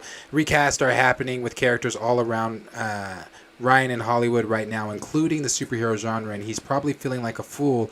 All this talking he's doing sounds like guilt. The decision will haunt him forever. I believe so too. I believe, again, we've talked about it, it's a selfish decision. It was a stupid decision. I think it's going to haunt him too. And I think Marvel realizes even now. I think they realize. I think he realizes it, that they did make a bad decision. We should have recasted T'Challa. Again, feelings and everything else getting in the way. It's terrible. Appreciate that for sure, Valley Super. Appreciate you sending that over. Let's see. Raymond said, I hate that we don't have people of other shades on his show. It brought more flavor with Kim. Yeah, bruh. And then hold on, let me finish this. And we got to hear opinions from someone who at least thinks like us or understands us. Love Kimberly. I love Kimberly too. Love Kimberly. I love when she shows up on Just My Opinions over at B. Avery with Brandon. I'll say this though. When Kim left, I wonder if there was something that happened between her and John. Because correct me if I'm wrong. I do watch John's show. I'd like to say there's not too many episodes I do miss. Because I listen while I'm at work. So I'd like to say there's not too much I miss. Did he address Kim leaving? I know she was only there temporarily for or something like that. Or whatever it was she was doing. It was during the No Way Home time. But did they get into it? Because she just, like, he never mentioned it. I don't know if she's mentioned it being on the show or whatever happened or why she's not on the show. But let me know if something happened because I was paying attention, but I feel like I wouldn't. We got Chillmonger that said geopolitical T'Challa. Bro. Listen, when Rob kept saying he cared more about the geopolitical shit going on in Wakanda Forever, I'm like, now fuck that. Geopolitical ass T'Challa. Like, that's what we need to be caring about. Nothing else. Geopolitical T'Challa. Raymond said, I used to like Aaron, but after that, nope, you're a problem. Chris is a bit touched, in my opinion. Something ain't right, but she's funny. Rob, he's Rob. You know what? I'll tell you what. Aaron, I go back and forth with. I did, however, really appreciate what Aaron said a few days ago when somebody on a super chat, you know, at the end of the show when they read super chat, somebody on a super chat was saying to John something about not looking forward to seeing Emancipation because, you know, the tropes and the this and that, and we want to see more positive black films. And John said what he said about it, but then Aaron, and he was ready to just end it at that. He said, you know how John does. He's like, okay, what's next? After he answers it, he's trying to hurry up and get through super chats. He goes, okay, what's next? Well, Aaron said, well, hold on. I think what they're trying to say, and then she went in to go and saying what we have been saying about tropes and trauma and black in the black community and being portrayed in black films and things like that. She went on and defended what we have been saying, the things we felt. And I appreciated her for that because as somebody that's not sending a super chat into John, I mean, I have before, but as someone that's not going to send a super chat into John like that, especially one that's not going to get read because I'm going to read you your rights. It's like, I appreciate you standing up because you're in the studio. You can say, whoa, before we continue, hold on. And that's not the first time Aaron's gone at it with John. I remember when they were talking about some of the Oscar stuff, and I remember whatever his issue was with the way they were doing the Oscars this year, or this past year, I forgot what it was. But her being in the business, her being an actress, her being, you know, the things that she is, they were going at it for a cool minute. And I like that because sometimes John thinks his shit don't stink. And I'm like, nah, bruh, you got to spray some Febreze like the rest of us. So I like that Aaron went in on his ass. Let's see. We got Professor Film Fan that said they need an intelligent black pundit, especially after Kimberly. Yes, they do. Especially after Kimberly. I agree. Raymond said that's because they're scared of him. They are. Like, bro, like, nah. I make sure I tell my co-host. If I say some shit y'all don't agree with, check me. Say whatever. If I say some shit, if y'all say some shit I don't agree with, you damn right, I'm gonna say something. Like, but that doesn't mean like, oh, I hate you, or we can have a civilized disagreement. Hell, we're all adult enough in this room to where we can have disagreements. Q and I got into an argument. I wouldn't even call it an argument. It was just a debate, but it was a loud debate about Sam Wilson, Anthony Mackie's character. After that, I said what I said. He said what he said. Moved on to the next topic. It happens. But I think when you sit in spaces like this, you have a responsibility, bro. You have a responsibility to speak on all platforms, to speak for everyone. The way that I might feel may not be the way the next person might feel. But the way that that person feels sitting over here may represent the way that someone else is feeling in the chat. I may represent the way someone's feeling in the chat. Q may represent the way someone's feeling in the chat. Corey, Levon, Kellen may represent the way someone's feeling in the chat. So I think you have a responsibility to speak on all facets of the sides of the conversation when you're up here. That's just... I don't know. Again, I love our show. I love my co-host. I love what we do. I think, again, I'm always looking at ways to improve things because I'm just a perfectionist. I'm always looking at a way to tinker this little thing. Again, a perfectionist. But I think that we do a pretty good job over here. Stamina MC said, actually D Stizzle said, Rob is an old school comic head. He should know better with some of the crap he says. That's true. Stamina MC said, yes, his co-host will always defer. The chatter was that was the deal with Kimberly getting her cord cut, but we'll never know for sure. Because Kimberly did. She would sometimes be like, whatever. That's interesting. Raymond said, thank you. Like, I don't get the obsession with him in one-off films. Like it's a new world movie move on Boomer. Yeah, bro. When he talks about the whole like standalone shit, I'm like, no, John, and never when you talk about this, John, am I gonna be like, oh, I agree? No, that's not what the Marvel Cinematic Universe is. That's not what it is. That's what everyone is doing now. Hell, Henry Cavill talking about the Warhammer Cinematic Universe. They want it to be connected because people love that type. Don't get me wrong, I like one-off films. I can handle a one-off film, but I adore the cinematic connection shit. I like when things connect. I like when it's an ongoing story being told. Like, I don't know what he thinks the MCU is, but in my opinion, I don't see the MCU ever making one-off films. Because let John tell it, he's convinced Werewolf by Night is its own thing. It's not, but okay. D Sizzle said, yeah, John said the MCU, Sony, and Fox Universe should remain separate. Bro, yeah, when he says that shit, I audibly out loud say, the fuck? Mr. Alonzo said, if they recasted T'Challa and act like Chadwick didn't pass away in just business as usual, then the other people don't show up then what someone's going to be unhappy. So basically what you're saying is, if they don't recast it, either if they recast, even if they don't recast, people are going to be upset. That's true. But I think I would say, and I could be wrong in this. This is just an opinion. Could be wrong. I would say, I think people would be more accepting of a recast than a non-recast. And again, I have no evidence to prove that. That's just my opinion. I think that people would be more accepting. Professor Film Fan said, I think John forgot that every comic book film pre-MCU was a standalone film. Yes, true. Raymond 2000 said, when I was a kid, I loved those movies like Raimi's Spider-Man and the Dark Knight trilogy, but I always dreamt that we could have shared franchises to put these characters together. I don't want to go back to the Dark Ages. I agree.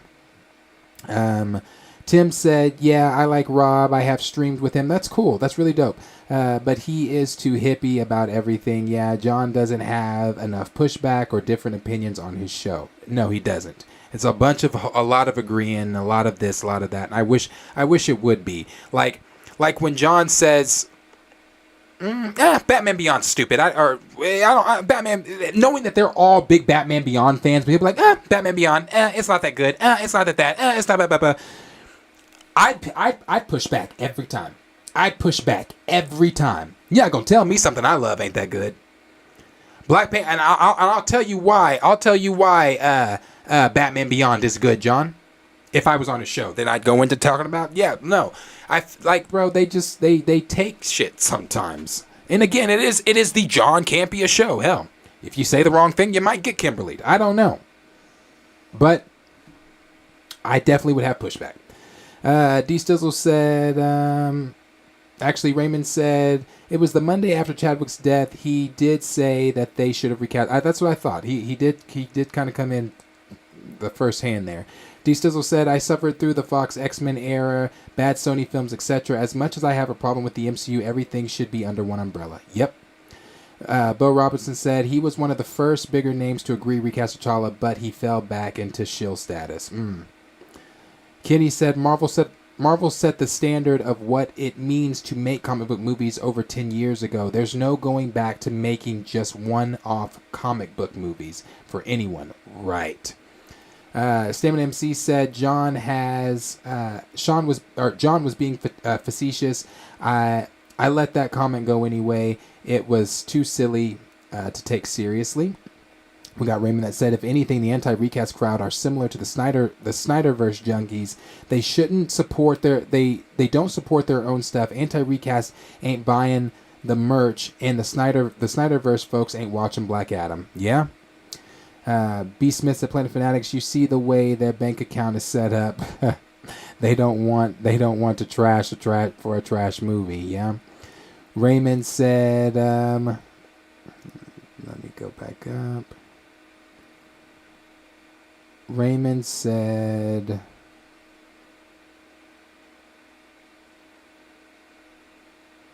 that makeup is going to be used in funeral homes for actual homegoings. Be grateful for those Walmart stairs. I can only go to Walmart if we're traveling on the road because NYC doesn't have Walmarts anywhere in close distance. That's wild. Kenny said 3 Walmarts sounds like Shaq's heaven. Yeah, bro. We have 3 Walmarts here in Norman and 2 neighborhood Walmarts. Yes. So I have a neighborhood Walmart on my side of town plus my super center. Then there's a neighborhood Walmart. But then again, you have to remember Norman is also a college town. OU is also here. So the Walmart that I don't go to is the college Walmart. I can't stand going in that fucking Walmart. But they also that's also their neighborhood Walmart over there. So, yeah, that's why we have so many too, because it's like there's so many different college spaces, like college places that college students are living, whether it be in an apartment, on campus, in a house, or whatever. It's all spread out throughout Norman. So they try to make it easier try to make it easier for the surrounding smaller towns of Norman that don't have shit for shit. I'm talking towns that only got like a Dollar General, for them to come up and be able to, shop and shit. So yeah, still too many. Let's see. D. Stizzle said, I got a super Walmart a mile from the crib, but I haven't checked their toy section recently. Yeah, go check that out. Let me know what your city's Walmart toy section's looking like.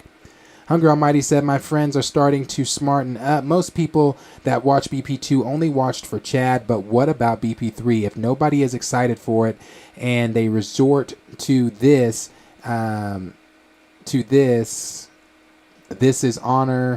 to honor Chad, I think more people will start to realize what they are really doing. Right, I agree. Hold on, I'm sorry. I need to message my cousin across the street because I need to text him because I'm pretty sure we were supposed to be going to Crest tonight to get food. Crest is the only store open all night, so we needed to go there. So let me make sure they're still trying to. I told them it'd be late, and they said that's fine, so hold on.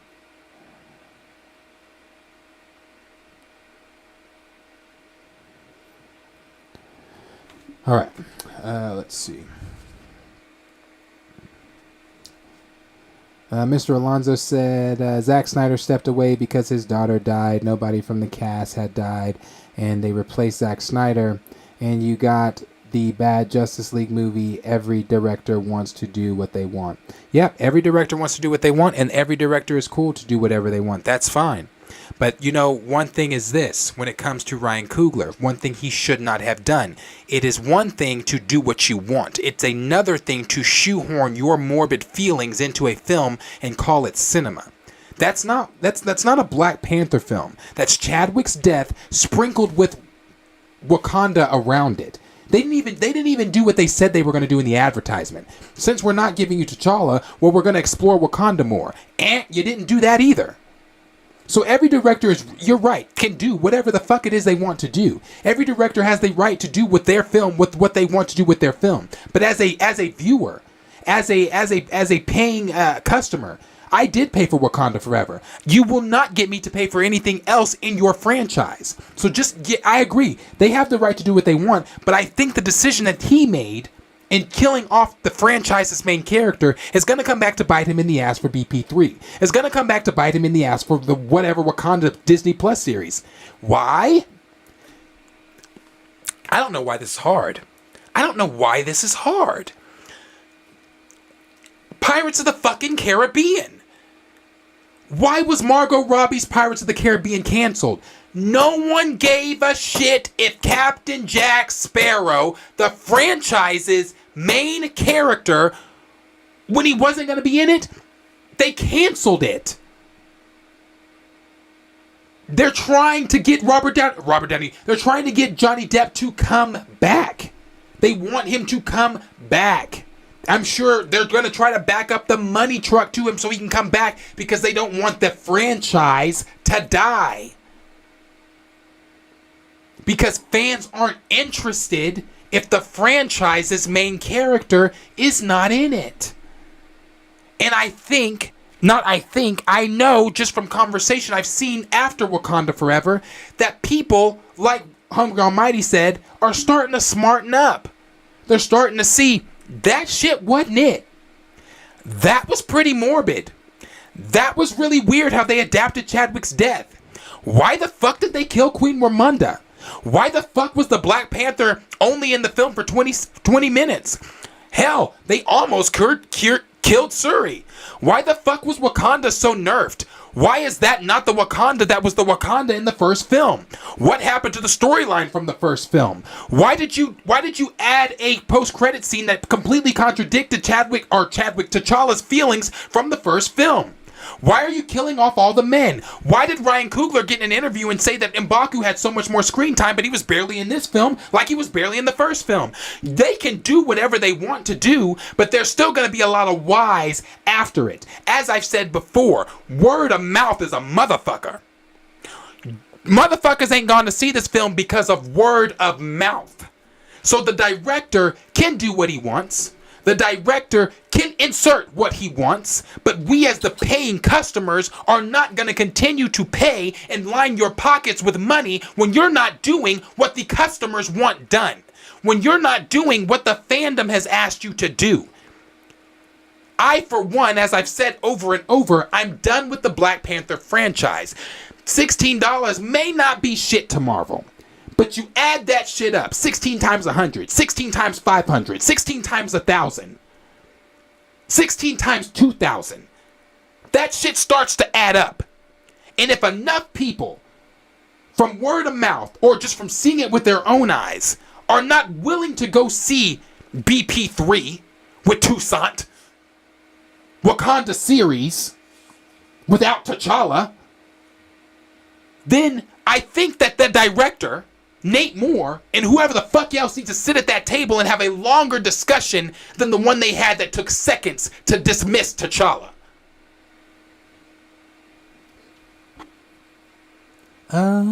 Let's see.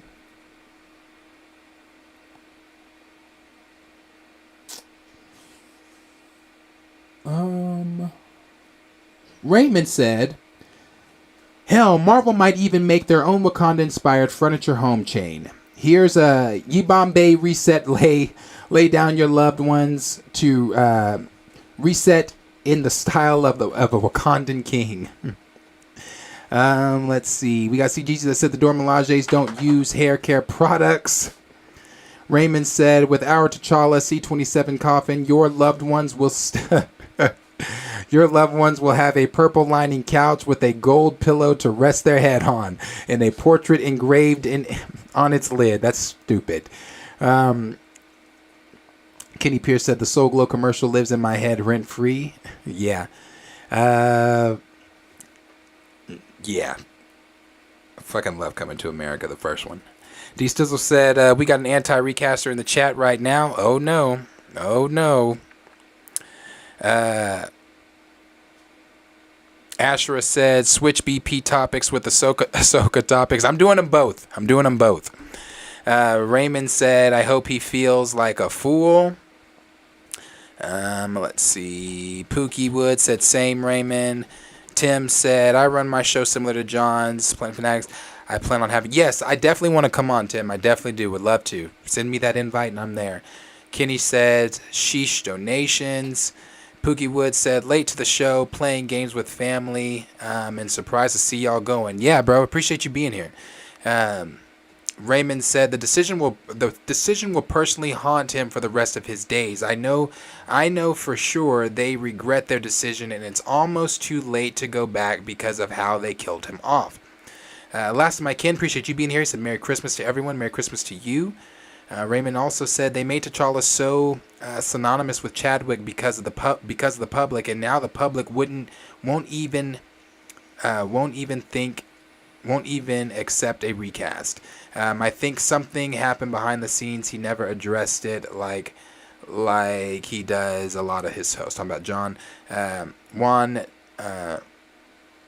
our network said John was talking down on The Harder They Fall. Yeah, he was. I remember when he was talking down, and it pissed me off. And the reason it pissed me off that he was talking down, it actually pissed me off when a lot of people were talking down on The Harder They Fall. And I know this is kind of going to deviate just a little bit. But for those of you that were here during the 7-hour stream that we did, yes, a 7-hour stream.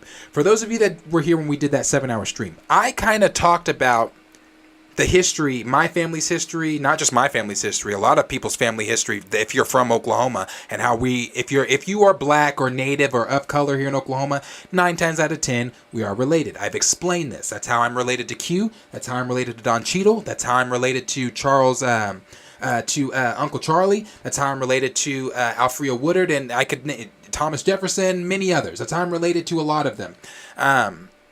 Because our families were enslaved here in Oklahoma by the Native Americans. And The Harder They Fall, those characters, Cherokee Bill is my cousin. I'm related to Cherokee Bill. Cherokee Bill was one of the outlaws here in Oklahoma that was a mixture of Native Americans and a mixture of blacks. They were going around and they were robbing banks and killing people and doing all types of shit. Cherokee Bill is one of the main characters in that film. And also, God, why am I blanking on the name? Why am I blanking on the name? The sheriff of the town. I'm also related to him. Damn. I'm sorry. There's so many names on I have over 40,000 people on my tree, on my ancestry tree.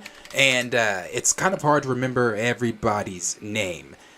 Rufus Buck was not, however, Rufus Buck is not, I'm not related to Rufus Buck. He's from here. I'm just not related to Rufus Buck though. He's not on our tree. But Bass Reeves is played by Delroy Lindo. He played Bass Reeves. Bass Reeves was the sheriff of the town. And Bass Reeves again is another one of my cousins. And those are the only two that I'm related to that played roles in the story, besides Wiley Esco. I'm also that was played by Dion Cole. I'm related to Wiley Esco as well. And it's like those names. When that movie was getting made, I was so excited because I was like, bro, that's so dope. That is so dope that they're gonna be diving into history. They're gonna, and some of that shit from that is true. They're gonna be diving into history. Cherokee Bill was considered to be one of the fastest gun drawers in all of the South at that time, and he killed many people. You know, his last words before they hung him, he laughed and said, "Damn, fuck." They were hanging him. He laughed and he said, "I forgot exactly what he said, and I don't want to lie." Yeah, it was so dope. So when people were talking down on it, I was getting pissed. I was like, bro, you have to know like knowing history is, I think it's important for everybody to know history. If you don't learn shit else, you need to know history. It's important to know where you come from. It's important to know where others come from. Like Damson Idris said, travel is the cure to all ignorance. I believe that too.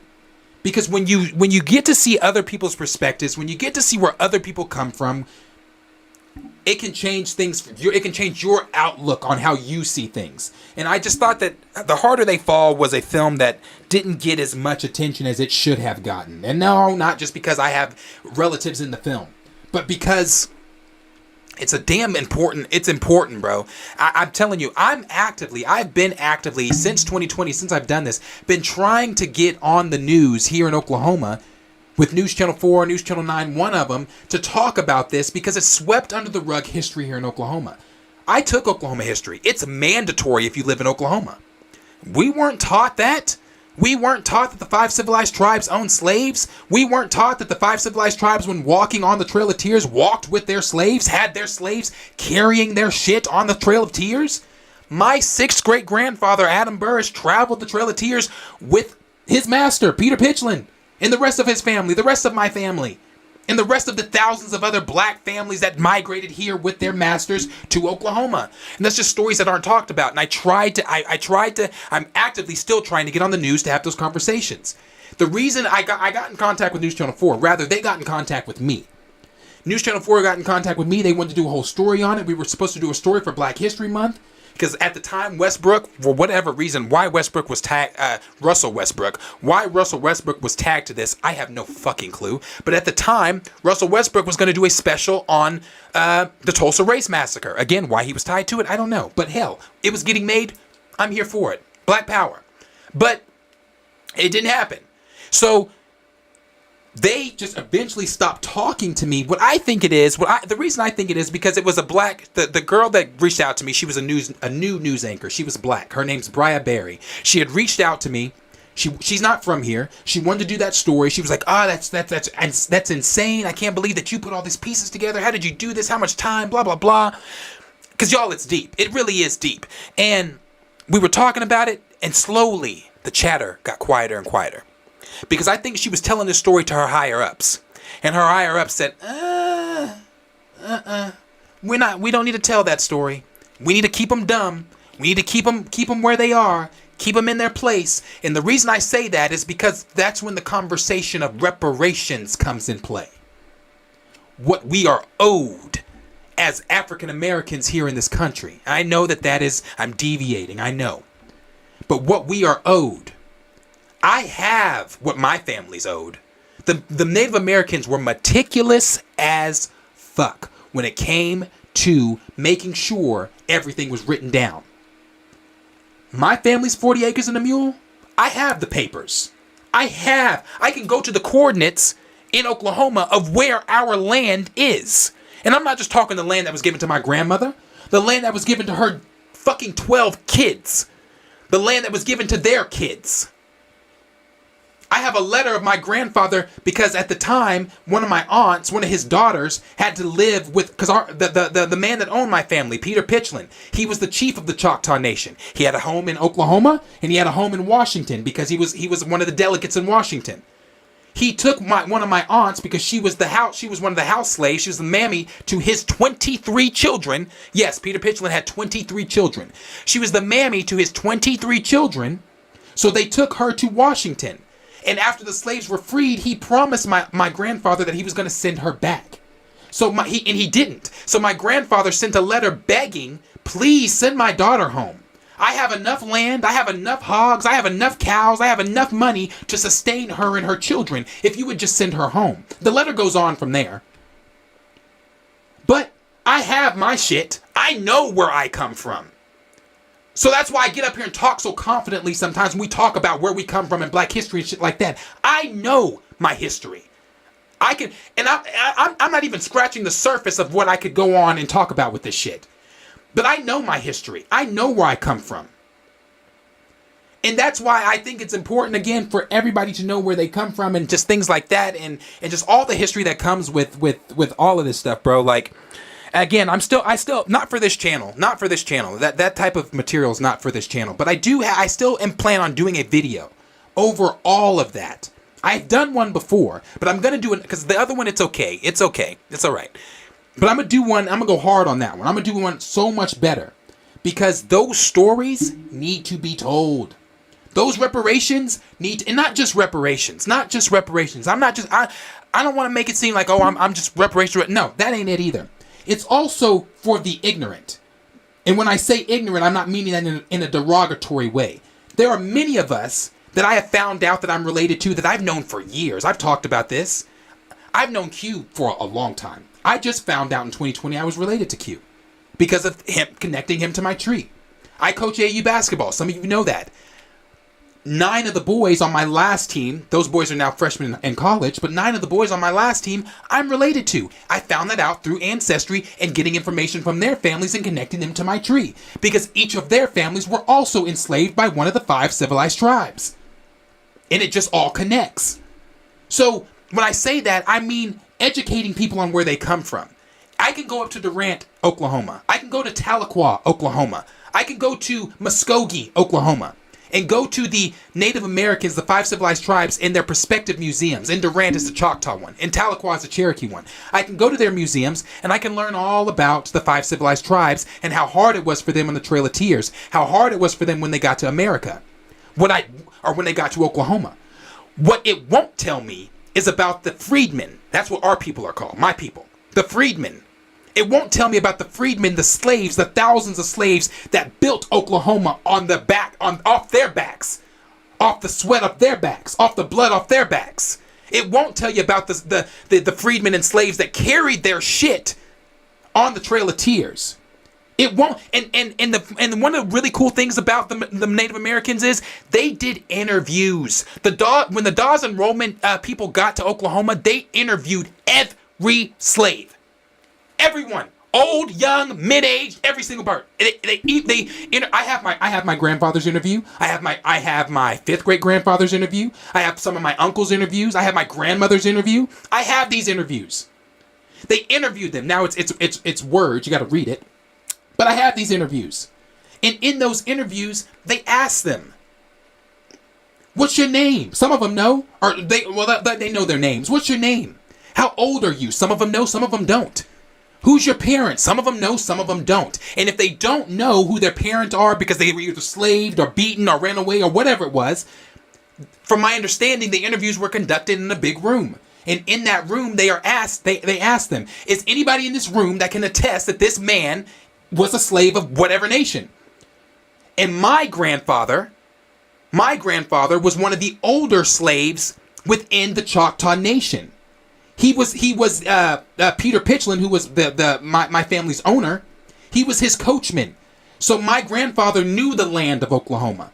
He knew other slaves from other tribes, from the Creek Nation, from the Seminole Nation, from the Cherokee Nation, from the Chickasaw Nation.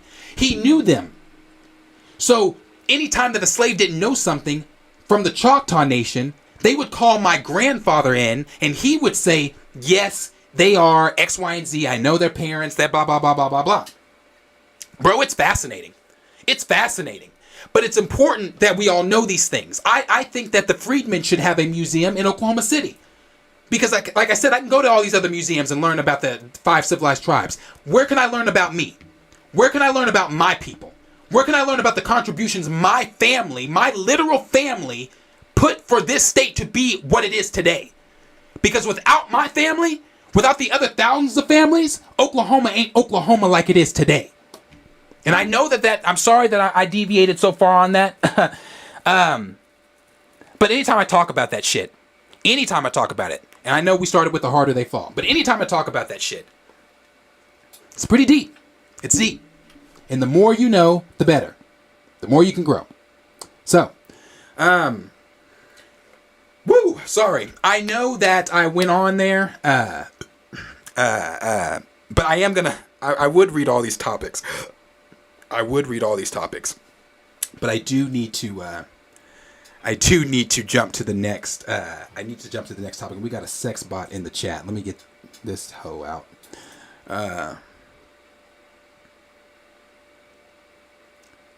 Let me see. Chill said, "Why can't you accept that the top black hero will end his upward trajectory? Just be comfortable with the top 10 superheroes remaining white. T'Challa can be elevated after the failed Shuri experiment." Yeah. Let's see. Ooh. Because I want to get to these other topics. Professor Film Fan said, "My issue with Harder They Fall was a lack of character backstory, but I want more black-led Western." Yes, lack of character. Because I said the same thing. I will agree with you there. I said the same thing. And there were some things that they made up to. Obviously it's a film. There were some things they made up to. Cherokee Bill was not. They were. I wish they would have went a little more accurate too. Cherokee Bill wasn't. His mother was a slave. His father was not. Yeah. So yeah. We got Warriors. FS said The Harder They Fall was epic. I loved it. Raymond 2000 said, "Uh-oh, the ladies are here." I know, I got them out. Brian Fisher said, "Damn, you're related to Bass Reeves. That's a real Lone Ranger." Yes, I'm related to Bass Reeves. I am. And one of these days, like on a stream or something, if you guys are ever interested, I really don't want to do it on here, though. Like, we're about to start doing some members only streams because we're about to start set up our members only stuff. If anybody's interested in becoming a member of the channel, you can do so when we set that up and everything. But I'm about to set that up, and maybe in there I might go deeper in it. But I just don't know that I have an audience that wants to hear the History Channel. You know what I'm saying? So I love it. I love history. So that's just me though. Yeah, bro. Yeah. Bill Robinson said, "The Harder They Fall is one of my favorite westerns of all time. I loved it." Not Again 90 said, "Yo, any mods in the chat can block the spam comments." Hey, that's another thing. I'm about to start setting some mods up too, so we can get them out of here. Kenny Pierce said, "IDK, they have..." No, we don't. Not yet, but we're about to. Warriors FS said they paid tribute to Chadwick Boseman in the Harder They Fall movie as well. They did on the train. Yes, sir. They did. Yes, sir. They did. Stamina... And see, look at that. That was a Netflix film, a black cast that paid tribute to Chadwick Boseman without morbidly inserting a character to kill him the way... Yeah, it can be done. It can be done. Let's see. CGZ said, "Isn't the Corsica movie by Isaiah Washington about Bass Reeves?" I've not seen it because I'm not sure what that one is. Raymond 2000 said, "People need to know this stuff." They do. It's important, man. It is important. Like, do you know how much money the 5 civilized tribes have? And us being descendants of freedmen who they don't claim. Because I have my proof. I can take it up there to Durant. But you know what they're going to tell me? They've told me. They're going to tell me they want death certificates for everyone that's on my Dawes enrollment card. So we're talking about my enslaved family members. You want me to get you death and birth certificates for some slaves? That's bullshit. I almost turned the Choctaw Native American Bureau inside out when I was up there. I was loud as shit because that's bullshit, bruh. That's bullshit. Tell me you want me to fail without telling me you want me to fail.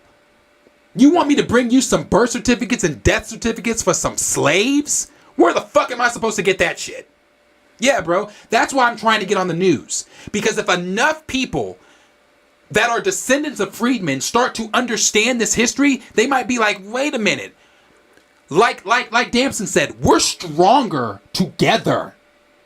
That's why it's important. We need to be unified as black folks instead of divided. When we're divided, we don't get shit done as a community. But when we are together, when we stand hand in hand, when we know our shit and know what we're talking about, we are a force that is unstoppable. And that's why it's important. So yes, it's super important for people to know this shit. Edward said we need more black Western movies and TV series. I agree. Gray said, I would love to see the Bass Reeves show instead of the Lone Ranger any day. I swear they make entertainment fiction off our real life experiences. Yep. Grand Region Thrag said, my grandfather, my mother's side was Peter Clifton, his account to being a slave. I know that name, Peter Clifton. Is that famous? Hold on.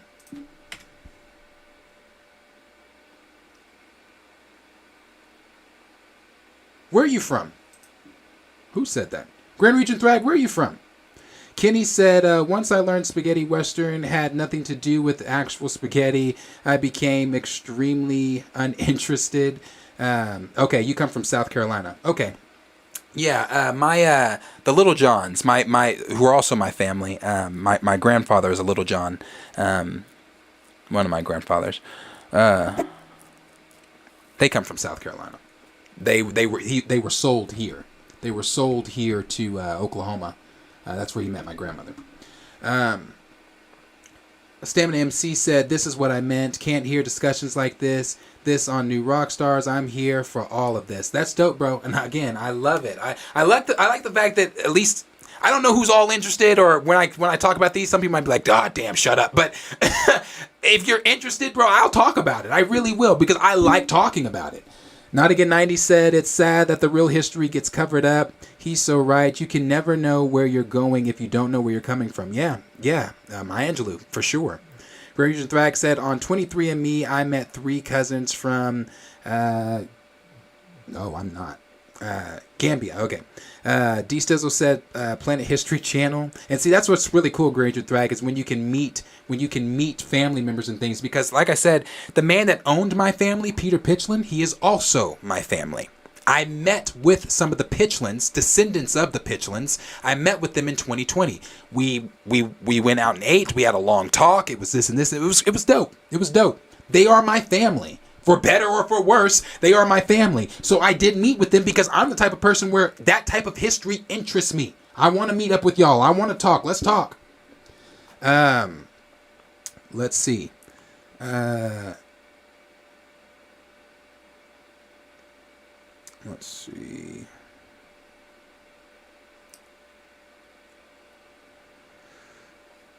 Gray said, my father's side from South Carolina, my mother's side from Virginia. Network said, Jemai Samuel is an ambitious visionary. I can see him handling a franchise for Marvel. He should take over for Ryan. Anybody should take over for Ryan.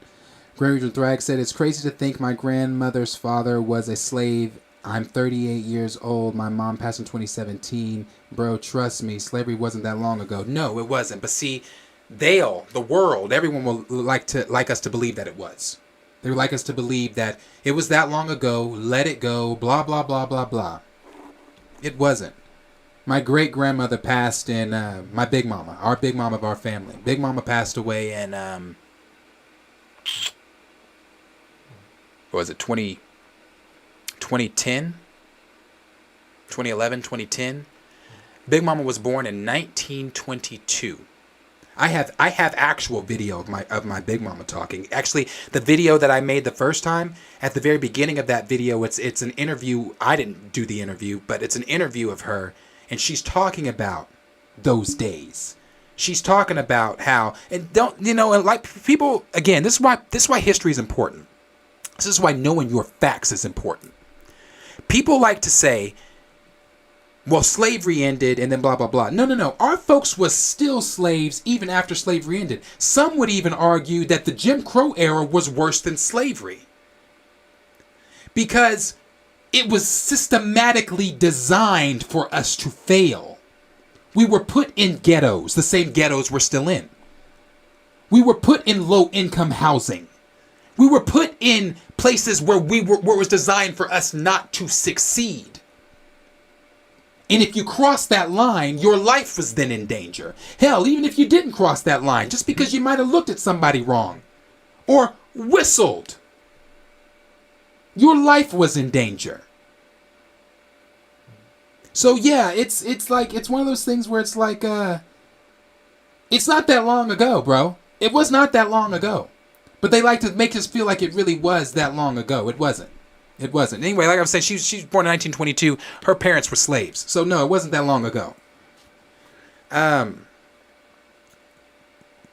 Kenny said, why is it called Trail of Tears, you think? Well, it's called the Trail of Tears because when the Native Americans were removed from their homelands in 1830 by President Jackson, the reason they were sent from Mississippi to walk to what is now Oklahoma Indian Territory. It's called the Trail of Tears because along the way, many people were lost. It was freezing. Like I said in these interviews that all of our relatives and slaves had to do, they talk about the Trail of Tears. At least my grandfather did. He talked about how hard that shit was. He talked about the walk over here. He talked about how when Massa got on the boat, they had to walk through the Mississippi River. Nigga, what? What? Walking through the Mississippi River, and we're not talking. And we're not talking about in the summer. It wasn't summer. People were dying of sicknesses, like dying from frostbite. People were. What was the main one? What was the whooping cough? That wasn't the main one though. Damn, what's that? Cholera. People were dying of pneumonia because it was cold as shit. And all the people that were being lost on the way were dying, so it got named the Trail of Tears. Let's see. We got Grand Region Thwack that said, my grandmother told us tales of Cherokee, but we were all the way up in PA. But on Ancestry and 23andMe, I have over 15. Yeah. Network said, I said this before, but I honestly believe I don't know his name, who plays Elliot in Gangs of London would make a phenomenal T'Challa. He can handle action scenes and emotional dialogue. We got Gray that said, I'm Nigerian, Cameroon, I don't know that one. Guyane, Milan, and Ivory Coast, and damn, you got a lot. I have a lot too. I don't know what they all are though. It's all on my Ancestry account. I'm not sure though. I did the whole spit swab thing. Marvelous D said, thanks for sharing this information. For sure, bro. For sure. I'm gonna go down. Because like I said, I want to get to the last two topics there. Let me see. I'll start here where it says, Marvelous D, wow, you called your grandma Big Mama. We called our grandma the same. Yeah, bro, that's my Big Mama. Raymond says, slavery never officially ended. I have family members who were raised on plantations still alive. They're very old, but still here. Right. Nah, bro. Yeah. Grand Region Thrax said, my aunt told me, Grace said sharecropping was no picnic. Nah, no. You guys saw, I don't know if you guys saw, but I shared a video on my Twitter, and it was a video of, again, it was during the Jim Crow era. A black and white video. This black mother, young black mother, she had 14 kids. And back then, that shit was common. All of my relatives on all their DAWS cards have at least 12 to 15 kids. So that shit was common back then. Why? They were slaves. If Massa told you we need more field hands, you get in there and you make more field hands. If Massa told you better go lay with old girl or old boy, because even though that's not your wife or spouse or whatever, because we need more field hands, you better do it. There's an interview here from Oklahoma with one of my cousins where she was told, her Massa told her, you see that boy over there? Once he settles in, because she was only 14 at the time. Once he settled, this is not exaggerations, bro. I can read you guys this shit verbatim if you need me to. This is not exaggeration. She said, you see that boy over there? Once he gets settled in, I want you, he's a big boy. I want you to go make me some big kids.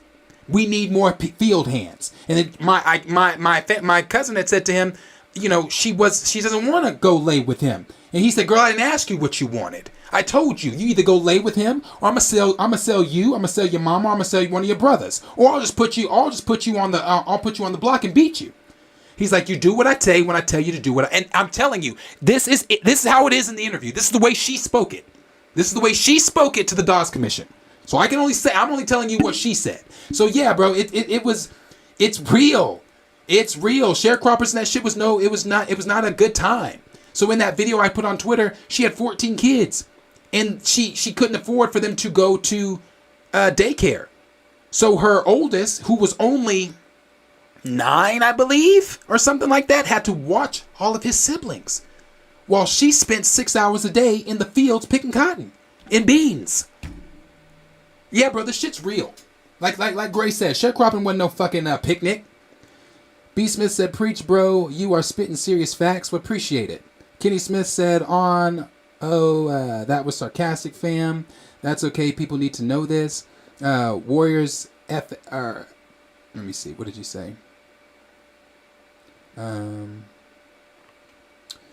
Warriors FS said Grand Region Thrag. He's talking to Grand Region Thrag. Sorry. Kenny said they called it the Trail of Tears because mad tears was dropping on that hoe. Me as a history teacher. Yeah, that's literally why though. Gray said Jackson ordered the Indian Removal Act. The Natchez Trace has Indian mounds every 30 to 50 miles, all along the trace. Yeah, it's I'm telling you, bro, there's stuff here that you can look at too. Like I said, the plantation that my main immediate family was on, only the wall stands. Only plantation that still stands in Oklahoma is one that my cousin Nancy Fox was on, and that's up in Tahlequah. And that she was owned by the Cherokee Nation. Her and her kids and her brother, her parents, siblings, they were all owned by the Cherokee Nation. I did visit that plantation. Now you want to talk about a surreal experience? Because everything in that house is 90% the way it was when they were slaves. None of that, all that shit is real. That is one of the only plantations that was not burned down during the Civil War in Oklahoma.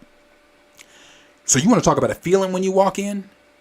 You want to talk about a feeling when you walk in the master's room? When I walked in there, when I walked into where the slaves were, that's some shit. That's some shit. That's some shit that'll have you really thinking.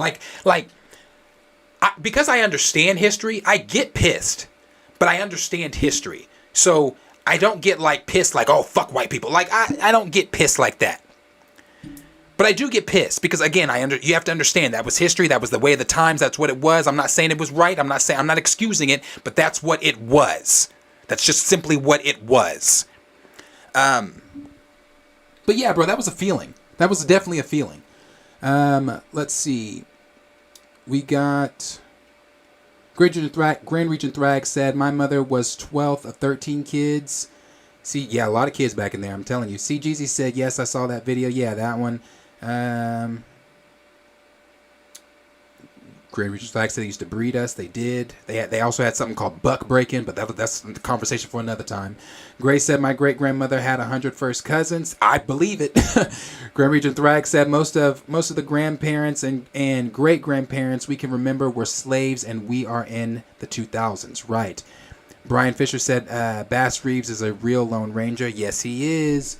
Grand Region Thrag said, the energies of those lives are still there, bro. Right. Okay. Whew. Winded. We're gonna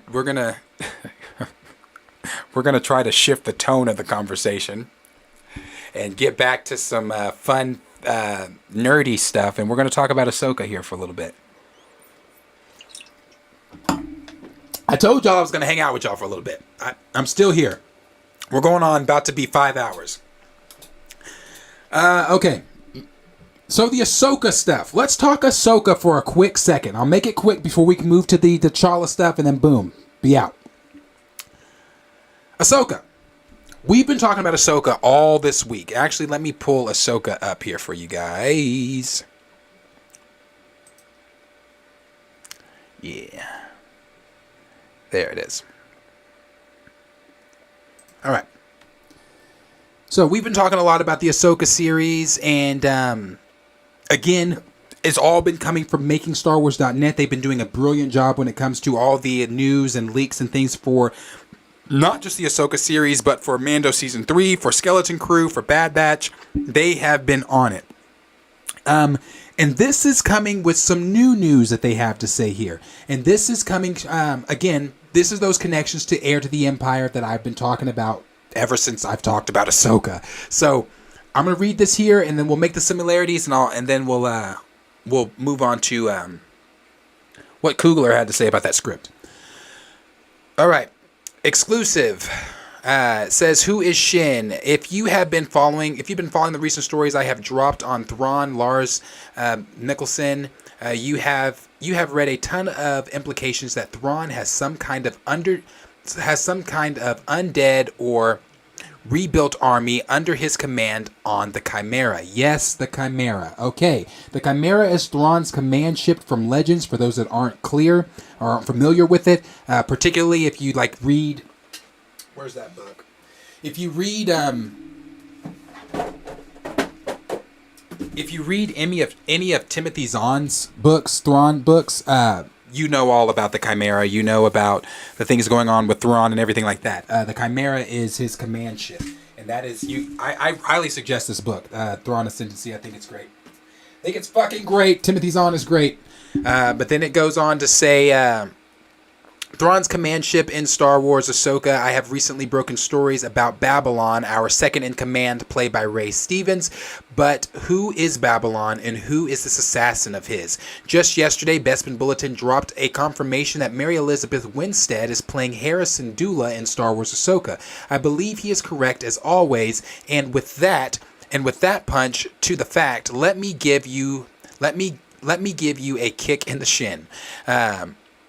Ivana Sakano, I know I'm saying that wrong, is Shin. Several sources have confirmed to me that she is playing a new character named Shin. Shin is an apprentice of Babylon, a Force user who has embraced the dark side, probably in alliance with the Night Sisters. She is cold, calculated, and desperate to prove herself to her Jedi Master. What Jedi Master? Who are they? Sources have implied a story in which a survivor of Order 66, a Jedi named Babylon, fled to this unknown region of the galaxy for safety. Sources think Babylon wanted to maintain the Jedi way, but was corrupted over time, maybe from the influence of his life with the Night Sisters. Shin herself might be a former Night Sister. Sometime around the Return of the Jedi, before the series takes place, Babylon takes Shin on as his apprentice. Damn, why do I keep saying apprentice? Somehow Babylon and Thrawn became allied, and Shin is tasked to hunt and kill Ahsoka Tano. Of course, Ahsoka actually grew up fighting off characters like Ventress, so it is doubtful Shin will challenge Ahsoka too much, and this will bring Babylon out into a large conflict with Tano herself. Says the subtleties of the backstory may differ when we get to the final version of Star Wars Ahsoka series. All the supplementary material in publishing begins. This, however, is my understanding of the simple backstory that seems to have been used during the production to inform the script and motivation. These characters are a mystery to Ahsoka at first, and still learn about and she will learn about them as the episodes unfold. I just do not know to what extent and how much exposure. That's what they should put, exposure. How much exposure will inform us about them on screen. Then lastly, here is the speculation. This is highly speculative, but I'm getting the vague sense that Ezra Bridger, Iman Asfadi, and Thrawn split or were separated and have been apart for a long time. Ezra sounds like he is in hiding, perhaps lost on purpose. After Ezra figures out Babylon is evil leaning, maybe Ezra stays in hiding out there because evading Babylon is more doable than the entirety of Palpatine's army. When the Empire falls, thanks to Luke Skywalker, Ezra has missed all of that while lost at sea. So Ahsoka is out here looking for the lost Jedi. In the process of this, Ezra and Ahsoka will have to fight Babylon and Shin to safely return home and protect home from them. I suspect Thrawn wants to use Babylon to kill Luke Skywalker like an heir to the Empire, like Joruus Sabaroth. Yes, I'm going to get on that in just a minute. Thrawn now has a Jedi with an apprentice. Thrawn has his Star Destroyer. Thrawn has resurrected or rebuilt resurrected or rebuilt army under his command. This is a real threat to the New Republic. Even with a young Jedi Luke Skywalker who has only began to build his Jedi Order. I have been told Mon Mothma is relevant in the new shows as well. She did create the Military Disarmament Act, that indeed she did, which has left the galaxy vulnerable to such unknown threats from the unknown regions and things like that. She is likely in these shows in a cameo size part. It sounds fun. I would love to hear your theories. Blah blah blah blah blah. So those are the things kind of going on with the Ahsoka series and things right now. It's pretty interesting. Like I said earlier this week, Making Star Wars did talk about the character Babylon, which we talked about that when we talked about the last Ahsoka leak that we talked about. It is going to be played by Ray Stevenson. He is second in command under Grand Admiral Thrawn. Now, remember, what was his name? Remember the dude I said I can't remember his name from the Thrawn comics? God.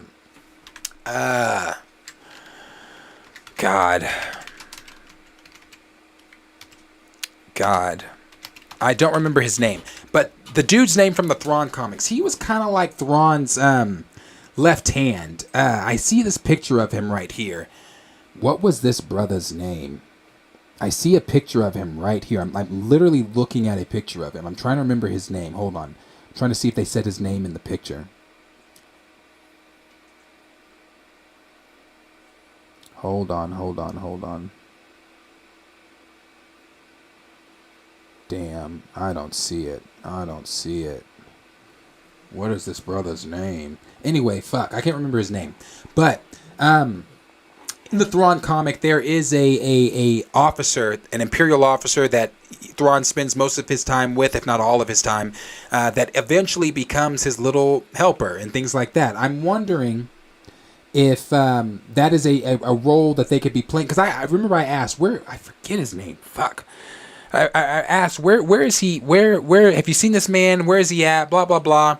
Things like that. But it looks like they're, with the direction that they're going with Ray Stevens as Babylon, the comparison to Joruus Sabaoth is right there. And I've been saying for the longest, heir to the Empire.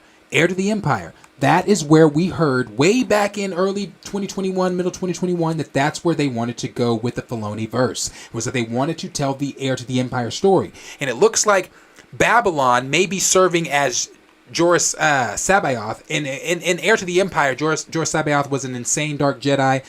He was an insane dark Jedi that went crazy. He went crazy after Order 66 and everything like that.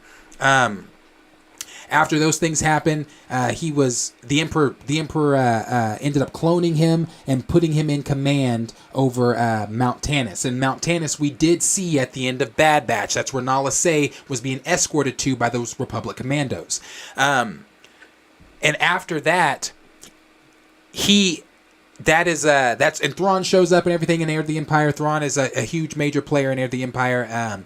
He is basically Thrawn's right hand or left hand man. And I think that's what Babylon is going to be. Ray Stevens' character, he is going to be the Joruus Sabaoth of what's going on. And instead of getting Luke with 2 U's, you're going to get this Shin character as his apprentice. It looks like it's going to be really interesting. And I'm not even doubting that Luke Skywalker will show up, because that was Thrawn's whole thing, to attack the New Republic. And I'm so glad they're still kind of going with that storyline there, that he's going after the New Republic and things like that. We're going to be seeing that happening. And according to the sources, well, let me put it this way. Also the stuff with Mon Mothma. it makes a lot of sense with Mon Mothma showing up, because she is the one that created the military disarmament act, which was basically which basically made the galaxy vulnerable to any unknown threats out there. And right now, Thrawn is an unknown threat in the unknown regions, or beyond space, whatever they're calling it, where he's going to show up and try to pull an attack on the New Republic. So it's going to be really, really interesting. And something else that I'll add to that too here. Is this coming from? Yes. I'll show this one here. We also have our young Ahsoka, which we all know that Savannah Stein is going to be playing our young Ahsoka. We've talked about this. I'll kind of go into what they're saying. It says Star Wars Ahsoka is expected in 2023 with Rosario Dawson as the lead actress. However, it's been reported that a younger version of the character will appear in the series. Nerdgasm has exclusively learned that the actress Savannah Stein will play a young version of Ahsoka Tano. Early in 2022, Stein appeared in HBO's House of the Dragon. Now she'll appear in Disney Plus's Ahsoka series coming in 2023. Announced in December 2020, Ahsoka is a spin-off from Disney's The Mandalorian. It follows the character's appearance in the second season of the show. Rosario Dawson takes on the mantle of the former Jedi Padawan. However, she'll be joined by Natasha, Lee Alu Bordezo. I see her face. I can't pronounce her name. Who she will be playing Sabine Wren. The Ahsoka series will be a limited series that Jon Favreau and Dave Filoni have developed. Filoni has written the series while also directing multiple episodes. How will Savannah Stein appear in Ahsoka? Notable Star Wars leaker MakingStarWars.net has revealed details about the upcoming series. The information matches what we here at Nerdgasm have heard for some time. Savannah Stein will play a young Ahsoka Tano in flashbacks. We talked about that last week, if you guys remember. She'll play a young Ahsoka Tano in flashbacks of the Clone Wars. Ahsoka was a pivotal character in the animated series of Star Wars The Clone Wars. However, Jason Ward's information adds more depth to how this young version of the character could appear. While flashbacks seem to be the obvious answer, it does appear to take another turn. According to Ward, younger versions of Ahsoka will appear via the world between worlds. This location is a mystical plane within the Force that bridged locations between space and time. You can see why this would be a solution for showing younger versions of the character. Additionally, MakingStarWars.net states there's another version of Ahsoka who is playing that version is unknown. However, Nerdgasm is aware of Savannah Stein, that Savannah Stein is playing the Teenage Clone Wars version of the character. Ward's information somewhat checks out. He states that during the series production, the character of Ahsoka Tano had different code names, therefore suggesting different actresses would be playing the character for specific moments as such. It matches our information as well. Additionally, it was reported that Hayden Christensen will fight the Clone Wars Ahsoka. This is the one that is Savannah Stein's character, or that Savannah Stein will be playing. Christensen has long been rumored to be appearing in the series. This follows his appearance in Star Wars Obi-Wan Kenobi as Anakin Skywalker / Darth Vader.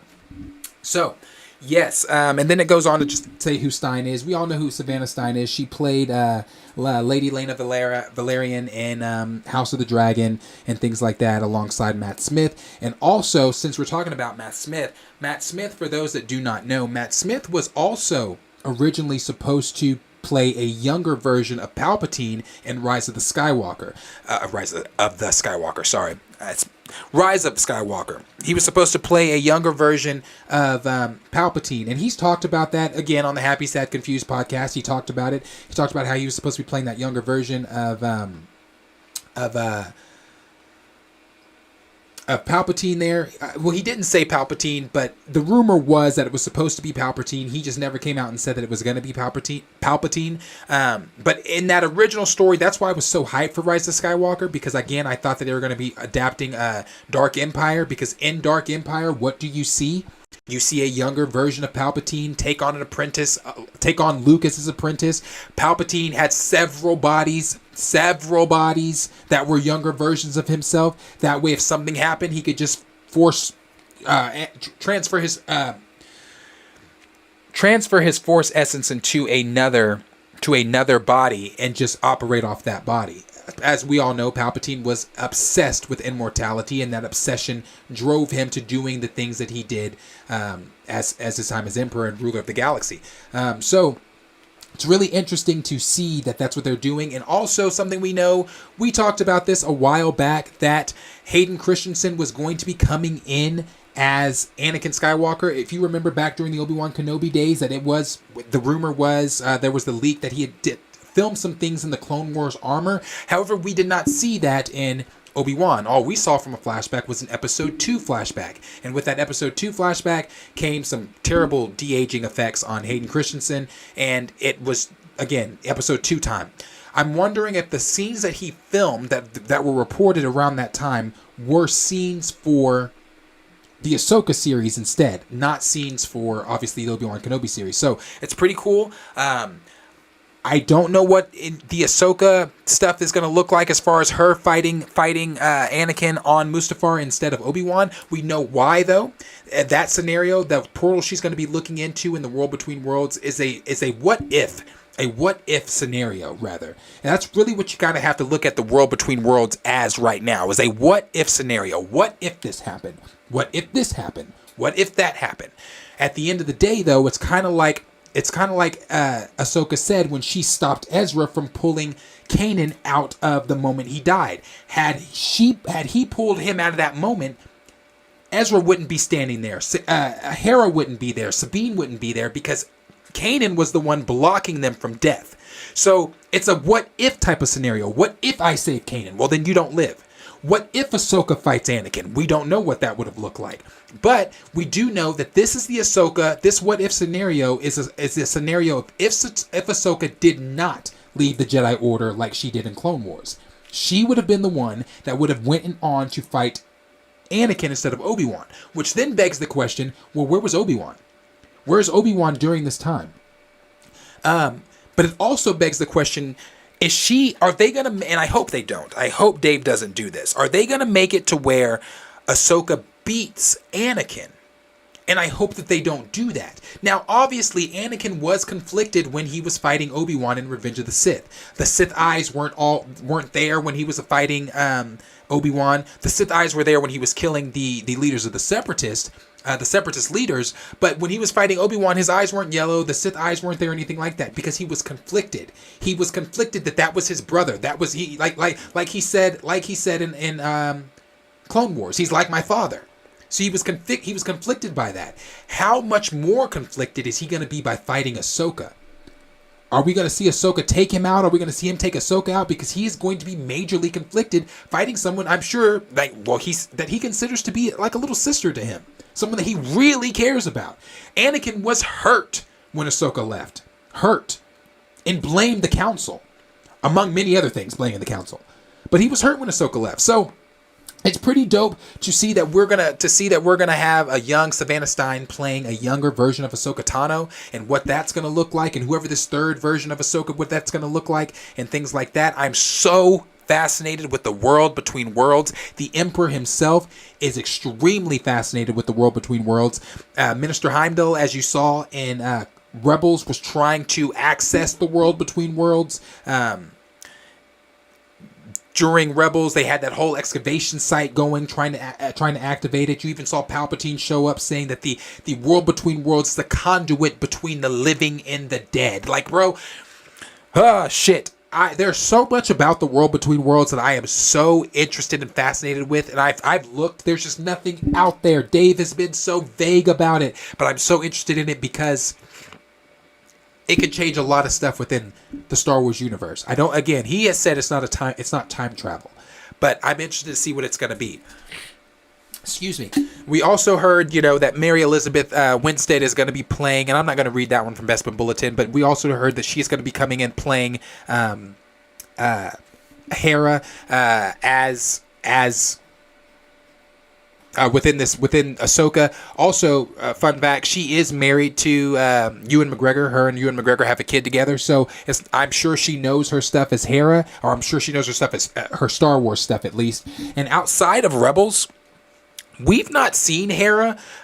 We've heard she does exist within the Star Wars canon universe, outside of the animation stuff. But we didn't see her in Rogue One, but we did hear her name as they were getting ready to fly off to Scarif. You heard over the intercom General Syndulla something.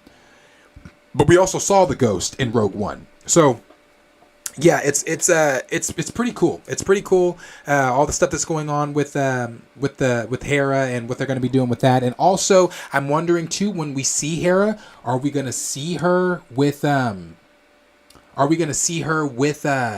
Syndulla, her son? Because the last time we saw her in Rebels, she was with her son, Jason Syndulla. So is Jason going to play a role in this? How old is Jason at this time? Is Jason, does he have Force abilities? Is he a Jedi? Is he going to meet Ahsoka? Is he going to meet Luke? Is Jason one of the ones that maybe joins Luke's Jedi Order? There's so much going on in this series, and I am here for it, bro. This is the first time in a long time that I can say I am amped for Star Wars. I cannot wait for this series to drop. This shit is going to be my jam, bro. I'm going to be in here every episode reacting and breaking this shit down with you guys, because this sounds like it's going to be super cool. The last thing we'll talk about here is the movies. The next time we're going to see movies. So since The Rise of Skywalker, we have not seen a Star Wars movie. We have not seen a Star Wars movie since 2019, but it looks like that may be changing. So this is coming from Bespin Bulletin. But before we get to what Bespin Bulletin had to say, I will say this. We also know that Sean Levy, who is the director over for Deadpool 3, the director for Stranger Things and things like that. We know that he is going to be coming over after Deadpool 3 to direct his Star Wars film. And he is super excited about it. He has confirmed it. He's talked about it. That was in a Collider interview. I was going to read the interview that he said there in Collider. Well, I can read you what he said here quickly. He said, if you had told me back when I was directing Big Fat Liar that someday I'd be working on the biggest TV show in the world and directing Marvel,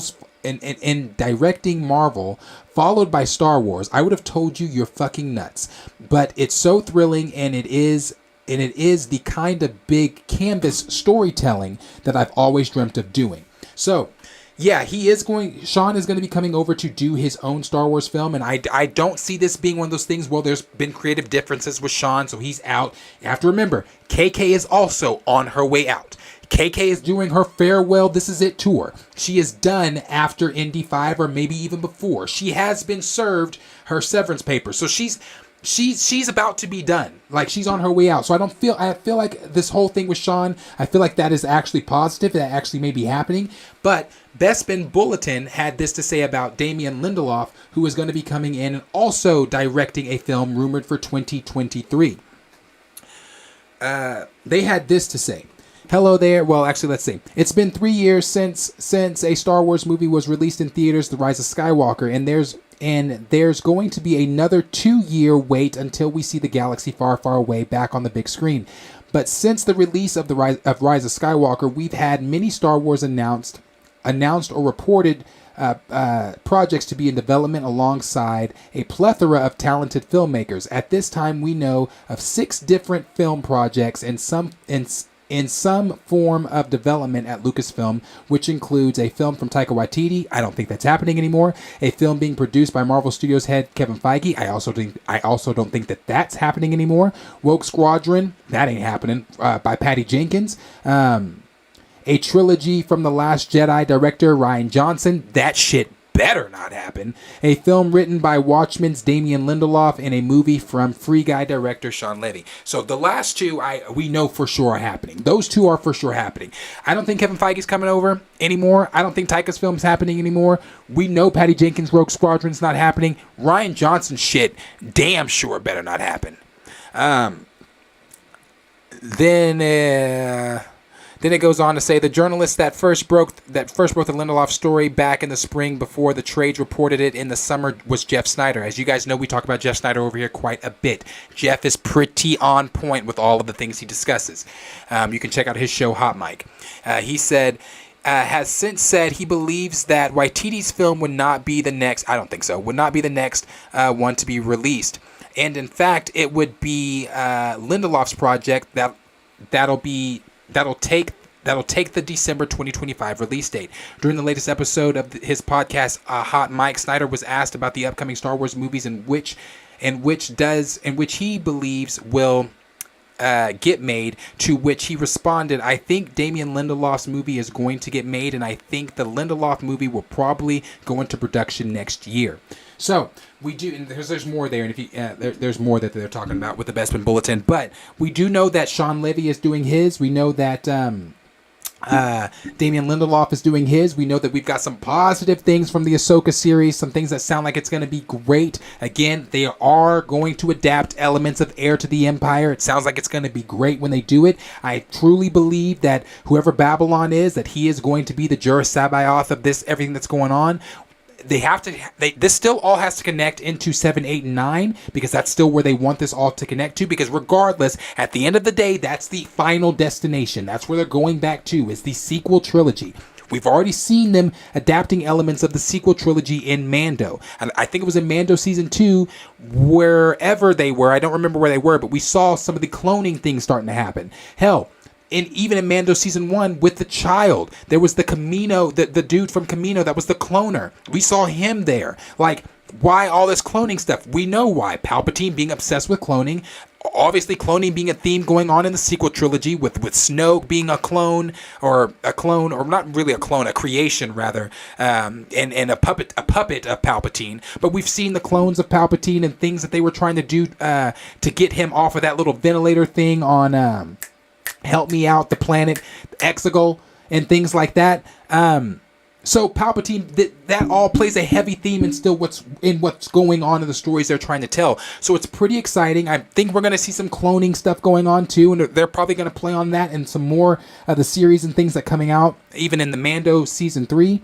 And even for that, we're supposed to get a trailer, a special look at that tomorrow. We're also supposed to get a special look at Ant-Man and the Wasp tomorrow, Quantumania, so be ready for that. So yeah, bro, it's a pretty exciting time if you're a Star Wars fan. And I that's wild as shit to say, but it's an exciting time if you're a Star Wars fan. This shit is going to be so cool. This I can't wait for it. I can't wait for it. Again, big Ahsoka fan. It's my most anticipated Star Wars 2023 show. But as always, let me know in the comments what you guys think. Maybe you're like, nah, I'm done with Star Wars. They let me down. I gave them Obi-Wan. I gave them Book of Boba Fett. Maybe you were an Andor fan. Maybe that turned it around for you. You gave them Bad Batch and things like that. Things just really weren't hitting. But it sounds like we are moving in a positive direction with Star Wars. It sounds like we are about to get a deal with Star Wars where the course corrections being made, where the fandom can start looking forward to seeing Star Wars things again. Most importantly, though, seeing Star Wars back on the big screen. That's positive to hear that maybe by 2023, not a film in 2023, but a rumored film starting production in 2023 could be coming soon. So let me know down below in the comments what you guys are thinking about that. Let's see here.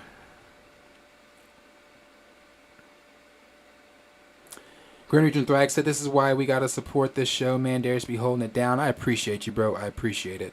Yes, D Stizzle said we need an Ahsoka trailer. Bro, man, we need an Ahsoka trailer. So bad. It would have been nice, since Disney likes to do, Star Wars and Disney like to do shit on Christmas. It would have been so nice to have an Ahsoka trailer for like Christmas or something like that. A tease, a look, or something, bro. Would have been dope. D Sizzle also said Mon Mothma became the new Chancellor post Return of the Jedi. Yes. D Sizzle said sounds interesting. What the fuck was that? Oh, Daniel subscribed. I was like, what the? I appreciate the subscription. I'm telling you, these noises that come with Streamlabs, I'm not used to them, and it's in my ear. So it's like, when I just heard that, it like anytime that somebody donates, it says Yibambe, and I'm like, where the fuck did that come from? So yeah, appreciate the subscription for sure. Appreciate it. Does sound interesting. Eli Vanto, thank you, Gray. God, I can never remember this brother's name, Vanto. Yes, although I think I debunked my own theory when I was thinking about it and talking. Yes, that's him. That's him. Thank you, Gray. That is him. I think I debunked my own theory, though. And the reason I say I think I debunked my own theory is because I don't think Eli's showing up. Eli is not Ray Stevens' character. Eli is not Babylon. Like, what the fuck? No. Eli is not Babylon. So yeah, but that's definitely him. I have to bookmark this shit because I will forget this motherfucker's name again. And I forget how to pronounce her name. I never pronounce it right. As you guys know, I don't pronounce shit good. Names, at least. A while back, she was rumored to show up with Thrawn. I can never pronounce her name, but a while back, I forgot she was rumored to show up with Thrawn. Pretty interesting. I have not heard shit about it since, but a while back, that was one of the rumors. Let's see. D-Sizzle said a lot of fans don't care for the animated stuff. It makes sense why there's live action flashbacks to inform viewers. Yes. And I like the flashback shit, the live action. Let me see it. D-Sizzle said these eps need to be 45 to 60 minutes. Hate 30-minute episodes. Me too. Chill said, in House of Dragon, you could say Savannah played an heir to the Empire. Yeah. D-Sizzle said young Palpatine was dangerous. Boy. That's why I think it would have been so dope to see young Palpatine take on Rey and Kylo instead of, I mean, old Palpatine. Palpatine in general is dope, but it would have been super dope to see a young Kylo take on Rey and a young Palp take on Rey and Kylo. Kenny said, Palp's got bodies. Indeed, bro. Bodies on top of bodies. D-Sizzle said the cloning actually worked in Dark Empire. It did. That's what I'm saying. Like, Dark Empire is so good. If you don't want to read Dark Empire, you can go to YouTube. You can listen to it. It's great. If you don't want to read it, I mean, if you're a person that doesn't like to read or whatever, and you want to hear Dark Empire, Heir to the Empire, any of those, you can listen to them on YouTube. They're super dope. Not only that, for my people like Sir Yuri G, and I'll send this in the Discord, my people like Sir Yuri G that say, you know, I'm not really into Star Wars, but when I hear you talk about it, it sounds pretty interesting.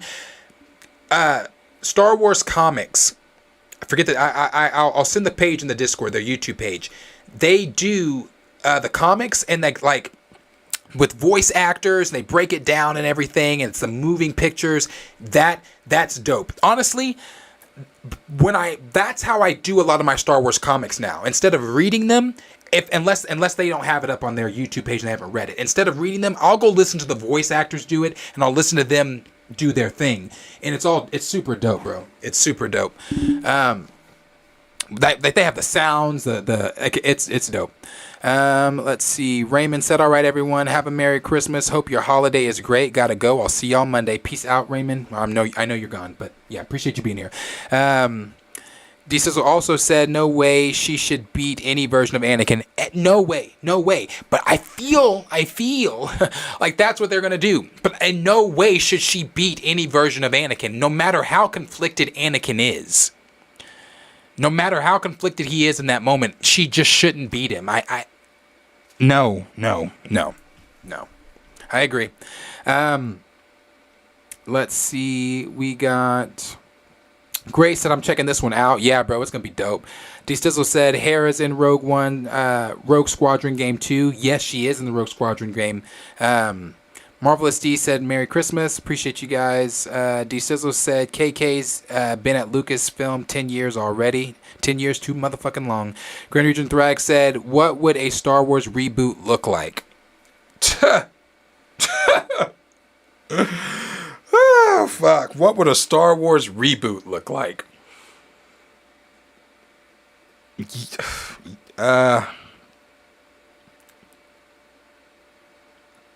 I'm going to say ugly.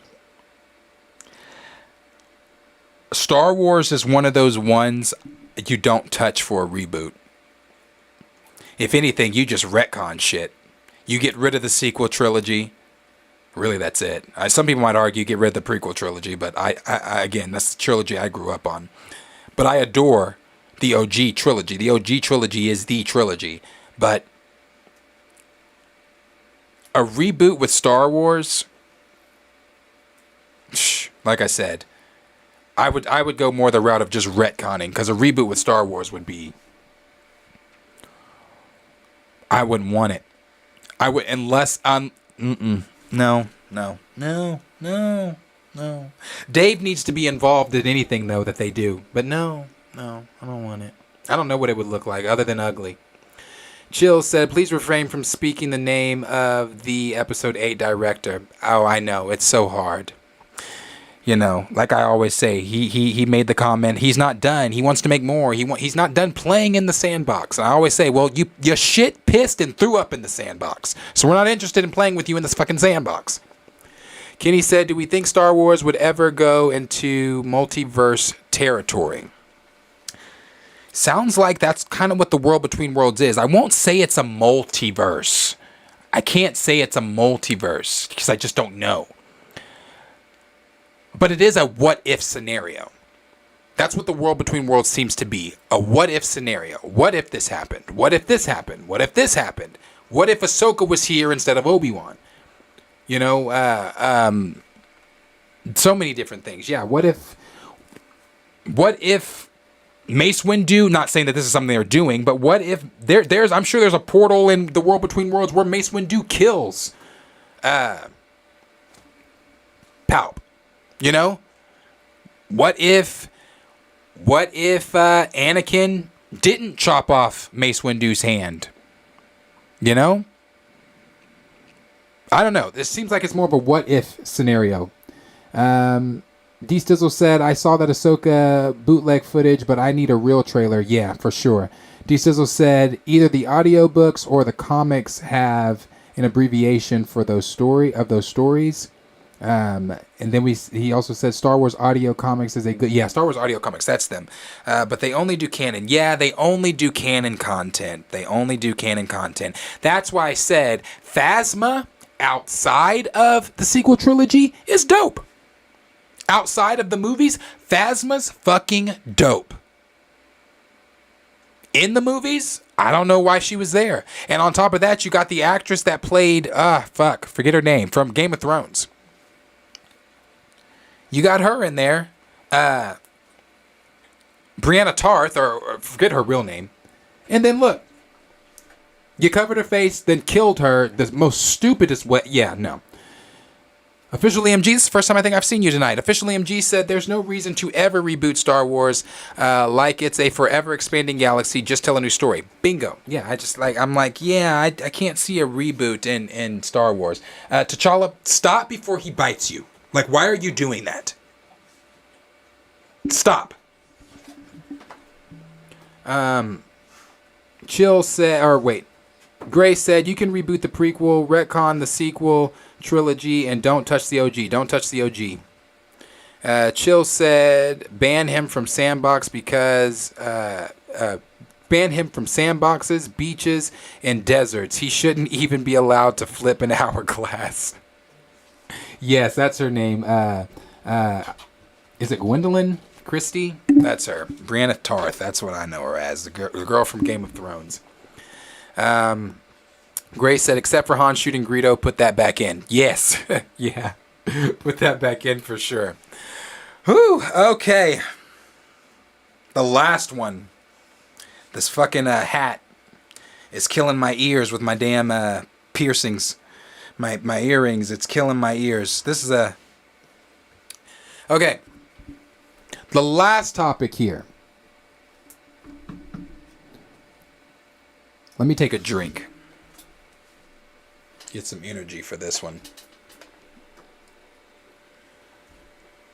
The last topic here. All right.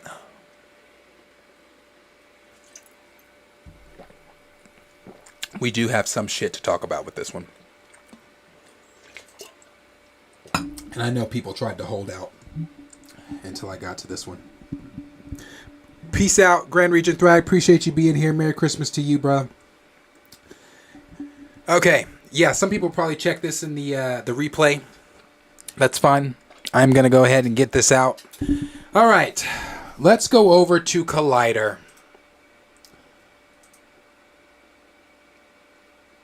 So, In a recent interview with Collider, or I'm sorry, the New York Times, Ryan Coogler was talking about the script for what was going to be Black Panther 2. Now, excuse me. You guys all know that Ryan Coogler has come out in the past and talked about the script a little bit. He's not gone in depth and with things with the script, but he has talked about the script. He used words like it's a T'Challa vehicle. It was heavy centered around T'Challa's psyche and things like that. The child, though, was never mentioned. Now, again, maybe the child wasn't mentioned because I can't remember if that interview came out before Wakanda Forever or if it came out after Wakanda Forever. However, the child was not mentioned. Now, either the child was not mentioned because he didn't want to spoil the post-credit scene if it did come out before, that interview came out before Wakanda Forever, or what I've been saying, and again, I have no evidence for anything. I don't work for Marvel. I'm not in their writing rooms. The child was just never a part of the original plans. But, again, I digress from that. But he talked about that. He's called it a T'Challa vehicle, called it centering around T'Challa, focusing on the character study. He called it a character study of T'Challa. Now, let's move to the most recent things he said, again, to the New York Times about this. In the interview, Coogler broke down how the first Chadwick Boseman-led Black Panther 2 already included TJ, T'Challa, and Nakia's son in the story. However, the kid's reveal originally came in the very beginning of the movie.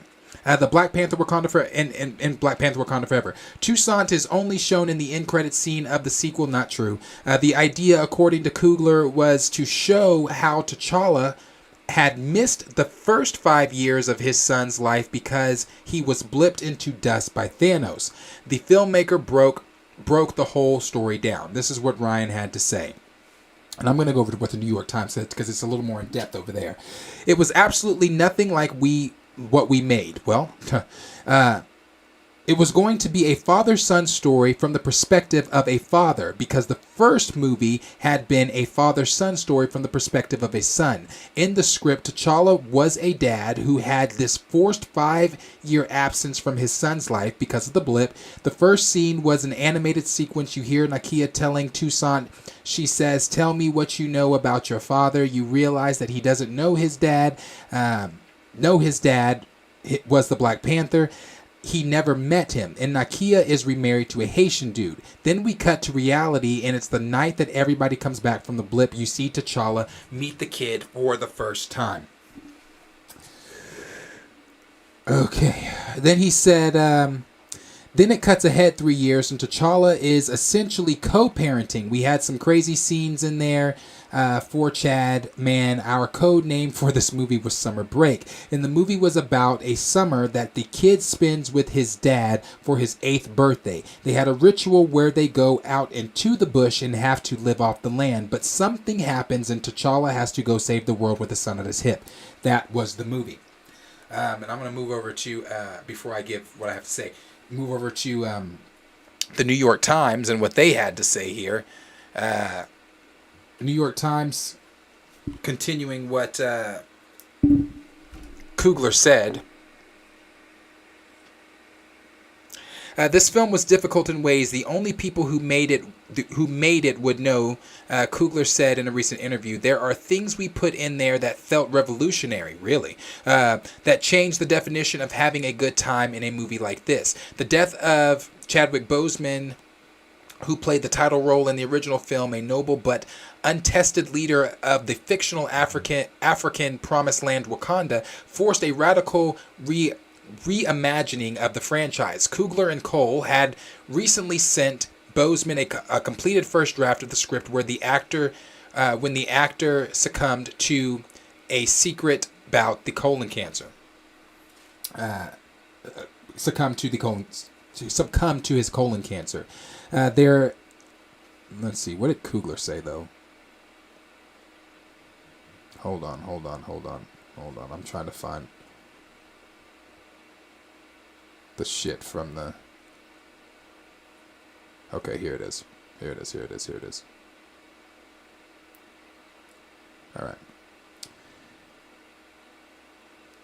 All All right. Then Coogler said, what were we going to do with the blip? In Marvel's Avengers Infinity War, T'Challa is one of billions of people who suddenly vanish, only to be brought back in the Avengers 5 years later. It was the challenge. It was absolutely nothing like we made. It was going to be a father-son story from the perspective of a father, because the first movie had been a father-son story from the perspective of the son. In the script, T'Challa was a dad who had his forced 5-year absence from his son's life. The first scene was an animated. Yeah, we read that, blah, blah, blah. Then it cuts. Okay, we read that. Then they asked him, was Namor the leader of the undersea nation Talakon in Wakanda Forever? Still the villain. Coogler said, yeah, but it was a combination. Val, the CA director, played by Julia Louis-Dreyfus, was more active. It was basically a three-way conflict between Wakanda, the U.S., and Talakon, but it was all mostly from the child's perspective. What? In the new version, the opening scene is T'Challa's death. Why did you decide to start there? Cole said, just practically everyone was going to be waiting to see how we dealt with it. So you... Okay. So doing it right up front made sense. Or not doing it at all made sense, but okay. In terms of the character, we needed to introduce a different version of Shuri, T'Challa's sister, played by Letitia Wright. We're showing the moment that she becomes a different person than the person we met. She's the smartest person in the world, but she can't save her brother. What does she do? She could save others from dying, but not her brother. Okay. We want to have an emotionally intelligent conversation. It's about the transformative quality of grief and trauma. There's this expectation with emotional trauma that you just need time. Oh, give them a couple weeks off, they'll come back to work to get back to it. But that person is completely different in some ways. You just don't see it because the change isn't visible. T'Challa's death is attributed to an illness, but it seems sudden and inexplicable, which profoundly unsettles Shuri. Why did you make that choice? Then he just goes on to say, we wanted to keep it simple. At the end of the day, what mattered is that she had a self expectation of being able to solve it, and she failed, and we didn't want her to have anywhere to displace her anger. If someone else would have taken T'Challa out, Shuri would have looked for that person. We wanted it to be a situation where the only place she could look was internal. On that last part there where he said the only place that she could look was internal, she told her mother in the film she wanted to burn the world. That's not internal. Didn't her and Namor say something about Namor said something to her about burning the world together? That's not internal. Like what? So let's just break this down from the beginning here really quick. Let's top it from the top. So I'll say this. The fact, and way before Wakanda Forever came out, we all prayed and all hoped, speculated, dreamt that the film would take place during the blip. And from what we know about E-Man and some of his sources that he has, the blip was not even something they discussed. The blip was not even something that popped into their minds. And again, I find that crazy. That one of the most important events in your cinematic universe, that you found a way to insert other places. You didn't forget about them in other projects. But when it came to Black Panther, in a way that you could possibly save T'Challa, somehow the blip, something you've been using all Phase 4, slipped your mind. I find that hard to believe. That it's not something they thought about. And if it's not something they thought about, then you need a better creative team in those writers' rooms. Why? Because again, the biggest event that you've been using throughout Phase 4, we saw it in WandaVision. We saw it in Black Widow. We've seen the blip being used to bring characters, back that have been blipped. T'Challa was blipped. no one in the writer's room, no one in the room thought to themselves, hey, why don't we take the blip? Why don't we take T'Challa?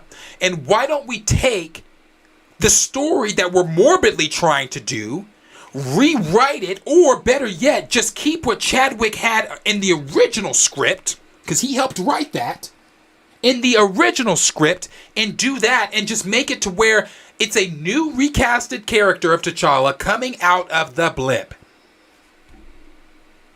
Could have easily been done. This is a decision, a selfish decision you decided not to make. I will say this.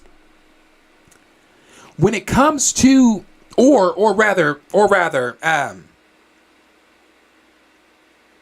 yeah, like I said, instead, Ryan Coogler and Nate Moore decided to morbidly force their story that they wanted to tell with their feelings onto the screen. And I've seen some people saying, to Ryan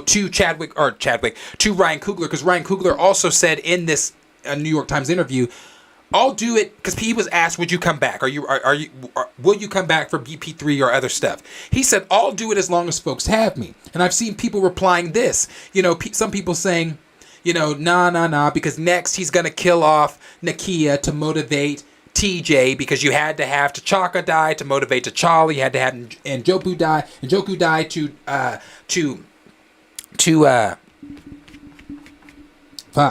motivate Killmonger. You had to have Ramonda die to motivate Shuri. So yes, it makes sense to have Nakia die to motivate TJ. But I'd even say this, because that's something that was mentioned here, was that that Nakia is married to a Haitian guy. That's probably one of the first things that was written that I'm like, good. Because get the relationship that should have never been, have her be married to whoever else, let Nakia start to go down her villainous route that because she's a villain, let her go down her villainous route. That way, T'Challa's single, let her be booed up with whoever the fuck Haitian dude she wants to be booed up with. That way, you can now usher in the Omega level queen mutant that she is, Storm. You can usher in Aurora. You can start to do that. That way you can have the relationship that should have been from the beginning. You go ahead and you take Nakia, you have her be married to the Haitian dude. T'Challa's back. She ain't gonna leave, dude. She been with the dude for 5 years. She's with dude. Now you can start having T'Challa's stories be told the proper way. Now you can have him marry Storm. You can bring in Storm. You've already got Genosha being mentioned in Thunderbolts. So that's getting us closer to the mutants in the MCU, X-Men. So instead of having Nakia as T'Challa's queen, phony queen, you can have the real queen come in. You can have the real queen step in. So I didn't mind that part. I didn't mind that part when they said that. But, one thing I will say too, I still think as much as an idea, because I like this idea. I like this idea better than the Wakanda Forever shit we got. I still say X the kid. I still say X TJ. And it ain't because, oh, Darius, God, you really just hate this kid. No. I really want what Ryan said in the first interview when he talked about the script. It's a character study. It's diving deeper into the character of T'Challa. In Iron Man 2, we did what's Morgan? We didn't get Morgan in Iron Man 2. We didn't get Morgan in Iron Man 3. We didn't get Morgan in Civil War. We got Morgan in Endgame. After Tony's stories were told, after we delved deep into Tony, after we went on many adventures with Tony, then you ushered in Morgan, which was fine. It was great in Endgame to see Tony dealing with everything he went through in the MCU in the first 3 phases leading up to Endgame. To finally be happy, settled down in a nice, beautiful home out in the country with his wife and his daughter. If you want to insert TJ so damn bad, insert him in the 5th BP, in the 6th BP. Yes, give it time like you gave Tony Stark. I don't know why T'Challa, the T'Challa, has to share screen time when we have not even had the screen time to learn about him. When we first saw him, he shared the screen with everybody in Civil War. When we saw him again, he died in his first film, and we still didn't get to even learn anything about T'Challa in that film. We saw him again in Infinity War, where he opened his borders to the rest of the Avengers to help fight off Thanos. Just to be blipped. We saw him in Endgame come out healthy as fuck, by the way, out of the portal and help defeat Thanos' army. In any of that, because Profess the Film Fan asked this for me on Twitter because it never gets answered in my comment sections when I ask this on Twitter or YouTube.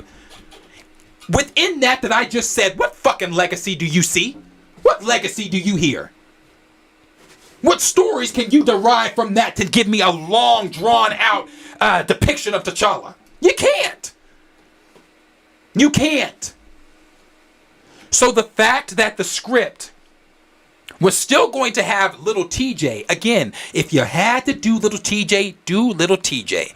But do TJ again in the 5th or 6th film. There's no way he's showing up in BP2 and on top of that going to be on his daddy's hip the whole time. Why is T'Challa taking his son into dangerous places and he knows his son is only 8? Isn't that what the thing just said? The boy just turned 8? So for his 8th birthday, yes, they're going to go live off the land and do the ritual. But after he learns that there's some danger that needs T'Challa, the Black Panther's attention, I'm going to take my son and put my son in harm's way? Again, that's just weird to me. It doesn't make sense. It sounds like some Disney-fied Up and Away ass shit. It sounds like some shit from Up and Away. They wanted the little boy in Up and Away to get his power so bad so they go fight crime with mommy and daddy. That's weird, bro. Like, why? Why? Let it be T'Challa. By the 5th, 6th film, bring in TJ, then have TJ fight with his daddy then if you just had to do it. But you should have given T'Challa stories first. And again, I like this better. I do. I don't want to sit here and complain and make it sound like, oh, well, Darius, you're just bitching about everything. No. I like this story so much better than killing T'Challa. Because this is a story that we should have gotten.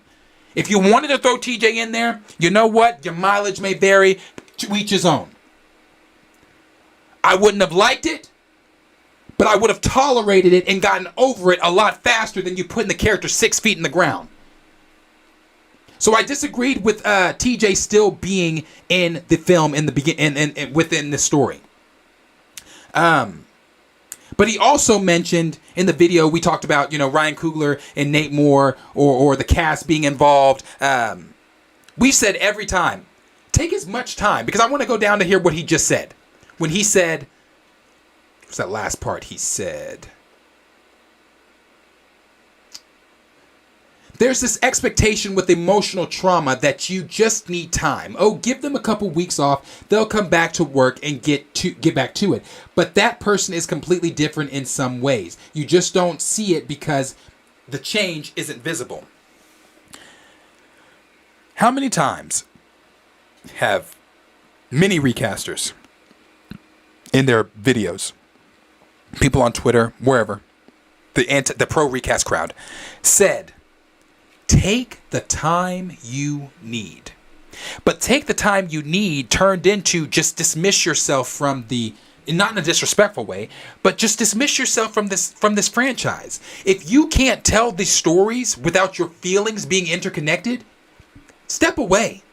It's not about giving them a couple of weeks and they can get back to it. As we understand,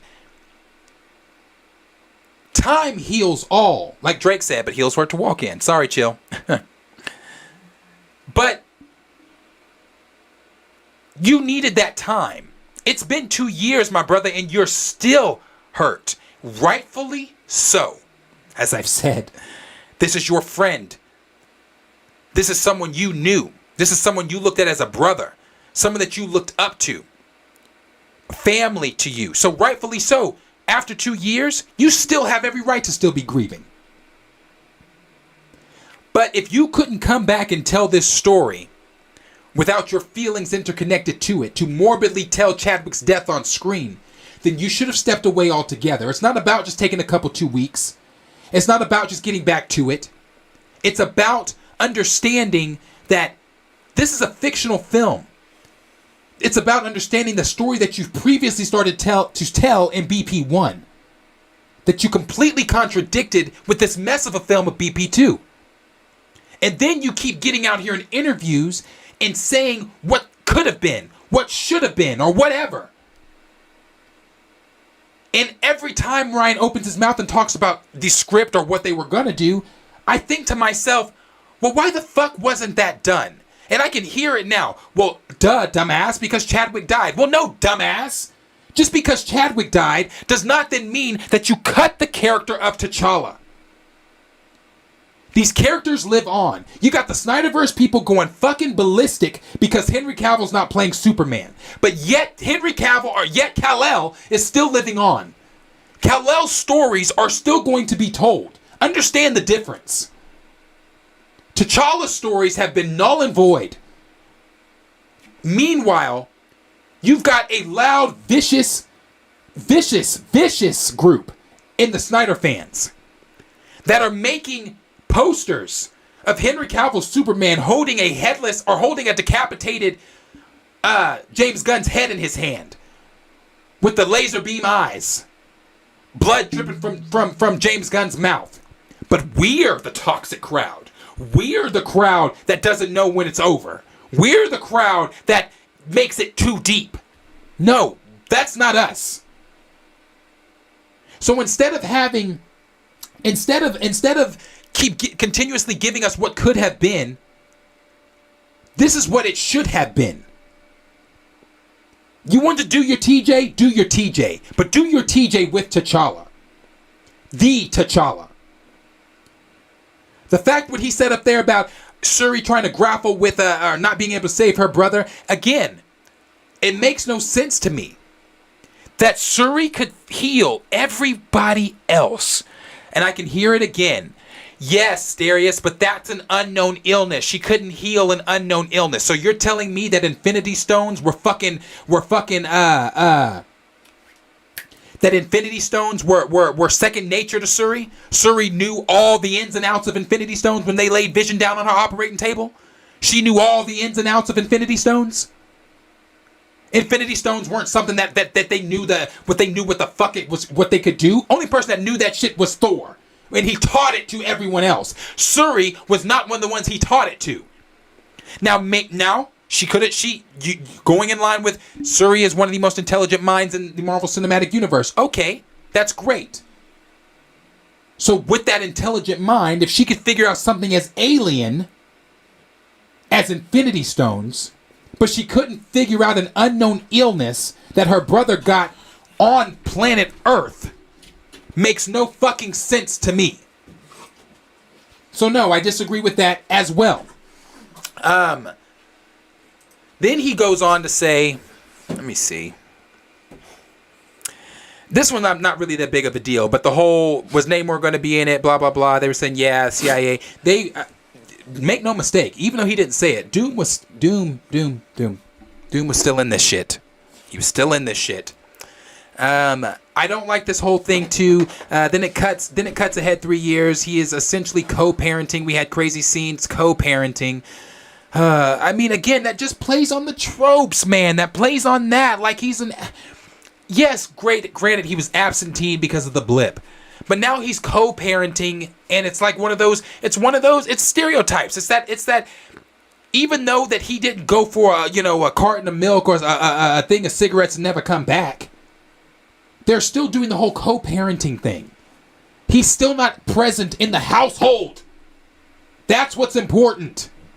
To get for audiences, not just audiences, for us too. Damn, to see a strong black household, a strong black family, a strong black king and queen with their now prince son, holding it down in Wakanda, showing you what black excellence really looks like.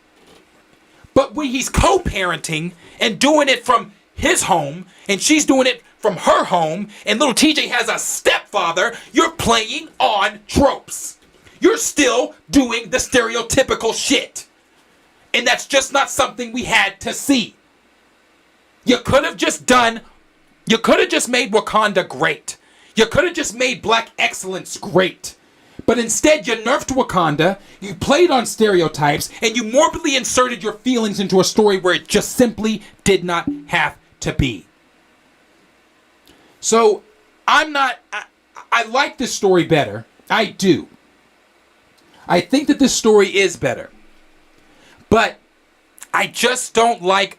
there are still things I don't like about it. I don't like TJ's involvement at T'Challa's hip while T'Challa's saving the day. I don't like that involvement. I don't like TJ's involvement in the film at all. I don't think TJ should have shown up until film 5, film 6, whatever. I like the whole Nakia being remarried thing. Again, that ushers in Storm. I don't like the co-parenting, as you just heard me say. I think that still plays on the stereotypes and tropes and everything like that. But every single time we talk about this, every single time Black Panther franchise comes up in the MCU, I get pushed further and further away. I get pushed further and further away because they continuously show me that T'Challa's not coming back for people that keep saying he is. They continuously show me that they don't give a damn about this character. So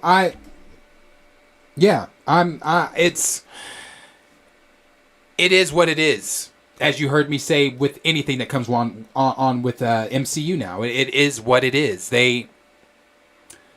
Let's see if there's something else in here I missed.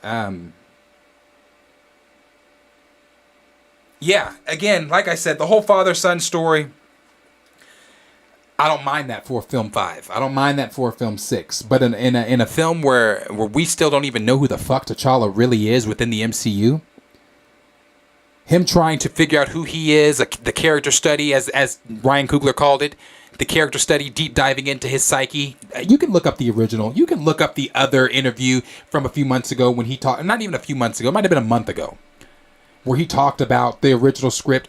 Toussaint wasn't mentioned. None of this was mentioned. Now again, this could be because of spoiler territory, but none of this was mentioned. He said that it was going to be a character study, a deep dive into T'Challa's psyche, learning who T'Challa was as a character. How are we learning who T'Challa? How are we going to learn who T'Challa is as a character while he's trying to learn who he is as a character, also while trying to be a father to a kid who he hasn't even met, a kid who didn't even know of his existence, a kid that's 5 years old at this point. A kid that he's in and out of his, I don't even want to say in and out of his life. A kid that he doesn't live with because him and Nakia don't live together. Nakia's, remarried and all that shit, or married. How are we going to learn anything about T'Challa while he's trying to learn things about himself, while also trying to be a father, while also trying to save the world, while also trying to be king of Wakanda, while also being Black Panther, while also dealing with the struggles within Wakanda, while also dealing with the struggles of what he did in first Black Panther by opening up Wakanda? You take TJ out, and you handle all that shit that you left wide open from the first BP. And you bring TJ back into film 5, back into film 6, if you just had to do it. I don't think that there's going to be a time where Ryan Coogler, Nate Moore, Marvel and Company do an interview, because some people might say, well, you could see this as positive. You can't. You can't, because it's a shoulda, coulda, woulda. It's a what if. What's that saying? If ifs and buts was candied nuts, we'd all have a merry motherfucking Christmas. But it's not. It's not. That's what it is. If ifs and buts were candied nuts, we'd all have a merry Christmas. So this is a shoulda, coulda, woulda situation. Should they have done this? Absolutely. Could they have done this? Absolutely. They just decided not to. They decided to go with the story that they shoved in our faces for viewers' entertainment. And it's exhausting. It's exhausting every single time one of them get up there and talk about BP, talk about Wakanda Forever, talk about what could have been, talk about their feelings and how they were feeling about how, taking it back to that. I can't look at the next young actor that's not T'Challa and say or Chadwick and say you're T'Challa, but did it anyway. I don't know, man. And again, Coogler has the right to feel the way that he feels about his friend. But he does not have the right to take those feelings for his friend and morbidly insert them into a film for viewers' entertainment when that's not what his friend wanted, when his friend has stated in plenty of interviews what he wanted. When his friend helped write the script, the original script, but again, as I said before, they crumbled it up, threw it away, and said, be damned. They said source material, be damned. Chadwick, be damned. While also whispering and echoing, but this is to honor Chadwick. It was never to honor Chadwick. It was to honor the lining of their pockets. It was to try to reach that $1 billion again, but sadly, when I say sadly on their part, it didn't do that. It was never doing that. But this story with T'Challa, imagine what these trailers could have looked like. Imagine what this could have looked like on screen. Having T'Challa back in it. Different face, new actor, get over it. You've had how many Supermans, how many Batmans, how many Jokers? You ain't bat an eye, so shut the hell up with that. How many Spider-Mans? You just watched 3 Spider-Mans on screen and everybody was cheering and jumping up and down in their seats, shitting themselves. So miss me with that. You could have accepted a new face as T'Challa stepping in on screen, but you decided to do the opposite. So, as always, question is for you guys. Let me know down below in the comments what you think. What do you think of this story for T'Challa? Could this have been a better story for the film? Could this have been something that you would have actually been interested in? Now again, I'm interested in the story. Even if TJ's in there, I'm still interested. However, you could have done away with TJ, as I said, just until the 5th film, the same way you did Morgan with Tony Stark. Just my opinion. So let me know down below what you guys are thinking of this whole new synopsis, this whole new thing of what would have been Black Panther 2. What would have been a character study and deep dive into the character of T'Challa.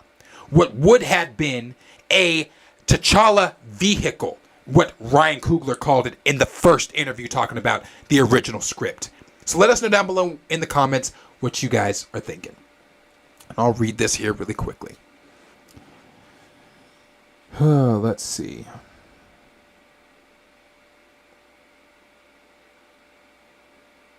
Let me see.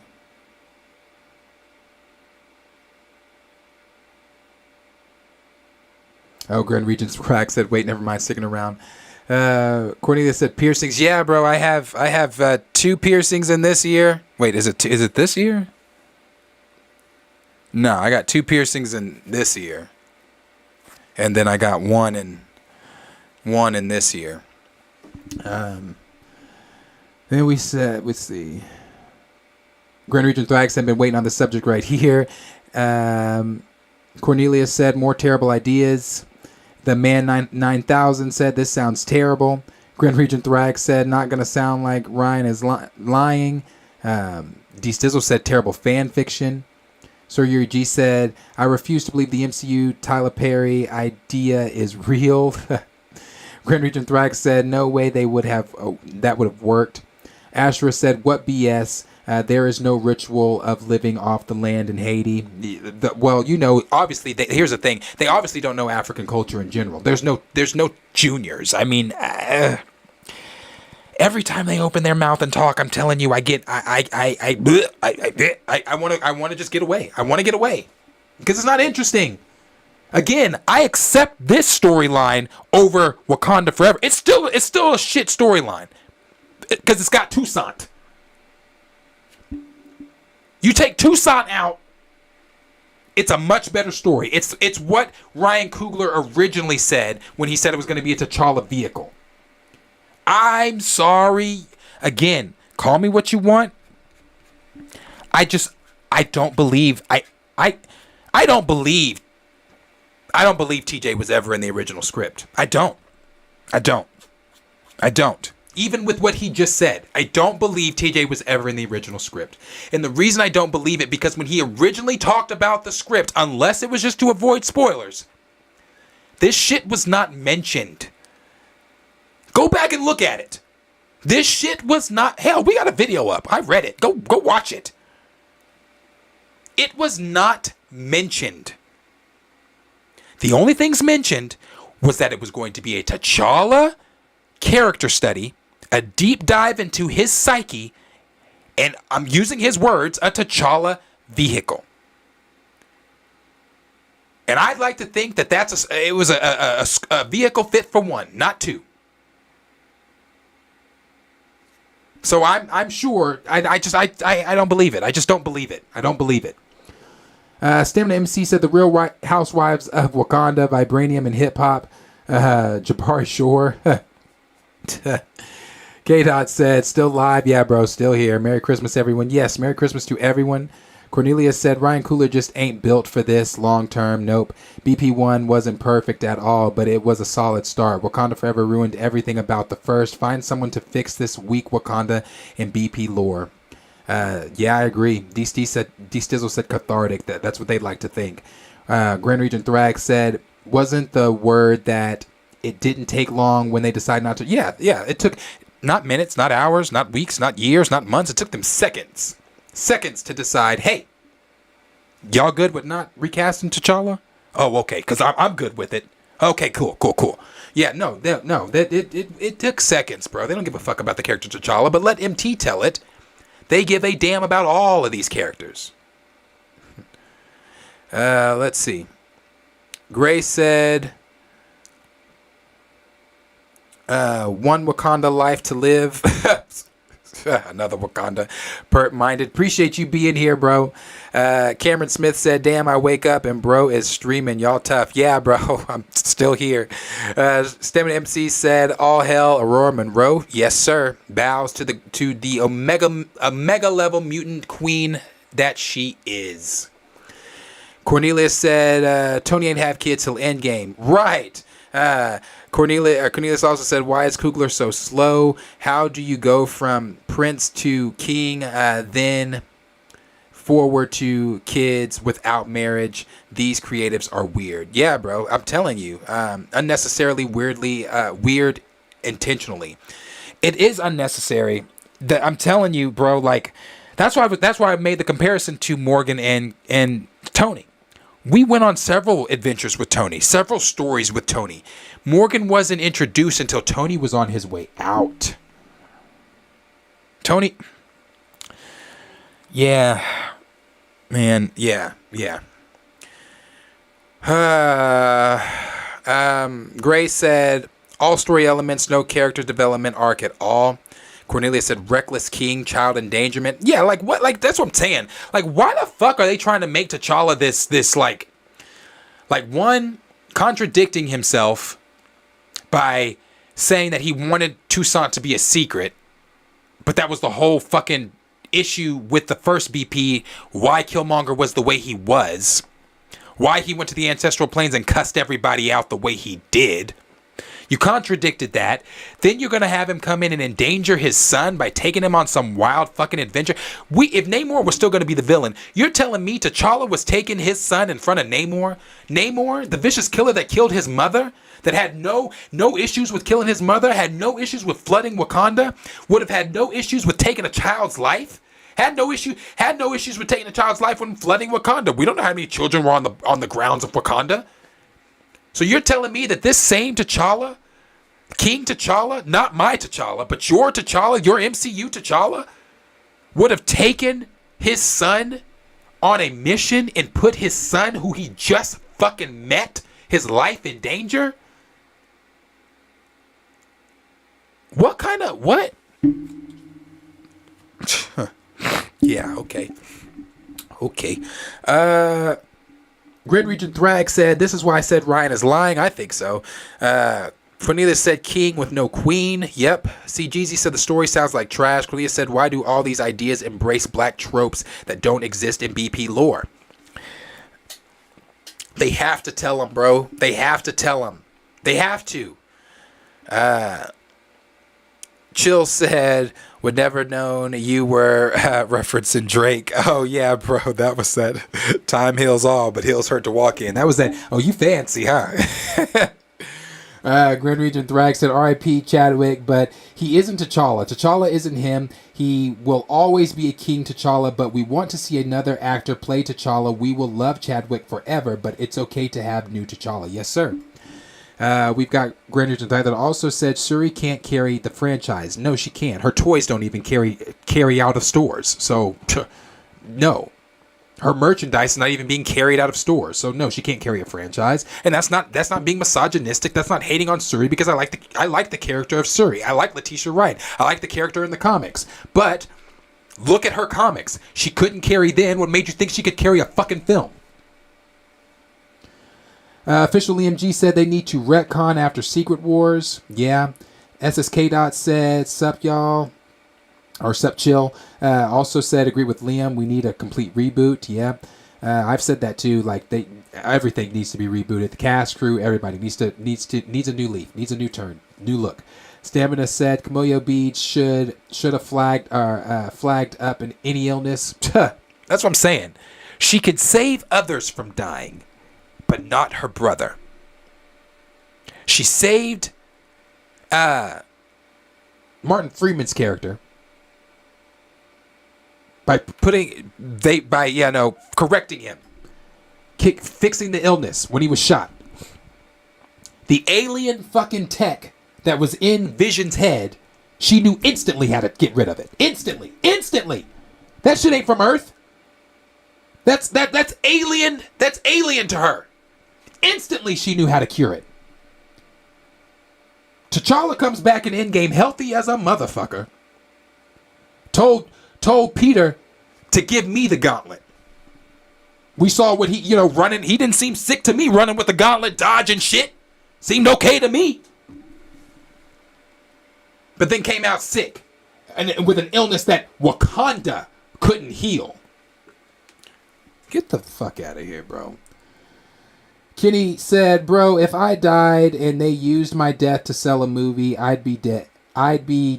But that's unforgivable to me. You can't do that. No, I agree. Grand Regent Thrag said the comment under the thread of people saying shit like the recast crowd needs to be quiet pisses me off. Yeah, bro.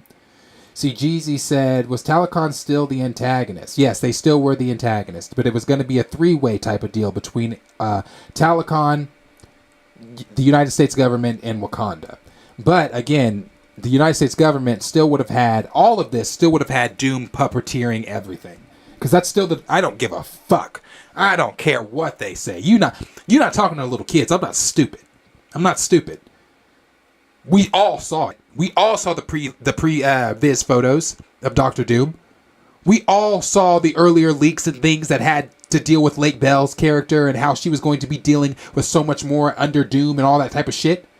Doom wasn't in the film like that, but his presence was felt. He was in the post-credit scene.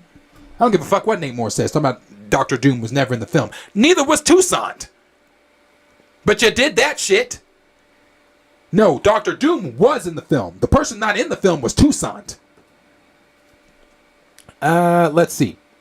Cornelia said Toussaint is so unnecessary. Grenridge and Thrax said, honestly, I didn't even need T'Challa for this film, but to kill him off is an idiot insult. K-Dot said Coogler killed a character that he didn't even introduce. Yeah, and he did. All he did was introduce Wakanda. That's it, right? J-Rob said Ryan should have gotten grief counseling and been replaced by Antone.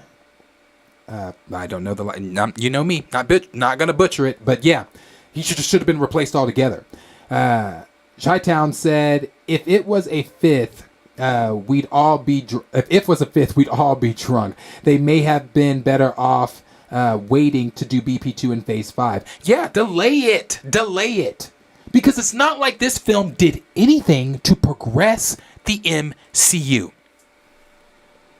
Besides the introduction of Namor and Talakon, tell me. Yes, vibranium is no longer sacred to Wakanda. Okay, let's do that too. Let's break some more shit. Let's throw some more special shit about Wakanda out the window. Vibranium is no longer special to Wakanda because the fucking Talakons have it. Or Talakinesans, whatever the fuck you want to call them. They have it.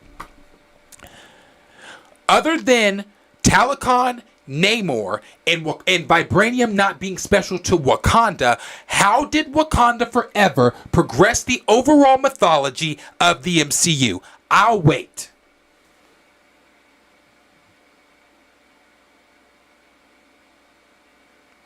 It did not. It did not. At all. So yes, you definitely could have pushed this motherfucking film back. It could have gone back. For sure.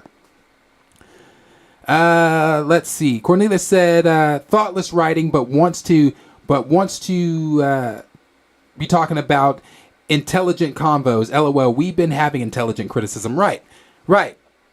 SSK said, SSJK said, T'Challa and Toussaint sound like Kratos and, I'm saying Loki. It's Atreus, but I know Loki. This is God of Wakanda, the last of Wakanda now. Yeah. That's what it seems like. I saw people making that comparison on Twitter too. Let's see. If I'm saying that, is it Kirsty Smith? Said king without a queen. Yep. Grand Region Thrag said, but it's damn near 5 a.m. on the East Coast when you said she solved Vision's problems and that's alien tech. I hollered. Bro, it is. It's like that's what I'm saying, bro. How the fuck did you figure out some alien ass shit that's not accustomed to where you come from? The Stones outside of Thor, none of them knew shit for shit about the Stones. They had to get a fat, drunk, depressed, high on Cheese Whiz Thor to get up there and explain the Stones to them.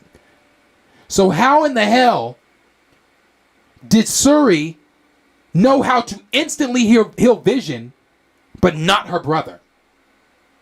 Let that marinate.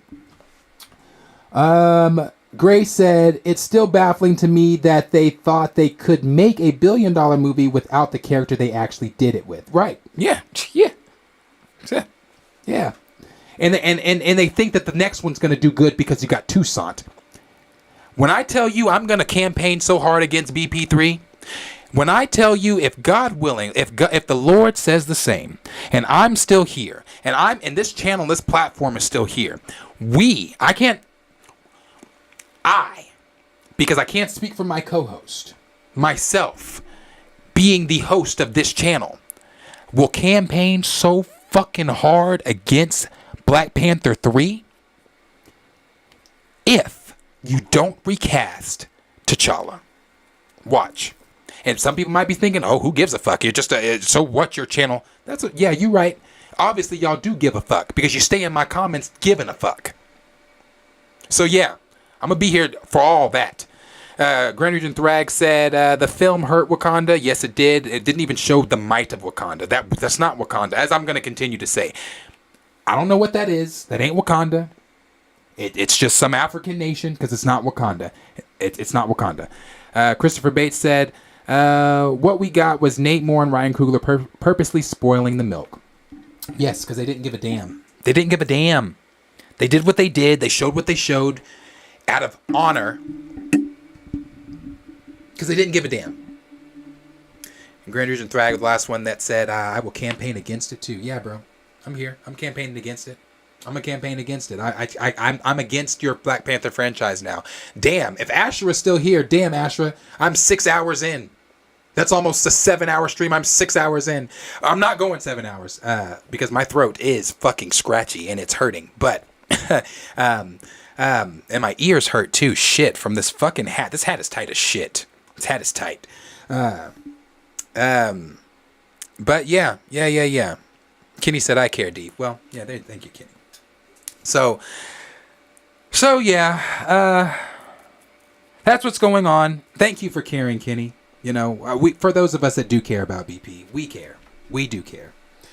But yeah, that's what I had today. I wanted to do a bunch of different topics that, you know, more than just the 3 or 4 that like normal, because I didn't stream the past 2 days with you guys. I did want to sit here and bring in Christmas with you guys, and also thank you guys because, like I said, yeah, we're all. Astra said still here, Darius. We almost at 7, if not already. Yeah, bro. 6 hours in, almost at 7. But yeah, I definitely wanted to come in today and talk with you guys, bring in Christmas with a community that I love so very much. I love each and every one of you, and I also wanted to kind of thank you guys and thank you guys about again, 2 days ago, a year ago today, we uploaded our first video, and it was a Spider-Man No Way Home video. And so I went back and looked at it. We've come a long way, and I thank you, and that is nothing but help from you guys. Thanks to you guys constantly keeping me on my toes and having me want to be better each and every time I get on the stream. Having wanting to have new things for you guys every time I get on the stream. I do have the books, the trivia game books that should be here by next week, so we can start doing that. The Family Feud stuff is still, it's coming. I promise you. I'm a perfectionist, so I have to make sure everything is perfect before I get on here and do any of this. So I appreciate you guys, bro. It's always fun hanging out with you guys, and I did definitely have a good time hanging out with you guys. And I will be back. What is tomorrow? Not Sunday. I won't be back tomorrow, but I will be back on Monday. I'm off of work on Monday, so I'll be back on Monday to hang out. And I think some of these guys are going to be here on Monday. Trey might be here. I don't think he has to work. He might, though. Trey might be here. I know Q is going to be here. Kellen might be here. I can't really remember, but if anything, it'll be me and Q for sure. So, like I said, thank you guys for hanging out with me. This was a long stream, and thank you guys for all being here. Love you guys so very much. It's been a fun bringing in the Christmas year with you guys. I hope you guys enjoy your families. I hope you guys are all safe. I hope you guys get in the things that you want. And I hope that you guys are for Christmas rather, and I hope that you guys enjoy all this time again with your loved ones and have a blessed and safe holiday season. So I will see you guys on Monday. I appreciate you guys hanging out with me. As I always say, like, subscribe, share with your friends, and I will see you guys in the next video. Peace out, everybody. Merry fucking Christmas, you filthy animals.